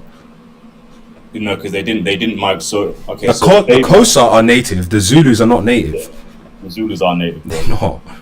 They are native. You know that those tribes were warring in that region prior to the. The tribes were warring. That's what I'm saying. That's what I'm trying to say. So the tribes were warring in SA. So whether you want to talk about the Khoisan people, the Xhosas, the Zulus, all of them. Yeah. Right? All of them were warring at some point. However, this was an opportunity for the Dutch and the English. I'm listening. Yeah, this was an opportunity for the Dutch and the English to capitalize on what was going on in SA due to, of course, agricultural opportunities as well as mining to some extent. I agree. In fact, actually, there's what mining meaning. I think it's essentially, mining in SA. I think SA has the biggest, in terms of total gold that comes out of Africa. South Africa has the largest demand per metric ton. I totally agree. Yeah. Like, that's what I'm saying. So as a result of the native people So all the tribes of South Africa losing out on that deal, that's when they started to uplift and say, "What?" In the same way everyone does, we all uprise at some point. That's where that chant comes from. It is a very, very, very old chant. Yeah. Right now, if we let's fast forward to. I mean, everyone knows the history. Let's fast forward. Apartheid. The same thing happened again. Where, the white minority had access to the majority of all wealth in the country. All economic, this, that, and the third, and the black majority lost out. Now, I'm not entirely sure whether the chant was used during that period, but I'm sure it was. And by the way, I wasn't born in SA, but I'm from it. Yeah. I was born in the UK. Okay. So that's where that chant comes from. Let me just. I just want to quickly clarify something I was saying. So when I was talking about them not being colonized, I'm not saying that they haven't been economically exploited. I'm just making the point that the land that the white South Africans primarily built on wasn't them coming into someone else's land, controlling the people there and taking control of the land.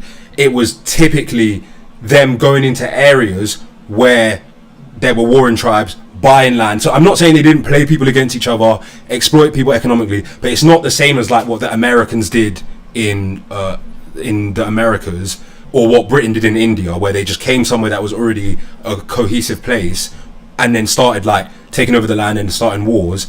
It was more that they purchased. So the Zulu were doing that, and they came and saw, aha, the Zulu king has control in this region. Let's make a deal with them to get land in a certain place, and then they built their society in that region. Now, whether they should have been in that region or not is another story, but that wasn't just them taking over someone else's land.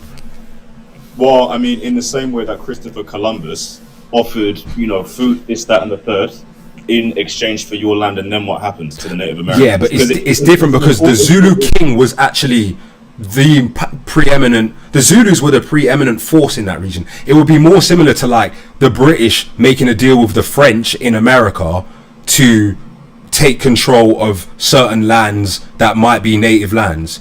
They make it like the Zulu are not a benign force. They're not victims. They are complicit. The same way like Britain and France are complicit in their expropriation of native lands. The Zulu don't have any leg to stand on to say, oh, it's okay to say kill the Boer, because they're also doing the same thing that the British were doing in South Africa. Say that again. Sorry. So I'm saying, like, I don't think it's okay for the Zulu to pretend that they were not complicit in what the white South Africans were doing, because they were also terrorizing and taking land from other native tribes, and they also were complicit in the formation of South Africa by selling the land to the South Africans.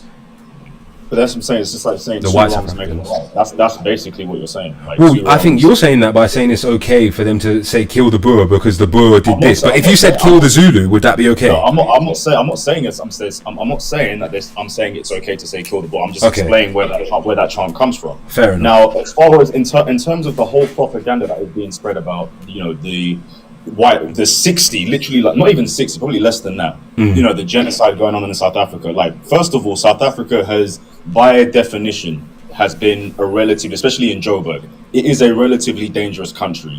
Black people are dying by the millions just off of petty crime. Yeah. So this idea that a relatively dangerous country in South Africa, well, Joburg to be specific, I've been to Joburg. Trust me, when I tell you, if you ever plan on going to Joburg and you're not from that area or you're not familiar with the area, you need to travel with someone, and there are very strict precautions that you need to take when you're just out and about, because the crime is heavy. Now, bearing that in mind, the idea that now all of a sudden white people are facing genocide, no, they're not. Black people are dying in crazy numbers compared to white. I agree. Because a few white people got attacked, through petty crime. I'm not saying it's okay. I'm not saying it's okay at all. However, the fact that this is being turned into, obviously, with when you have conglomerates in the backing of people like Elon Musk talking absolute rubbish. Anyway, this is the kind of narrative that gets pushed. Now, that specific video that you played of Malema, that was doctored, right? Because in that, I played the original video. Yeah, when the original video, I'm not saying the chant is okay. In actual, the original video actually says "kiss the Boer." No, come on, man. Seriously. He actually says "kiss the Boer." I'm dead serious. You can go on YouTube right now and find videos saying, because they actually tried to claim that he said kiss. He said, okay, what does he say about the shoot to kill then? Yeah, the shoot. So he says shoot to kill. Yeah, or does he say shoot to kiss? No, but when you're saying shoot to kill, when you're saying shoot to kill, he's not directing that at anyone. Oh, come on, man. He says the farmer. No, bro, listen, bro. I'm trying to explain like the video in and of itself, right? Sure. So so after he initially made that rally, I can't remember what stadium it was at. I think it was Loftus, but he's done it a few times. He's been in the political game for a long time. He is full aware that he cannot go on record and say kill the Boer, right? He is not that, like, Malema is actually a really smart guy. Okay. You know, a lot of the time. So he is smart enough to say, oh, I can't say kill the Boer. He says kiss the Boer, because he actually got questioned. I think it was at the Oxford. I think it was at Oxford Union, where he actually explained, no, I didn't say sure. Kill. Go replay the video. I said kiss. Now, we're all smart enough to understand maybe he's insinuating something else. Now, bearing in mind what he actually stands for, I do not see, he's not going to lead a revolution where people are just going to go out killing multiple people. That what he is doing is just rallying people together. Is it the best way to do it? Probably not, right? All right. But what he's doing is he's using people's intrinsic, historic ancestral emotion for everyone to rise up and fight against the evil that have persecuted them for years, despite the fact that all the tribes in South Africa are the majority and they should have access to the wealth that the white minority have. Okay, here's where I think, just going back to the original discussion, here's where I think the issue is. So, Trump has given asylum to the white South Africans and stuff like that. Now, the reason why this matters in the discussion is because you can claim political asylum if there's evidence that you are being persecuted on the basis of your race, sexuality, or political affiliation and stuff like that, right? Now, these things that Trump has been showing, they're describing it as white genocide or whatever, right? Me personally, would I use the term white genocide? No, because I kind of already understand the thing that you were saying about black people are dying at a high rate. Like, obviously, I don't think it's necessarily targeted towards them in terms of like the farmers and stuff. But the reason why I think it does matter in context is it not asylum, it's refugee status. Isn't that similar? Different? Sorry, I don't know the specifics of it, but basically he's allowed them to come over because he believed under the basis of them being persecuted for their race or whatever, right? Hold on. Let me just finish. The reason why I think this matters is because they are also expropriating wealth from them on the basis of race, right? So if you look at the whole context and the climate, so they've got this chant going on. There's politically sanctioned expropriation of wealth based on race. To me, that is a form of persecution. Now, does it mean that the blacks are not being persecuted more? No, but that is a form of persecution. Now, why should it should be sanctioned by the government for a racial group of people to be persecuted? I don't think that's fair. So to me, I think, maybe, these politicians, they're always using sensationalism. I'm not a Trump supporter. Like, I know sometimes he lies, sometimes he uses sensationalism, but I also believe that the white South Africans are being persecuted by the state. Now, do they deserve it? That's not what I'm arguing. But if they are being persecuted by the state, I don't think that's right, based on the color of their skin. They're not being persecuted by the state, though. They're being persecuted by the people. That is what's happening, really and truly. Now, I'm not going to sit here and say that there aren't certain individuals who are going into this kind of new revolution or new South Africa, whatever you want to call it. Yeah. I'm not going to say that there aren't those people who are going into it that kiss the Boer, as in like, oh, because you are a Boer or because you are a farmer, we're going to come in and just completely unalive you. I'm not saying there aren't those people. Right? Yeah. However, there is a growing frustration. It's a growing frustration, and as a result of that growing frustration of the white minority having pretty much the overwhelming majority of the access to wealth and to power, this, that, and the third. That's why people are upset. It's not necessarily the government that is persecuting them. It is the people. That's why when they talk about this white genocide, like the idea that people in the street are going up and hitting others, beating others, robbing them, all this, that, and the third. First of all, it's always been a thing. Yeah. Now, white South Africans for the most part live in gated communities, so we don't hear it very often because they know how to move in certain. Yeah, it has like the highest inequality in the world. Yeah. So like among the fact highest. that the fact that they go out and about and get beaten up, that's obviously and the fact that the white person is being beaten in South Africa, it's gonna gain headline. It's gonna gain headline news. And Yeah, but people like Trump are gonna spit it into something else. But in a way, they are being beaten because they're white, because people perceive them as having wealth, and so they they target them. To my point that I made earlier as well, South Africa specifically, Joburg, Durban is a very nice place, by the way. I'd suggest you go visit there. I really want to go to South Africa, to be honest. Yeah, Durban is great. But that's what I'm saying. But this idea, considering what is going on right now, Joburg specifically being, the kind of almost the focal point of SA, right? The crown jewel of SA. Any white person who gets beaten up, this is what it gets spun into. Now, in SA, black on black robbery, crime, this, that, and the third is ridden. Do you think just because you're white, you're not gonna fall victim to the same thing? No, that's what I'm saying. If you look like you got, I'm dead serious. If you even look like you've got a little bit of money on you, like, people have no problem whether you're out in, like, when I tell you publicly, like, people in the middle of the street, it is to the point where if someone gets, I'm dead serious, if someone gets shot in the street, people are like, another day. Like, I understand, like, people in America, they see stuff like that all the time. So on some real shit though, like, so do you think, two questions, do you think it's wrong for Trump to draw attention to what's going on? Because you did concede that, yeah, the public are kind of targeting these people because they have all the money. So do you think it's wrong for Trump to draw attention to it, one? And two, what do you think the actual solution is? Do you actually think that the white Bush should have their wealth expropriated by the government? Like, what is your actual take? Well, no, the reason why I think this is all BS is because, considering everything else that's going on, and obviously when you look at, kind of like the conflict of interest, the fact that he's in bed with Elon Musk. Okay, so now you care about SA all of a sudden. Like I said, depend whether it's one or two people being targeted in SA, it's always been a thing. So the fact that, now you've got, Elon Musk behind your back. Now South Africa's a problem to you, and also when you think about all the other asylum, let's keep it real. The brown asylum seekers who are legitimately trying to come into your country, and it's access denied.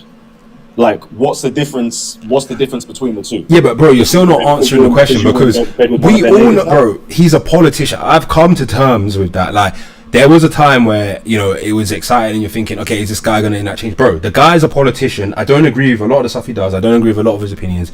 He's using sensationalism. Politicians are all the same to me. We get it. But is he necessarily wrong? Like, two things can be true. He can be using sensationalism and buddying up with Elon Musk or whatever. But it can also be true that there are discriminatory practices in South Africa that unfairly target people who have wealth. Now, you could argue, yeah, they have wealth, do it on the basis of wealth, but they're doing it on the basis of race. Do you not think that that's wrong? So how are these wealthy people being targeted? Because they're making laws that allow them to take or extract wealth from them disproportionately based on their race or based on their ethnic heritage. And where is that? Well, sorry, I'm not trying to stump you. Like, No. You kind of got me there, because like I won't say that I've read the actual laws, but I've not heard anybody dispute that. Like, they seem to justify it and say this is being done to spread wealth, like, among the people. No one's saying that there aren't race-based laws in South Africa. So if there aren't, please let me know. That's what I'm saying. So, like, unless it can be proven, that's just a false narrative to further push this agenda. Okay, so that's what I'm saying. That's crazy. So are you saying that there aren't race-based laws to expropriate wealth in South Africa? No, because literally the whites do control the majority. But, so you agree that there are? Because we can look it up. I'm not saying that I've got that information. I'm not going to lie, but are you saying that there aren't? Because if we're both agreeing that there probably are, I think it's fair to say there probably are, because they've never denied it. If there are these laws in the books, why is that okay? Like, do you think that's okay? What? So no, I'm saying, are you saying are there laws that target specifically white people that extract their wealth? Yes. No, they are. Okay, that's what I'm saying. So because also you have to think about as well. Cyril Ramaphosa is not the cleanest of humans, right? So at the same token, I mean, being part Zimbabwean myself as well, corruption is a thing. So why would it be in his interest fully to be doing all that? If you know what I'm saying. Okay. Why would it be in his interest? So no, to conclude there is absolutely no law, right? Okay, Specifically put in place. I found a website. Granted, it does seem to be a website that's advocating for a certain narrative. So we've got the index of race law, claims on race law that have not been proclaimed as legally operative. These therefore do not yet appear in the index of race law. Okay, so where is? Let's see if we can get the index. Okay, so we've got an index of laws that is saying that make the race, skin color, or ethnicity of legal subjects relevant at law, usually by creating racial disabilities and burdens. Okay, so let's see what these laws are. So it's got Mines and Work Act, Indians Relief Act, Native Lands Act. This is 1913. So let's get to the more recent one. So, Superior Courts Act, Employment Services Act, Foreign Service Act. So we've got the National Credit Act. So are you saying that these laws don't make reference to no, they race? Don't, okay, they don't disadvantage the white minority, no. But do they expropriate wealth from them? No. Okay, let's see if we can find some of the word in the law.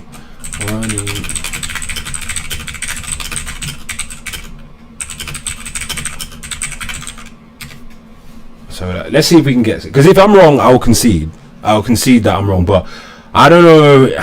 I've never heard anyone say that there aren't laws. I've mostly heard people justify the laws by saying, well, because they have a disproportionate wealth, it's okay to take the wealth from them because South Africans are poor and because of inequality. But I'm trying to see if you said Zim, if you said Zim in 2008, between 2008 and 2016, you would be right, because by force, literally, Mugabe literally sent his army to go extract all the land from the white farmers. Zim, you would be right. SA, no. Okay. So I'm trying to see. My computer's gone slow. Someone said, I only want to speak about the NHS and Lucy let me talk. You are very much so lying. I haven't read anything about the South African Land Expropriation Act. I think he's saying that you're lying. Do you want to respond to that while I just try to find the laws?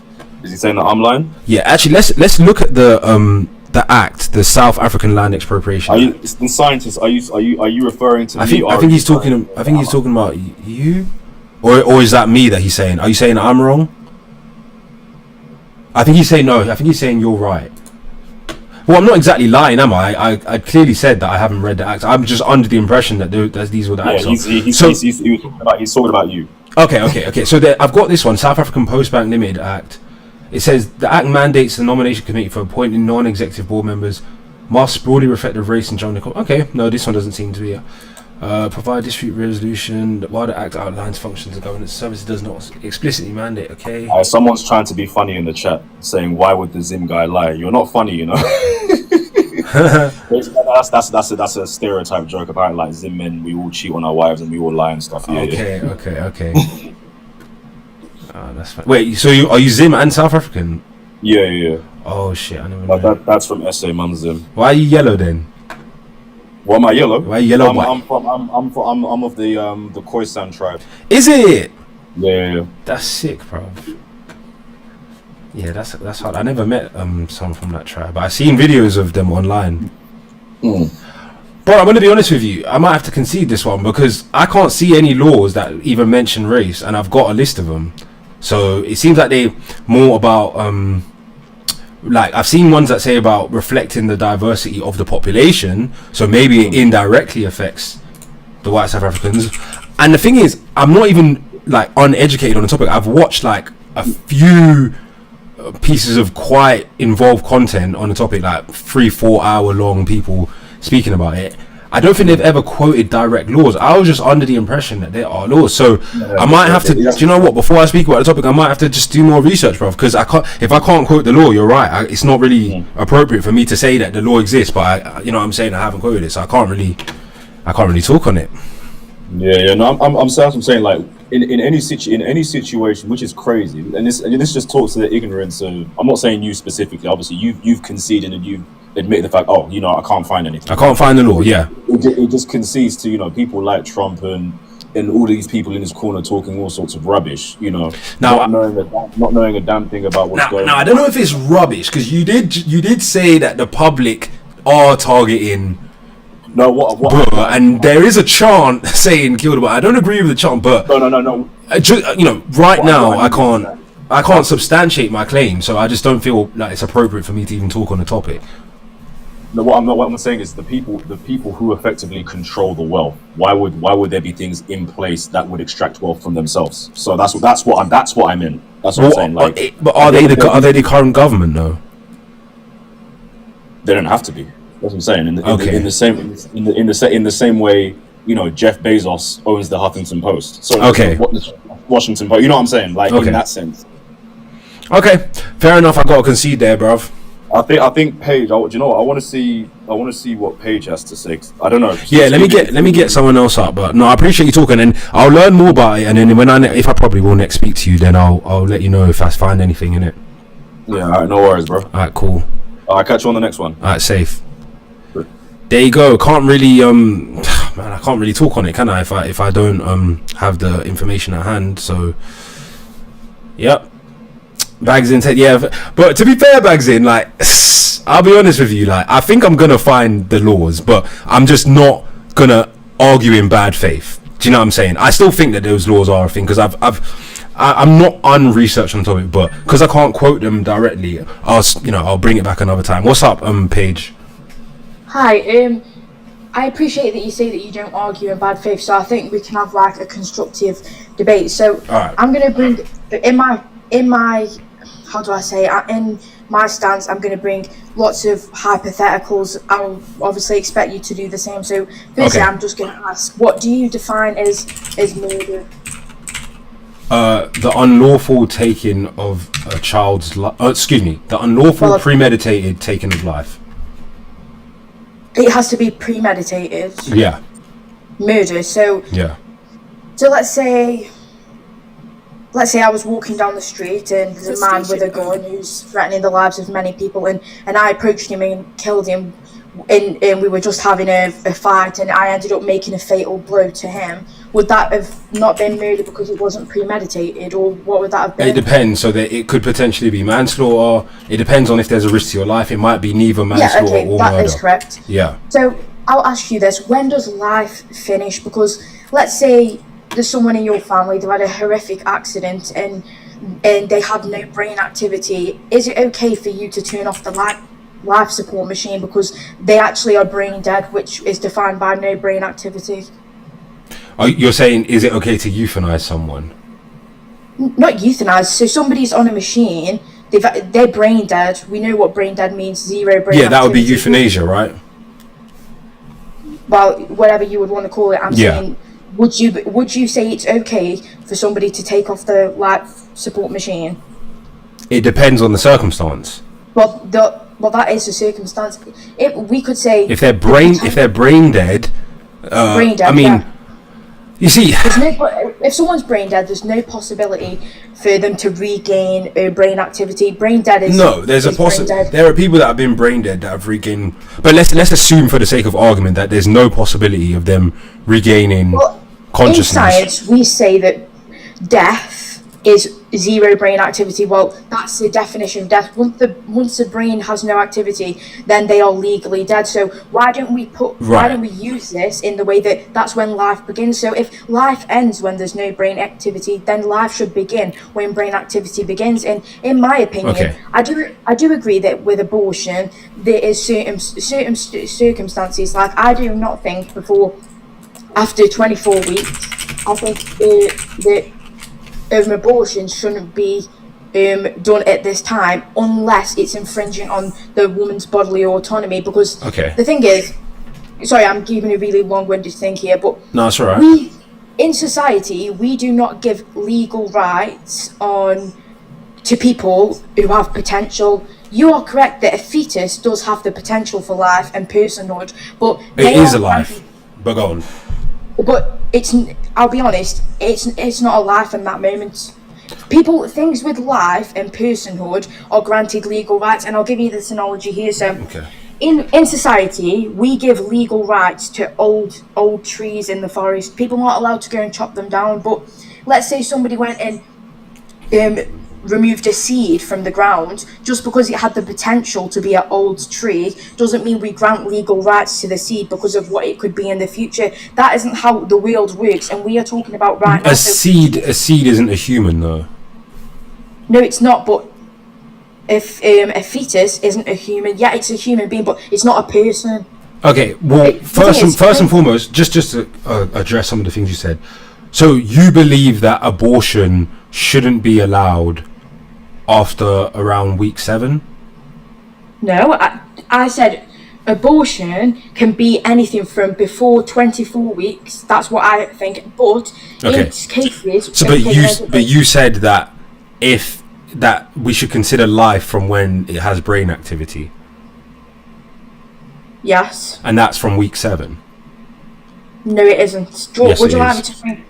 Okay, what consensus are you going from? Because I'm going from real scientific consensus, and I can bring you these So points. you're saying that the scientific... Okay.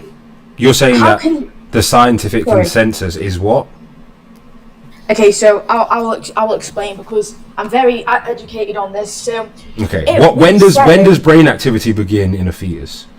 Okay, I'm going to explain this to you. So, what you're talking about in regards to is something called nociceptors. These are built at week 7. Okay, this can detect damage, but it isn't the same as feeling pain. And I'll go on to. I'm not talking about pain. I'm talking about brain activity. That's what you said. You said brain activity. So when does the fetus? When does the brain activity? When would you consider that a fetus has brain activity? A fetus, obviously, it doesn't just spawn a brain. It's something that's built over time. Right. So what week? Just because I want to just get us on the same page. I'm not trying to interrupt you, but I just want to be on the same page with you about when the brain activity begins. So when does a fetus, according to you, begin to have brain activity? Well, I would say brain activity when all of the connection and everything is complete. It would be at 24 weeks. You can give me a fringe outlet. Okay. So you think... I'm saying you're using Google right now. I'm going off. I'm not using Google at all. The only thing I searched was when does brain activity start in a fetus. Yeah, but I'm actually asking you to tell me when brain activity starts. 24 weeks Okay, is when. so 24 weeks. So 20. You're saying 20. Hold on. You're saying that prior to 24 weeks, there's no brain activity in a fetus. There is no conscious brain in a fetus before 24 weeks. Based on what? Like, what are you basing this on? Of science. From the thing is, you can give me a fringe outlier, cherry-picked argument, and say, well, this one study showed that there was brain activity, but tell me where you're getting it from. I get what you're saying. I just want to get to the root of where your information is. From the scientific consensus agreed. Where have you found out that it's a scientific consensus? Where can I find this? Why don't you look it up? Yeah. Okay. So you're saying, just tell me where you saw it so that I can find it. Do you know what I'm saying? I could not give you one source because that would be stupid. Okay. So how can I find it? Like, if you could just let me know, how can I? Okay, right. I'm saying to you that I cannot give you one source because we don't get information from one source. Where did you find the information? From multiple sources. I've been researching. Okay, can you look up on Google because you've clearly got your computer? Can you look up when do thalamocortical connections start? Look this up because without thalamocortical connections, the brain it's got no function. So look this up.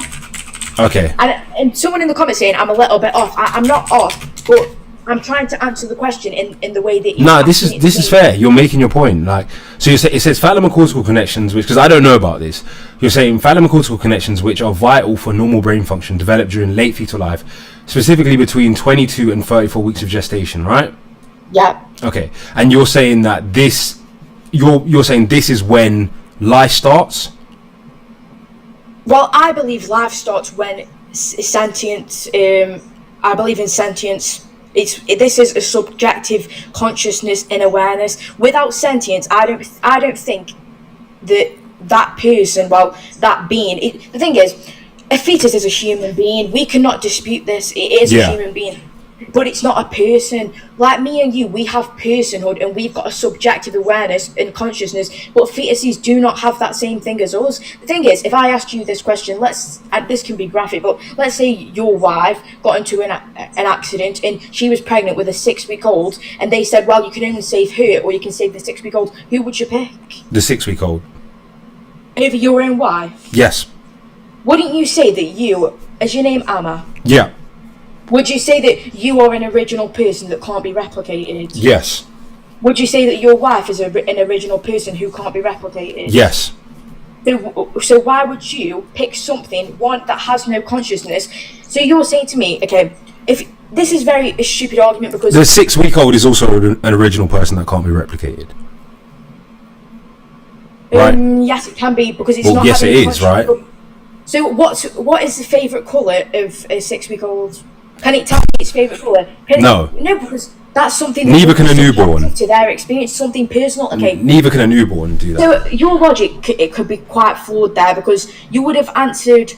Because if your wife died, it would be impossible in any history or future that we would be able to save a 6-week-old fetus that is in the stomach. So yeah, so you presented a scenario where I could only save the child or the woman. Now, if I knew that both of them were, like, obviously at 6 weeks, if my wife dies, then the baby's going to die, right? So I would save the wife. But if you presented a scenario where the child is either going to live or the wife's going to live, so that's what you were asking, right? Yeah. Yeah, so I would choose my child over my wife. That's what I'm saying. Okay, well, I understand. Yeah. That was your answer, but... Okay, so what do we consider as human beings as life? Because me and you, we have rights legally, don't we? We have human rights. Like I'm saying, the whole potential argument that people...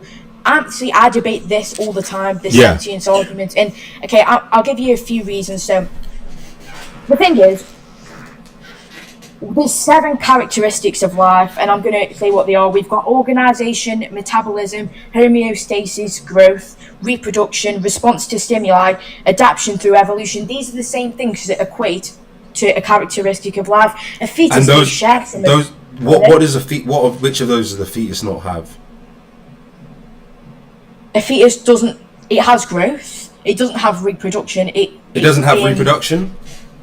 It would have reproduction in cells, but... So it does have... So which of those does not apply to a fetus? I'm just saying... Wait. You've just destroyed your own argument. No, you're not letting me finish. Can I just say that fetus... You're trying to catch me out on one thing. I'm not. I'm just saying you contradict yourself.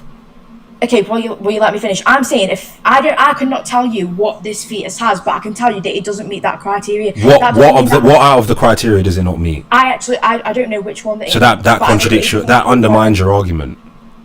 Well, no, it doesn't. It does. You can't. No, the thing is, I'm letting you talk, but the problem is you're talking yourself into a corner.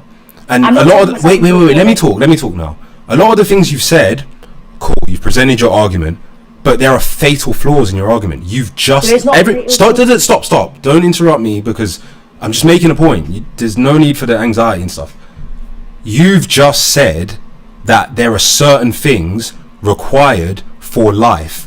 You listed them, and I'm asking you which of those things does a fetus not have, and you can't answer. What I'm saying, I understand. I cannot name it this time because I've got so much information.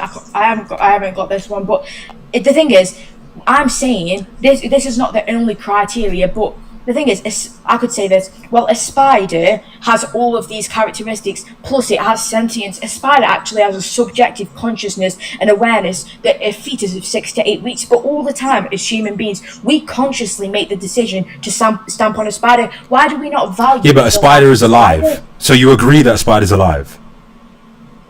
Yeah, so that means by your own logic, a fetus is also alive. No, because I'm saying that a fetus doesn't have them things. Which of those things does it not have? A fetus doesn't have sentience. It doesn't have a... No, you didn't list sentience as a condition for life. Yes, I did. You didn't but in the list of things you said that the requirement. You said there were 7. You didn't list sentience as one of those. Considering you've got your laptop, yeah. Can you look up on there which characteristics of life a fetus has its before 24 weeks? Considering you've got your thing, because I don't have to Google it. I don't have to look it up. I'm just going off what you said. You said prior that you believe sentience is necessary for life. Then you said, then you said that you believe life starts when brain activity begins. You said that brain activity. I looked it up. I said, brain activity. You said you believe brain activity begins when the thalamocortical connections begin to form, and hold on. That's between. It says between 22 and 34 weeks.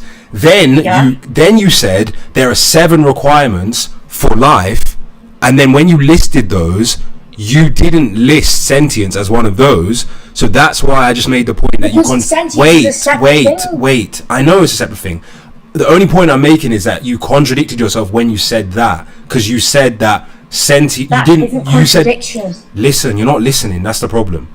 I'm not saying yet that your whole argument's wrong. I'm saying there is a contradiction within your argument, because you said that there are 7 requirements for life, and I asked you which of those requirements does the fetus not have, and you haven't been able to answer. So that means that it's either incorrect that there's 7 requirements for life, or... No, but that's what scientists... This isn't me, Paige, the person that I am. You're struggling now, because you're not understanding the logic of what I'm saying.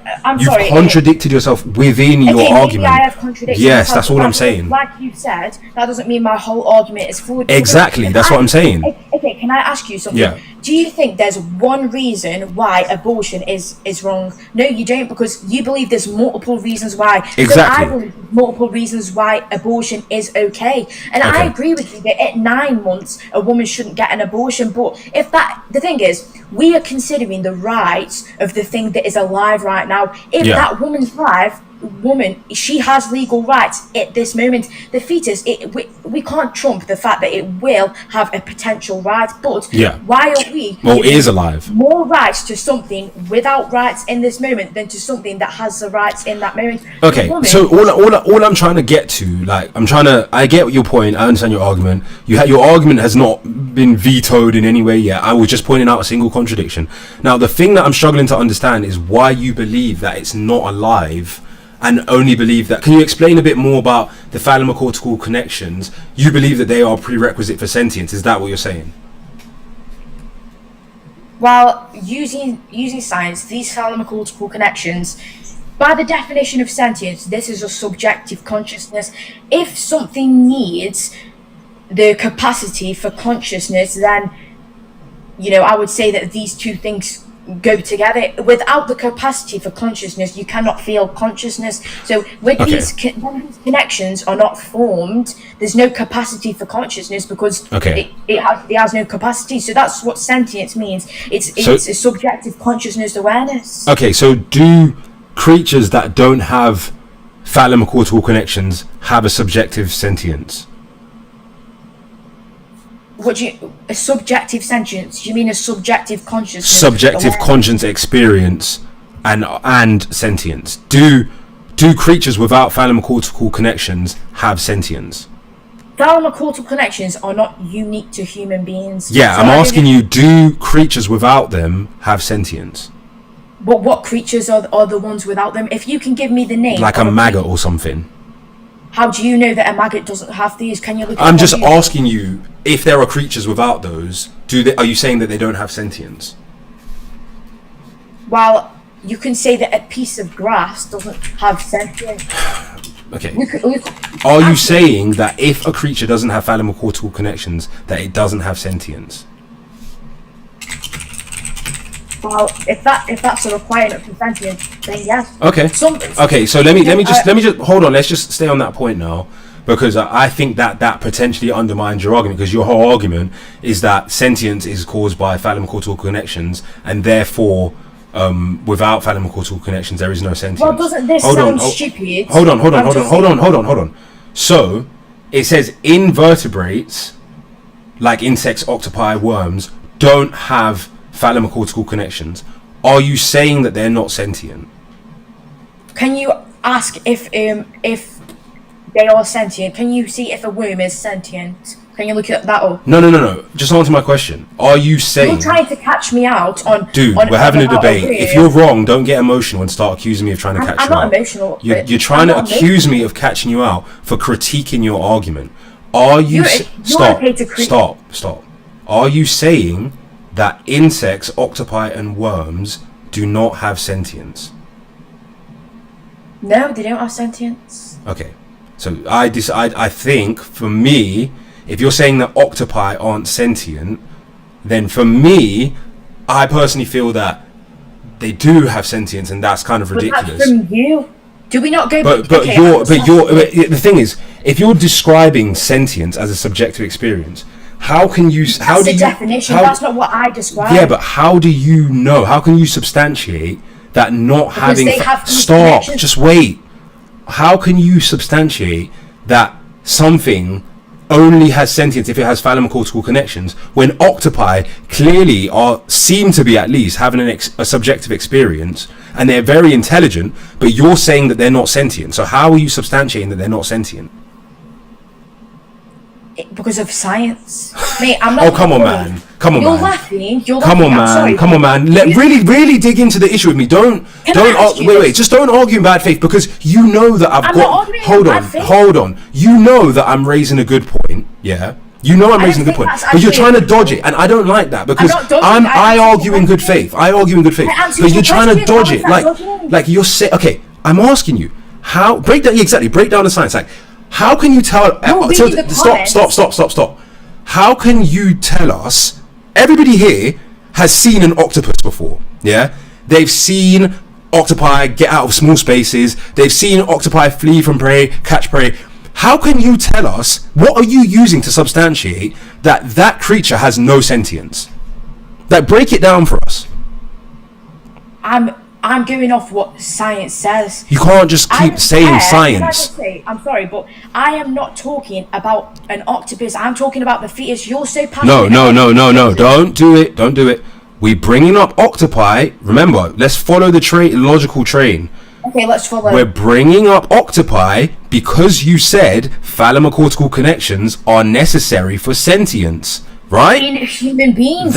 Yes. In human beings. But listen to the question. Why are they necessary for sentience in human beings if there are creatures without thalamocortical connections that appear without them that have sentience? Are you not? Can you not look that on your computer? Dude. You know what you're doing. It's very silly. No, I don't. It's very silly. It's very silly. You're getting erratic. Just calm down and listen to the points being made. Everybody in the chat who's intelligent can clearly see what I'm trying to say. You're trying to muddy the waters by blah, blah, blah, you're doing that. Just calm down and listen. You said it. You brought this up. I'm following what you said. You said thalamocortical connections are necessary for sentience, period. First you said that. Now you're saying thalamocortical connections are necessary for sentience in humans. Why? Just tell us why. Why they are necessary? Yes. So, okay, I'll make a hypothetical to apply to my point. So, okay. Can somebody without a mouth eat food? No. Well, they can eat food using they can eat food using a different. Can they chew food? They can't chew food, but they can consume food even if they don't have a mouth.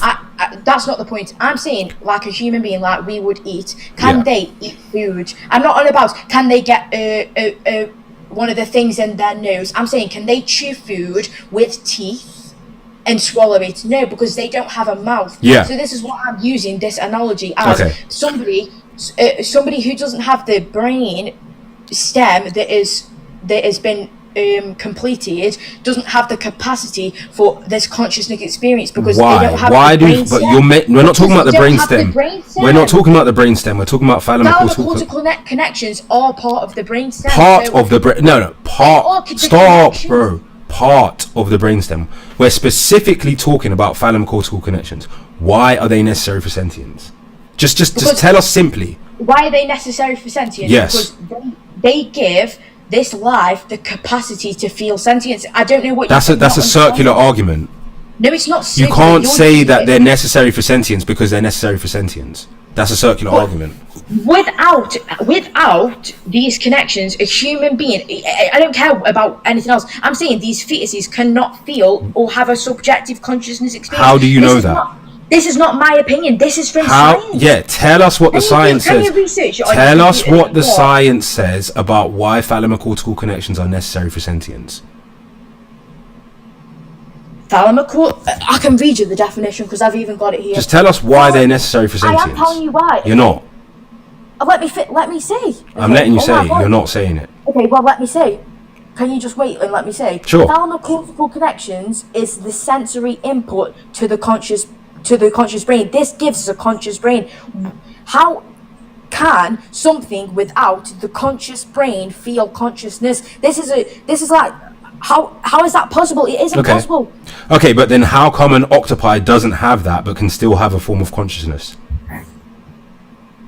Do we both know right now is a fact that the octopi do not have thalamocortical connections? Yeah, it says that they don't have them.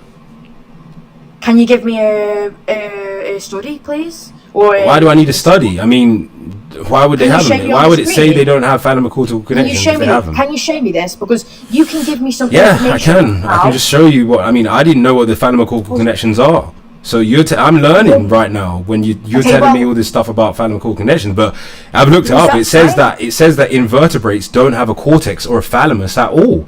So they lack thalamocortical connections by definition. So they don't have a thalamocortical. They don't have the connections because they don't have a thalamus. But I'm asking you, can you critique the idea that I've made? Can you actually? How do I say? You're not answering the question. Let's just bring it back to the question. Please substantiate why thalamocortical connections are necessary for sentience. Oh, this is. I think. And now you're getting emotional again. I'm not emotional. I think that I've actually answered this question. You haven't. 3 times. You haven't. You've just given a circular answer. You keep That's saying. Not circular. You That's keep saying. definition. You keep saying thalamocortical connections are necessary for sentience over and over again. Why? And then you say science, science. What does the science say? Tell us. The science says that something that gives a capacity to someone to have something that without the capacity they cannot actually have that. Word salad. Do you know what Word capacity salad. means? Word salad. You can't answer the question. The answer to the question is people without thalamocortical connections don't have the capacity to feel consciousness. That's another circular. That's another circular reasoning response. Guys, in the comments, do you think this is a circular argument, or am I? They might not have the ability to use the rhetoric to see that it's a circular response. I'm literally But it answering. is. I think. You're not answering. You keep saying the same thing over and over again. You keep saying it's necessary for consciousness. It's necessary for consciousness. I'm saying why is it necessary for consciousness? And you say because it's necessary for sentience. And I say why? Because science said it. What does the science say? The science says it's necessary for consciousness. Why? Why is it necessary? Okay. You're laughing at me. Okay. Right. You're okay. She's not answering, and anybody who thinks she's answering is stupid. You guys are dumb. You are dumb if you think this is an answer. You said to me, "What does science say?" And then I didn't. you're saying, Yeah, I'm saying. what science says. No, I'm saying I'm saying why does science say say this science that you're talking about? Why does science say that thalamocortical connections are necessary for sentience? You can't break it down any further. You just keep saying the same thing. Okay, can somebody without a brain have thoughts? You mean Yes or like no? an octopi? Or No, an I'm on octopus? about a person. I'm not on about. We're this, talking I'm about the about thalamus, not the brain. We're talking about the thalamocortical connections that you if brought up. somebody who hasn't got a brain doesn't have a thalamus, the thalamus is part of But the they can brain. still have Do you know what sentience. science is? They can still have sentience. They cannot have sentience. So how? Oh yeah, because you're saying an octopus isn't sentient. That's dumb. Do you think that somebody who has no brain can still feel consciousness? They may have a form of sentience that's not the same as No, other. they don't, because do you know what the definition of sentience is? You're not Look it up on explaining Google. why the thalamocortical connections are necessary for sentience. That's the problem. Oh my god, I literally explained You it. haven't, and I'm just going to drop okay. you down now because you're not answering Yeah. the question. This is what you do when... No, you're not answering the question, dude. I'm giving you so many opportunities to answer the question, and you're not. Like, you're just not. You just keep saying it's necessary for sentience, necessary for sentience. I'm saying why. Like, break it down. Let's see if we can find out. Like, are thalamocortical connections necessary for sentience? Like, what can we find about these? Like, because she doesn't want to answer. She thinks saying science means she's right, and that's silly. And I'm sitting here letting her answer, and I want to learn, even though she's wrong. But I want to learn her perspective, and she doesn't want to answer. So, you know, it's just silly and a waste of time. Thalamocortical connections. Let's learn about thalamocortical connections. Oh gosh. So it says that the crucial pathways that relay sensory, motor and other information from the thalamus to the cerebral cortex necessary for brain functions. So can you...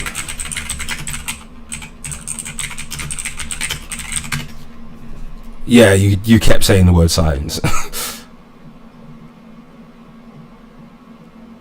Okay. Now, the point she was saying about them being necessary for sentience in humans is all well and good. It may well be that they are necessary for sentience in humans, but I'm confused as to why they would be necessary for sentience, period, if other creatures don't have them. And she literally said that insects and octopuses or octopi aren't sentient. So if your whole argument is that insects and octopi aren't sentient, but we perceive them as having sentience, then that's a weird argument, because what are you defining sentience as if every creature that doesn't act exactly like a developed human isn't sentient? I think that even cells have a form of sentience. They might not have the same sensory experience that we have, but they have some kind of subjective experience and operate independently of perhaps sometimes even conscious awareness, our kind of conscious awareness. And you're saying it's my opinion, but it's also your opinion, because you're not able to substantiate why they're necessarily sentient and why other creatures appear to have sentience but don't have the same brain structures as humans do. So it's a flawed argument. What's up? Are you alright? How are you? I'm good. Yeah, good. I just wanted to hop on. I've just been listening to that debate. I thought it was quite good. Okay.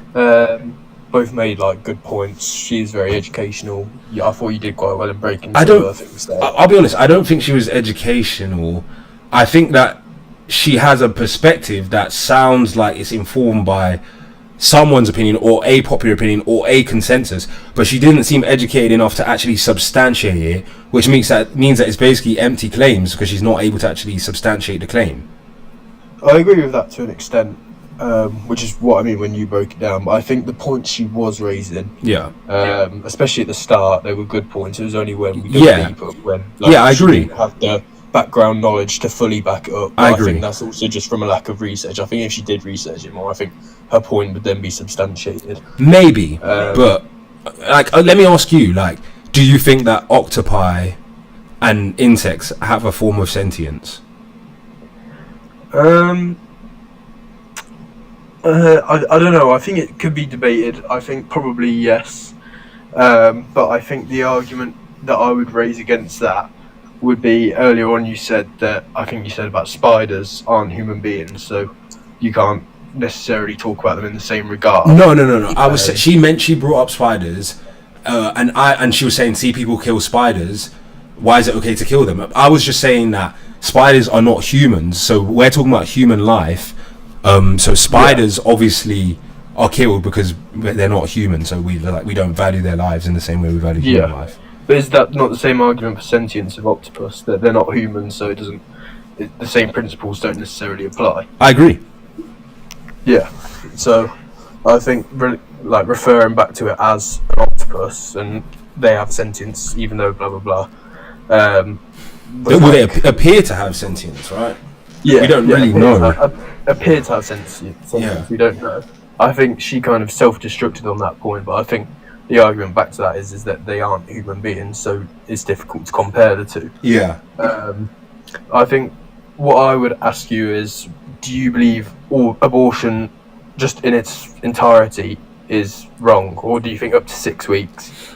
The thing, 24 weeks. The thing with abortion is the main reasons why I'm against it is not because I'm trying to take the moral high ground. I just think it's negative for society. It's negative for mothers. It's negative for fathers. It's negative for the unborn child. I just think it's a bad thing for society. I'm not saying I'm Christian. I'm not religious, so I'm not God says it's bad. I'm Christian. I understand that there's circumstances where an abortion is more warranted than other circumstances. So it's not about a moral argument. It's just that I don't think that it's justified. I don't think it leads to good outcomes for society. And I think it's weird because people keep saying it's not killing, but it is killing. So I'm are they saying it's okay because they think it's not killing? And then they're it's not a child, but it is a child. So I'm are they saying they think it's okay because they don't think it's a child? So the arguments people are making around it are disingenuous. So I'm oh, so if people realize that it is alive and it is a child and you are killing it, would they then change their mind? Because their argument doesn't seem to be based on anything other than the fact that they don't think that it's the same as a human, an actual human, but it is. I sort of agree and I sort of don't. I think that I wouldn't call it to sort of what she was saying in terms of it is a human but it isn't a person. She stated all the reasons for that. Yeah. Don't need to rerun it. Yeah. That's my belief, and obviously it's a debate. Like, there's no correct or wrong answer, which a lot of people seem to misinterpret. But I think that my general consensus on it is that people should still have the choice. Okay. So I think that's where my argument lies with it, is that I understand why people don't. That people do think abortion shouldn't be a thing and shouldn't be legalised. I understand that point, but my argument against that would be there is also a point for it that it should be allowed, and therefore there should be a choice for the person to make whether they believe in it or not. That should be the argument. Obviously, I know that you haven't said that you think in the little section that abortion shouldn't be legalised. You just said abortion is murder, which is I think it should be illegal though. You think it should be illegal? Yeah. Okay. I think that's where I disagree with you on it, because I think that there should be the choice. For example, my sister, I don't really want to say it, but she had an abortion, and in her case, her and her partner were going through a difficult time. They split up about 2 weeks later. Yeah. She doesn't have the income to provide for a child. She probably isn't in the correct mental state to have a child. So my argument would be, like you said, it isn't a moral sentiment, so to speak. It's more that it's a negative for all parties. In that scenario, having a child would be negative for the mother. A baby being brought into that environment would potentially be negative for the baby. And the father wouldn't be around to see their child all the time, so it's potentially negative for the father. So therefore, the argument of that there's like I understand your point is that there is positives for that there is a negative for killing it in certain scenarios, but I also think there's a positive for the murder or abortion, whatever you want to call it. Which is where my point in lies, that there should be a choice, because in certain scenarios it's just like I said, I understand in certain scenarios it shouldn't be, but in certain scenarios it should, because it is a negative for all them people. So that's where my point would lie with that. And the negative you're talking about is like the lifestyle of the mother and father. It's just a general negative. I feel like I think the child also wouldn't have a good life. I think a positive life would be if the child was being brought into a family that could give them love, give them support. Yeah. Basically raise a child how a child should be raised effectively. So if someone isn't going to have a good family life, it would be better for them to be dead. Is that what you're saying? No, I'm not saying that. Because you kind of are saying that in a way, right? Yeah, no, I see how you can say that. Yeah. But I think again, like, I think that I see your point that life is better than no life, effectively. But well, I don't know. My life's fucking my life's fucked, mate. No, it's not that bad. But I see what you're saying, but I just think it's weird because let me ask you this: if we lived in a perfect world, would abortion be a thing? In a perfect world, like if every child could be loved and have a great life, like would you still, if we knew for certain that every child would have a good life, would you be pro-abortion? No, because okay, interesting. I think that the concept, like I said, I think that abortion should be potentially legal up to 24 weeks, definitely legal up to 6. And my point would be for that is that I think in a perfect world there still would be circumstances where the woman or the father are going through something like my sister, for example. Yeah. And I think in that scenario, the mother and father take priority because of all the reasons that Paige stated earlier. Yeah. So, yeah, in a perfect world, I still think that abortion should be legalised because of, like I said, the negatives on the mother and the father. I'm just going to pause here because I need to show love to my YouTube chat because I got supporters on YouTube and I have been neglecting the YouTube chat because I'm streaming on YouTube too. Guys, follow us on YouTube at State of Deception. if you want to see the YouTube stream. So yeah, we've just I'm gonna skip the South Africa stuff because I don't want to go back to that right now. But people are saying maybe she can take care of all the people who are on life support and brain dead at conception. That's why it starts producing cell activity. It says Prometheus says I have a science degree and disagree. An organism found on another planet will be immediately celebrated as life. That's pretty funny. Sentient sense of consciousness equals sentience. Ridiculous argument. Hold on, let's see if we can get a concrete point. Octopi have repeat patterns of hunting and variations of conscious awareness and have memories perhaps. The Natural Law Party had an amazing debate in the late 1980s.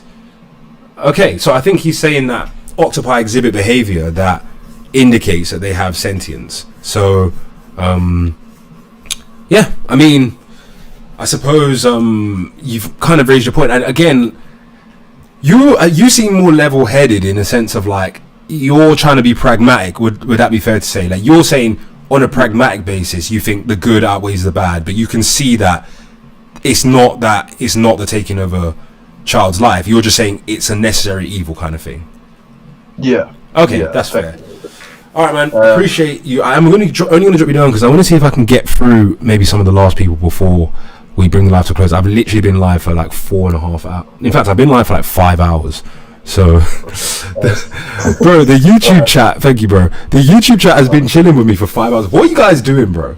You guys better be at work earning money while you listen to this, because I mean, I guess that's just mad support, isn't it? Where's hold up, official sitting born is back. Okay, hold on, let me try bring you on official, because I did say you could come up and it's been a while. But to be fair, I don't mind being on live for super ages, because I'm like, I do want to start doing this as a proper thing. What's up? I just wanted to debate the Lucy Letby thing. Why do you think she should be free? Okay, Letby is not guilty of murder. There's no evidence to suggest that she committed a murder. She was convicted on circumstantial evidence, and the circumstances of the circumstantial evidence involve inferences that are statistically flawed. There's no evidence of a murder, there can't be someone convicted of murder, and therefore she should be freed. And I think she will be freed eventually. Okay, but there were multiple neonatal and forensic pathologists that testified that the baby's symptoms and deaths were not consistent with natural causes. Like whom? And one expert called some collapses physiologically impossible without external interference. Which expert? Let me find it. It was from the BBC. I found it on. Okay. I have the name here somewhere if you want it. Yeah, definitely the name would be great. Sorry, give me a second. It was just, but she was found guilty of 7 murders and 6 attempted murders. Yeah. Wrongful convictions. Why do you feel like it's wrongful, though? If a court found her guilty, is she not guilty? She's currently, her current status is incarcerated, so she has been found guilty, but that's not in dispute. What's in dispute is the strength of the conviction. Many people are found guilty and then they win their appeal, or they're exonerated, or their case is reviewed, and then etc. In fact, there's a case of a woman who basically went through the same thing as Lucy Letby in the Netherlands, called Lucia de Verge, is it? Yeah, Lucia de Verge. And she was she won her appeal and she was convicted of multiple neonatal murders. So this happens, this is the thing, and the NHS frame people and cover things up a lot, and most of the deaths were the result of medical negligence. So that's why they're framing somebody for it. The medical expert was Dr. Dewey Evans. I don't know if I'm saying that right. Yeah. But the medical evidence, 2 infants were found with unexplained drops in blood sugar levels and higher insulin levels, synthetic insulin, which could only have happened if someone injected a baby with higher insulin. So that's not true. The way that the insulin is in a neonate's body is different from how it is in an adult body, and the methodology that they use to determine the high insulin levels is not appropriate for use in a neonate. And in addition, simply because a child had those were the attempted M's anyway, so those children didn't die.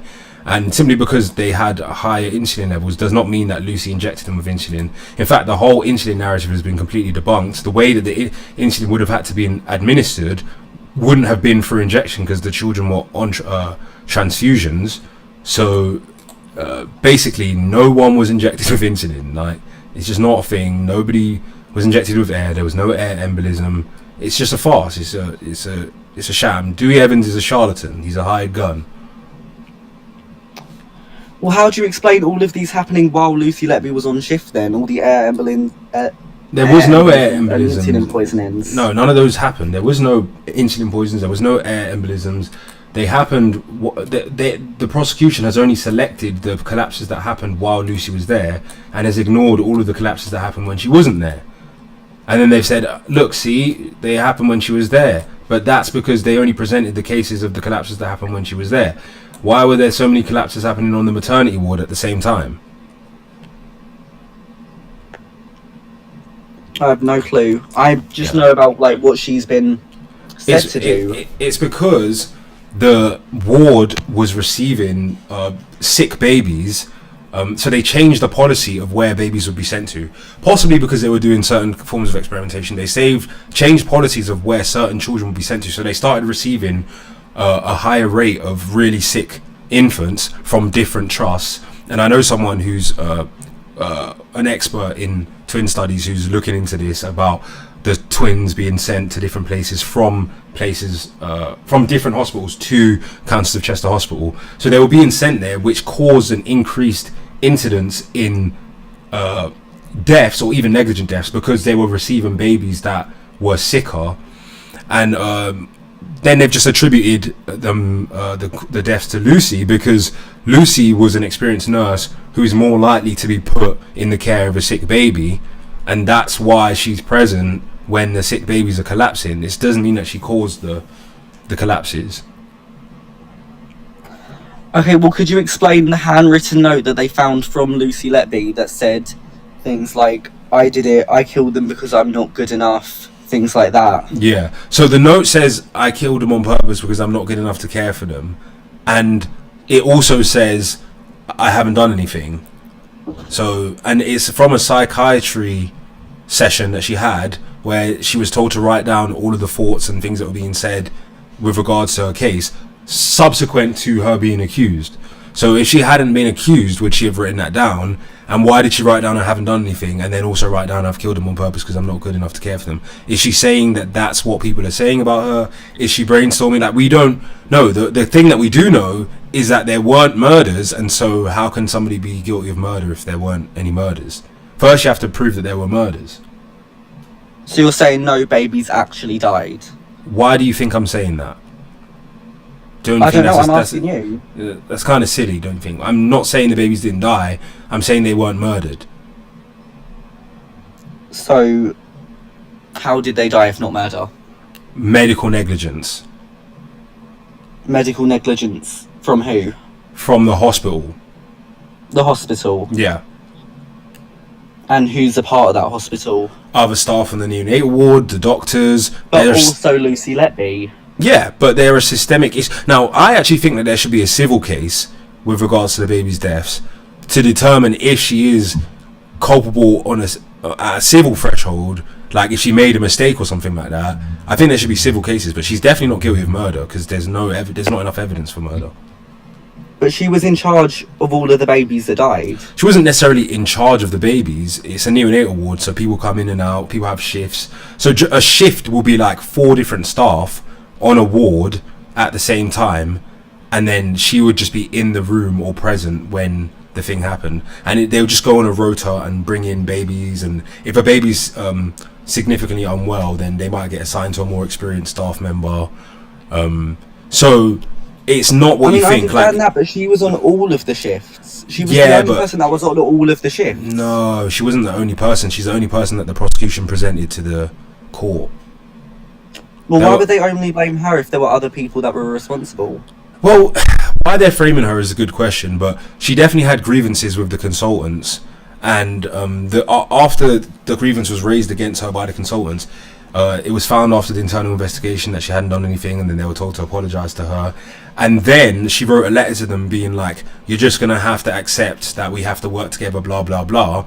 And after they found that she hadn't done anything, the hospital was about to get an internal review to determine why there was a higher rate of neonatal deaths. So maybe it's because that would have exposed some kind of systemic issue on the ward that the consultants would have been culpable for. Like, for example, allowing loads of really sick babies to be sent to a hospital because maybe you're doing some kind of study on the babies, or maybe that you've been incompetent with how the babies are being moved.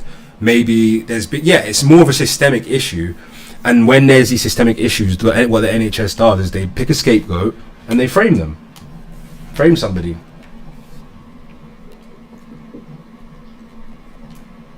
Sorry, I'm just reading something here. That's all right.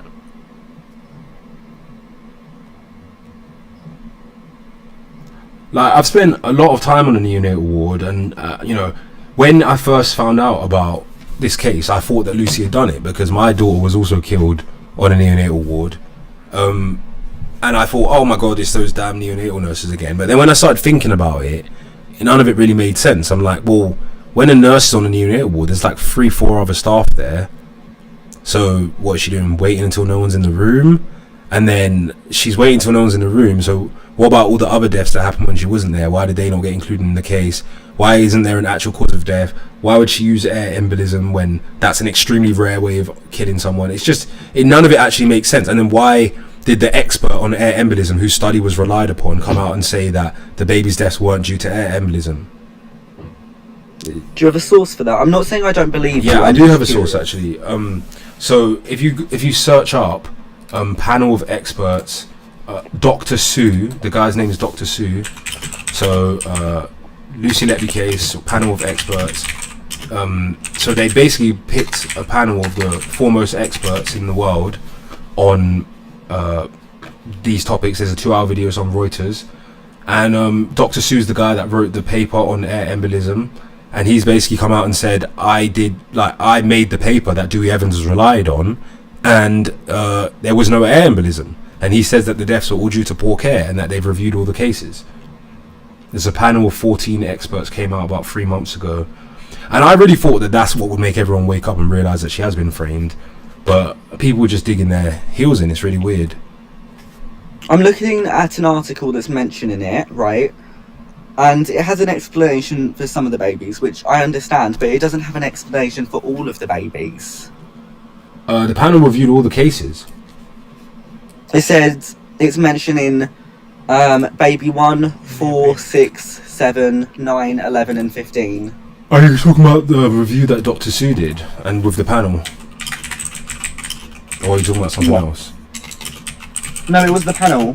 Okay, so you're saying they didn't review. It says they've given an opinion on each one of the 14 babies. So it was all of the babies whose cases were reviewed. I mean, it just seems like a bit of a stretch. I mean, they found evidence. They've convicted her.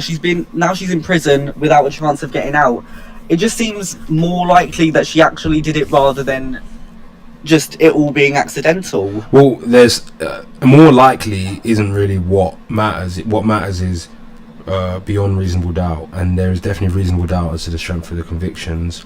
There's compelling alternate hypotheses. Do you not think the court had reasonable doubt that she did it, though? No, you would. If there's reasonable doubt as to whether she did it, then you would have to acquit her. So the jury obviously was not informed enough, and maybe it's how the case was structured. And I wouldn't be surprised if she was framed from within the court as well, because again, that's what they do. And the evidence is just extremely weak. There's no evidence that a murder was committed, let alone, like, this case shouldn't have even been an arrest. There's not even enough evidence for an arrest. But so you're saying the whole court system and the NHS system is to blame rather than Lucy Letby? Definitely the NHS system from that particular trust. I don't know about the court system. It might just have been. I mean, the law is really administered through the jury in a sense. Like, You just said It's you up wouldn't to be the surprised jury. if the court framed her. No, as in, I wouldn't be surprised if there was people within the court system that are working on behalf of the NHS. That's what I meant. Okay, so the entire NHS system is more likely to try cover up this just instead of Lucy Letby. Yes. Not the entire NHS. That trust is definitely more likely to cover up. That's what they do. They cover up deaths all the time. But why would they do that? Oh, I don't know. Why are they covering up my daughter's death? Are they? Yeah. I mean, what's happened with your daughter? I'm incredibly sorry that's happened. But what has happened? She got killed in front If you of 10 don't mind people. sharing. She got killed in front of 10 people by accident on a neonatal ward by misuse of a ventilator, and then they covered it up. And then they just said she died of natural causes, but she didn't. I'm incredibly sorry this happened to you, and that's a horrible thing for someone to go through, but do you not feel like this could possibly just be confirmation bias? No, because I saw her get killed. No, I'm not arguing that your daughter did it. Oh, you're saying why I believe? Well, why would I be biased in favour of neonatal nurses if my daughter was killed by a neonatal nurse? No, Wait, hold on. Wait, oh my god, wait, I'm on 1%. I'm sorry, I'll be back in 2 seconds. Alright, I might as well just drop you down because 1% ain't gonna cut it and you're just gonna, yeah. Right, okay, we're basically done the live for today. Let's, should we do free-for-all? Let's just get everyone up for a free-for-all. Jack and Riley, and then I'm gonna go because I've literally been live for 5 hours, which is fun, actually. Hello, It feels like how a are radio you? show. What's up? How are you? I'm good. Good. I wanted to talk about Hold on, first and foremost, why you got beef with me in the chat, but then in the flipping messages, you're being real nice. You beef I with me in the respect chat. you as a person and I respect your views. You I just disagree don't with me. Agree with them. Oh, fair Yes. enough. Fair enough. I don't not respect you for that. I think we can all have different views and opinions, and that's okay. Thanks, babe. And you want to immigrate over here, and I'm willing to Marry me work- for a visa. No, Oh, damn. but I wanted. Yesterday, you were talking about how you believe that abortions are kind of used as a scapegoat for vaccines. No scapegoat. They use the aborted fetal tissue to make vaccines. So they use 2 aborted fetal tissues from the 60s, I believe, but they don't actively use current aborted fetuses Yeah, they for do. vaccines. They do. No, they don't. Yeah, they do. Look it up. I've already I'm looked on it my up. laptop. So who is the doctor again? His name is like Seth something. Stanley Plotkin. Stanley Plotkin. Yeah.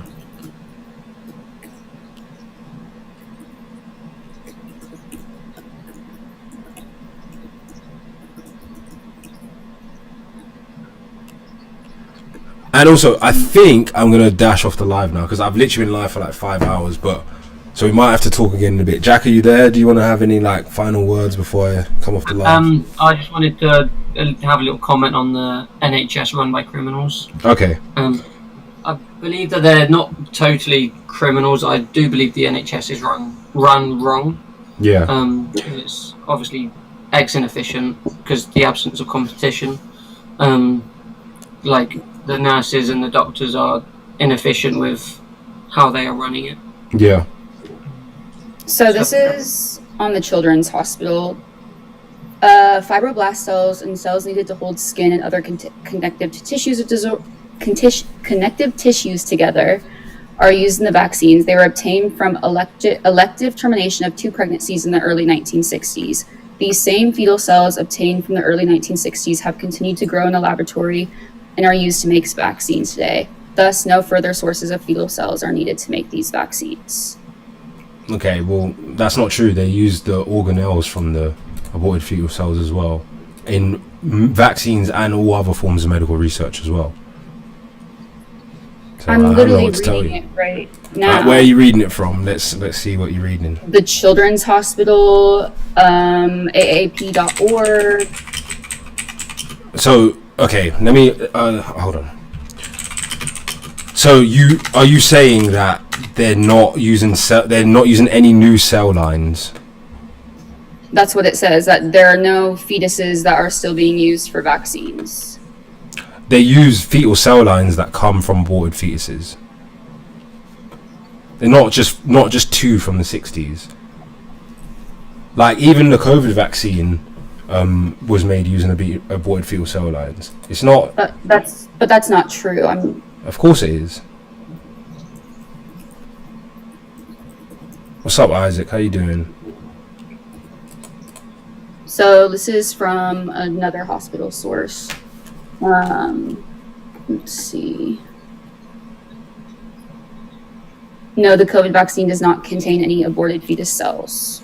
It doesn't contain aborted fetal cells. Cells are grown it in the contains laboratory. cells from aborted fetal cell line. It's not aborted fetus cells. It's cell lines that come from aborted fetuses. From the two. So they're used to make vaccines. From the two collected fetuses. So, however, fetal cell lines are grown in laboratory based on an aborted fetus cell collected generations ago that were used in the testing during research of mRNA vaccines. So they still stem from the same two aborted fetuses from the 1960s. Okay, what do you believe that they do with the aborted fetal cells? You don't think that they use in the medical research? When my sister had an aborted fetus, they just threw it away. No, but I'm saying, do you not think that aborted fetal cells are used in medical research? I'm not saying that they aren't, but they're not used in vaccines, which was your point. They are used in vaccines. No, not currently. They are currently used in vaccines. It's the two 1960 cells that they keep in a laboratory that is generated. Okay, so. But it's not current aborted fetuses. Isaac's asking what's the difference. Dude, if it's okay, currently. It's not current. No, you're wrong. Fetuses. I've got something here for you, right? This is on PubMed, right? Use of aborted fetal tissue in vaccines and medical research obscures the value of all human life. So despite the recent attention paid to Planned Parenthood's reimbursement practice for providing aborted fetal tissue to research laboratories, the commercialization of fetal tissues is not a new practice. The utilization of embryonic and fetal cells from elective abortions in the pharmaceutical industry and medical research is commonplace. Hold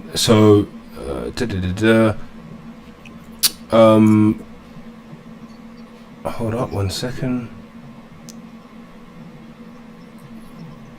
In the pre-vaccine,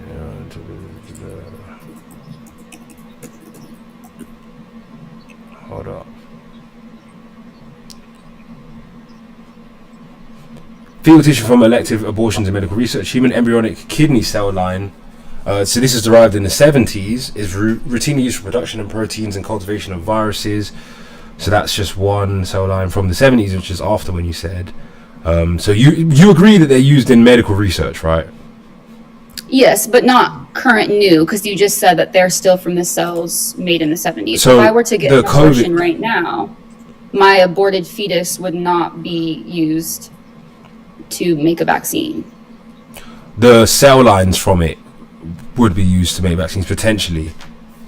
And the thing is, there's not just what do they call it again? The thing that begins with F. What was the word you said again? Fetus? No, not fetus. The fibroblast. That's it. That's not the only ingredient that comes from aborted fetal cell lines. There's also kidney cell lines. So it's not just the fibroblast. But yeah, they don't just pick random fetuses, is what I'm saying. They have the two cell lines that they use from the 60s. So there's never they're getting the kidney. Whatever you want to say, but it's still. But they use it. Okay, when I say they're used to make vaccines as well, let me ask you this: if they're researching to make a vaccine, and then they're experimenting using aborted fetal tissues to make the vaccines, then is that not them using it to make vaccines? I'm not arguing and saying that they're not using fetuses for vaccines. I'm saying they're not using currently new fetuses. But it's part of the medical. No, but I'm saying it's part of the medical research process that in order to make the vaccine. But not new fetuses. No. They do use new fetal tissues in the medical research process of making the vaccines, not just the cell line from the 60s. there are other components that are used in medical research when it comes to the manufacture of vaccines, not just one cell line. There's loads of different types of cell lines as well.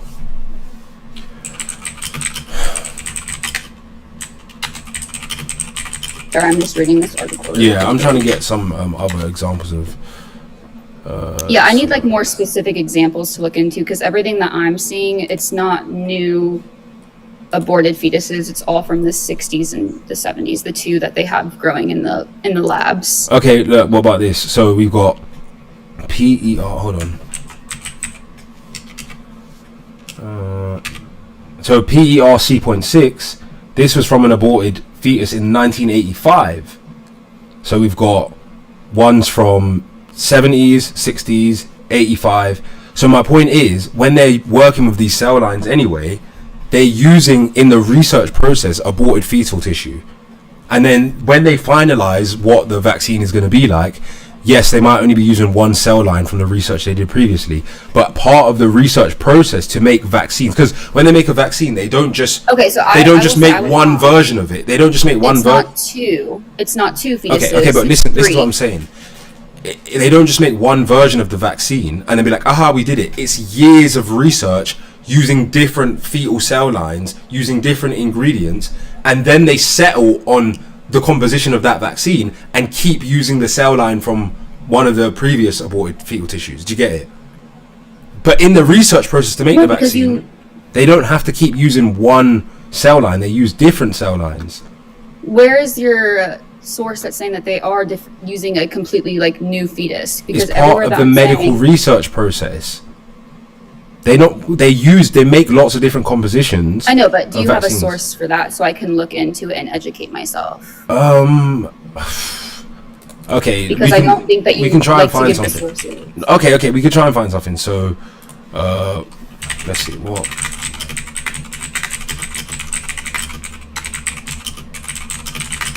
Okay, let me try and find you something.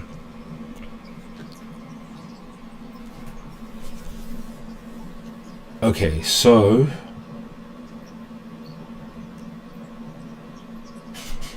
okay. Here's the music. Hold on. Okay, so musical theories. No, I need a source. Hold on.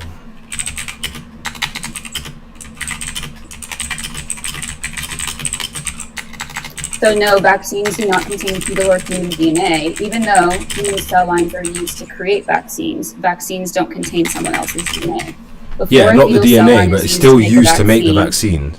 It goes through the cleansing process. Yeah, I didn't say it has DNA from it, but it still has cell lines that originate. Now, granted, those cell lines might be from a long time ago, but in the research process to make the vaccines, they use different new cell lines. They go for the purposes of medical research. Sometimes it's in virology, which aids the production of vaccines.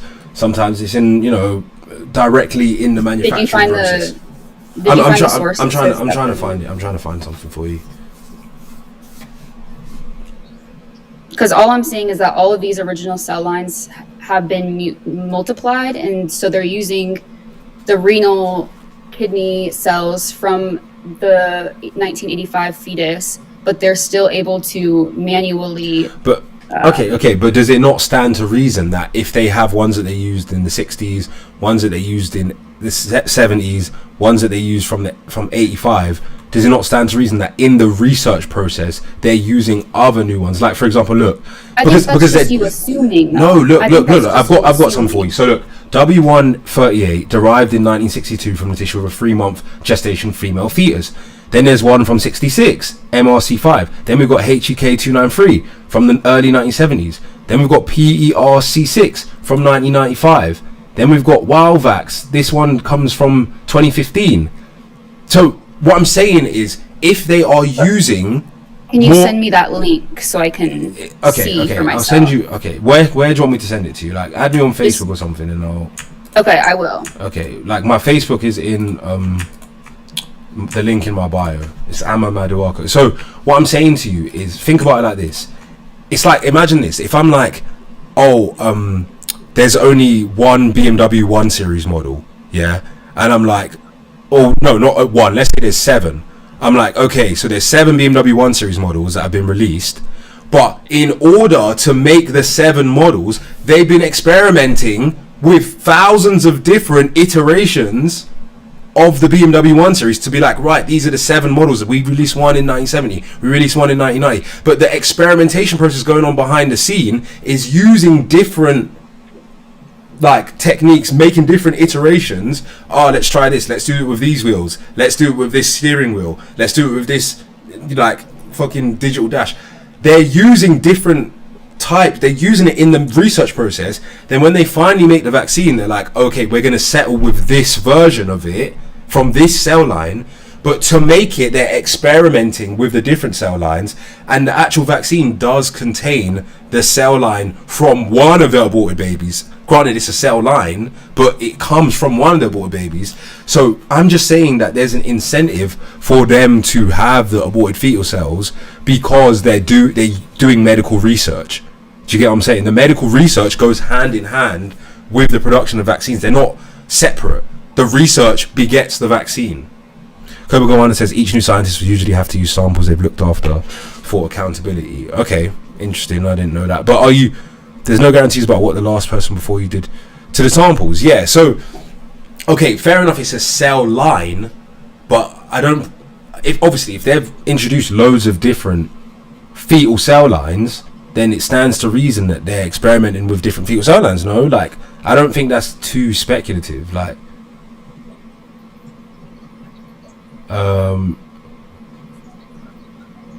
yeah, I don't know. Did you want to say anything else about that? No, I'll just have to look at what you sent me. I'll look it up more, like, as well. It's weird because medical research is not as transparent in terms of accessing resources as you think. But I guess, okay, hypothetically speaking, yeah. Let's say if they are using these aborted fetuses, yeah, what would you rather happen to that tissue? Would you rather use it for medical research? I'd rather it. I mean, you know, if the child has been aborted, I'm not saying that it's wrong to do medical research. My point was, the whole original point I was making is that because they're used in making vaccines and in medical research, there's an incentive for them to keep the status quo of abortion, because medical research is worth billions of dollars. So I was just talking about what the incentives are. Now, granted, maybe they're not used as much in vaccines like as I supposed. I do think that they are used massively in the research and production of vaccines, but let's say that they're not. Like, all I'm saying is that there's an incentive for them to keep the status quo where there's abortions, because they make money through medical research. They get grants from governments and private grants as well to do medical research, and obviously it's the backbone of their research if they have materials. And remember, materials like that cost a lot of money, so someone's making money somewhere and you're giving it away for free. You understand? Like, we're giving them the free tissue. They're not paying you. They're not saying to the mother, oh, by the way, because this might go to medical research, here's £50, because it's going to cost us £1,000 when we mark it up and claim from the government for medical research purposes, right? They're not being transparent about that. So someone's benefiting from it somewhere. That's my point, and I think the incentive is clear, in my opinion. Yeah. Okay. I mean, I guess that's your opinion. Yeah. Right. Also, I've been on live for like 5 hours, so I literally think I'm one more. Yeah. One more thing, sure. It was about school shootings, and I know this is not school pewing related, I should say. Yeah. But what is your thoughts on the number one cause of death in children and teens in America being gun violence? I don't think it's a good thing. Yeah. Like, I don't think it's a good thing. I think that needs to be reduced. But it wouldn't stop me from moving to the United States. No. Yeah. Yeah. Definitely. Yeah, I just wanted to know your opinion on that. Yeah, that's obviously no one wants that. There's definitely a problem of gun violence in the USA. I've never said that there isn't, but I'm just saying, when you're talking about comparing it to the UK and you're saying that's the reason why the UK is better, I'm gonna need you to come with a better, not you, but you know, you got to come with a better argument than that. Like, yeah, definitely. All right, well, have a good night. All right, take care. Chosen One says the NHS is a scam that the working man pays for and get a terrible service. Okay, this live was interesting because we had a really like long, steady flow of guests. That means it's working. But I've been live for so long. Damn, bro, we've got YouTube gang. You guys are gonna form the core now of these lives because someone said interesting. This fetus is a user without permission. Yeah, yeah, you guys are like the core of our movement now, YouTube gang. So everyone, follow us on YouTube, subscribe at State of Deception. Let's see if we got any new subscribers from this live, because if we're not getting subscribers, it's all pointless, isn't it? Okay, we got 1 subscriber from this live. Please subscribe. No, what I'll be doing is I'll be chopping up all the lives soon and releasing the videos. Thank you everyone for watching. I appreciate you. How long was I actually live for? Let's see the actual numbers. 5 hours and 13 minutes. That's crazy. Alright, thanks. Follow me on this Adora story if you're watching on YouTube, on TikTok, and State of Deception on YouTube. Koba Kaban said he's going to subscribe. Thank you guys. Take care. Bye bye. Right. Yeah, YouTube gang. I don't know how you guys have been here for like 5 hours, but I really appreciate you. Please share the videos and subscribe. And I'm gonna keep doing my thing. Thank you so much, guys. Soon we're gonna have a movement, I promise you. Like, we keep doing the live, someone will repost something that I post up. I'm gonna chop it all up, post it. Thanks Prometheus, and you guys just keep supporting. I'll probably make one of you a moderator or something. Peace.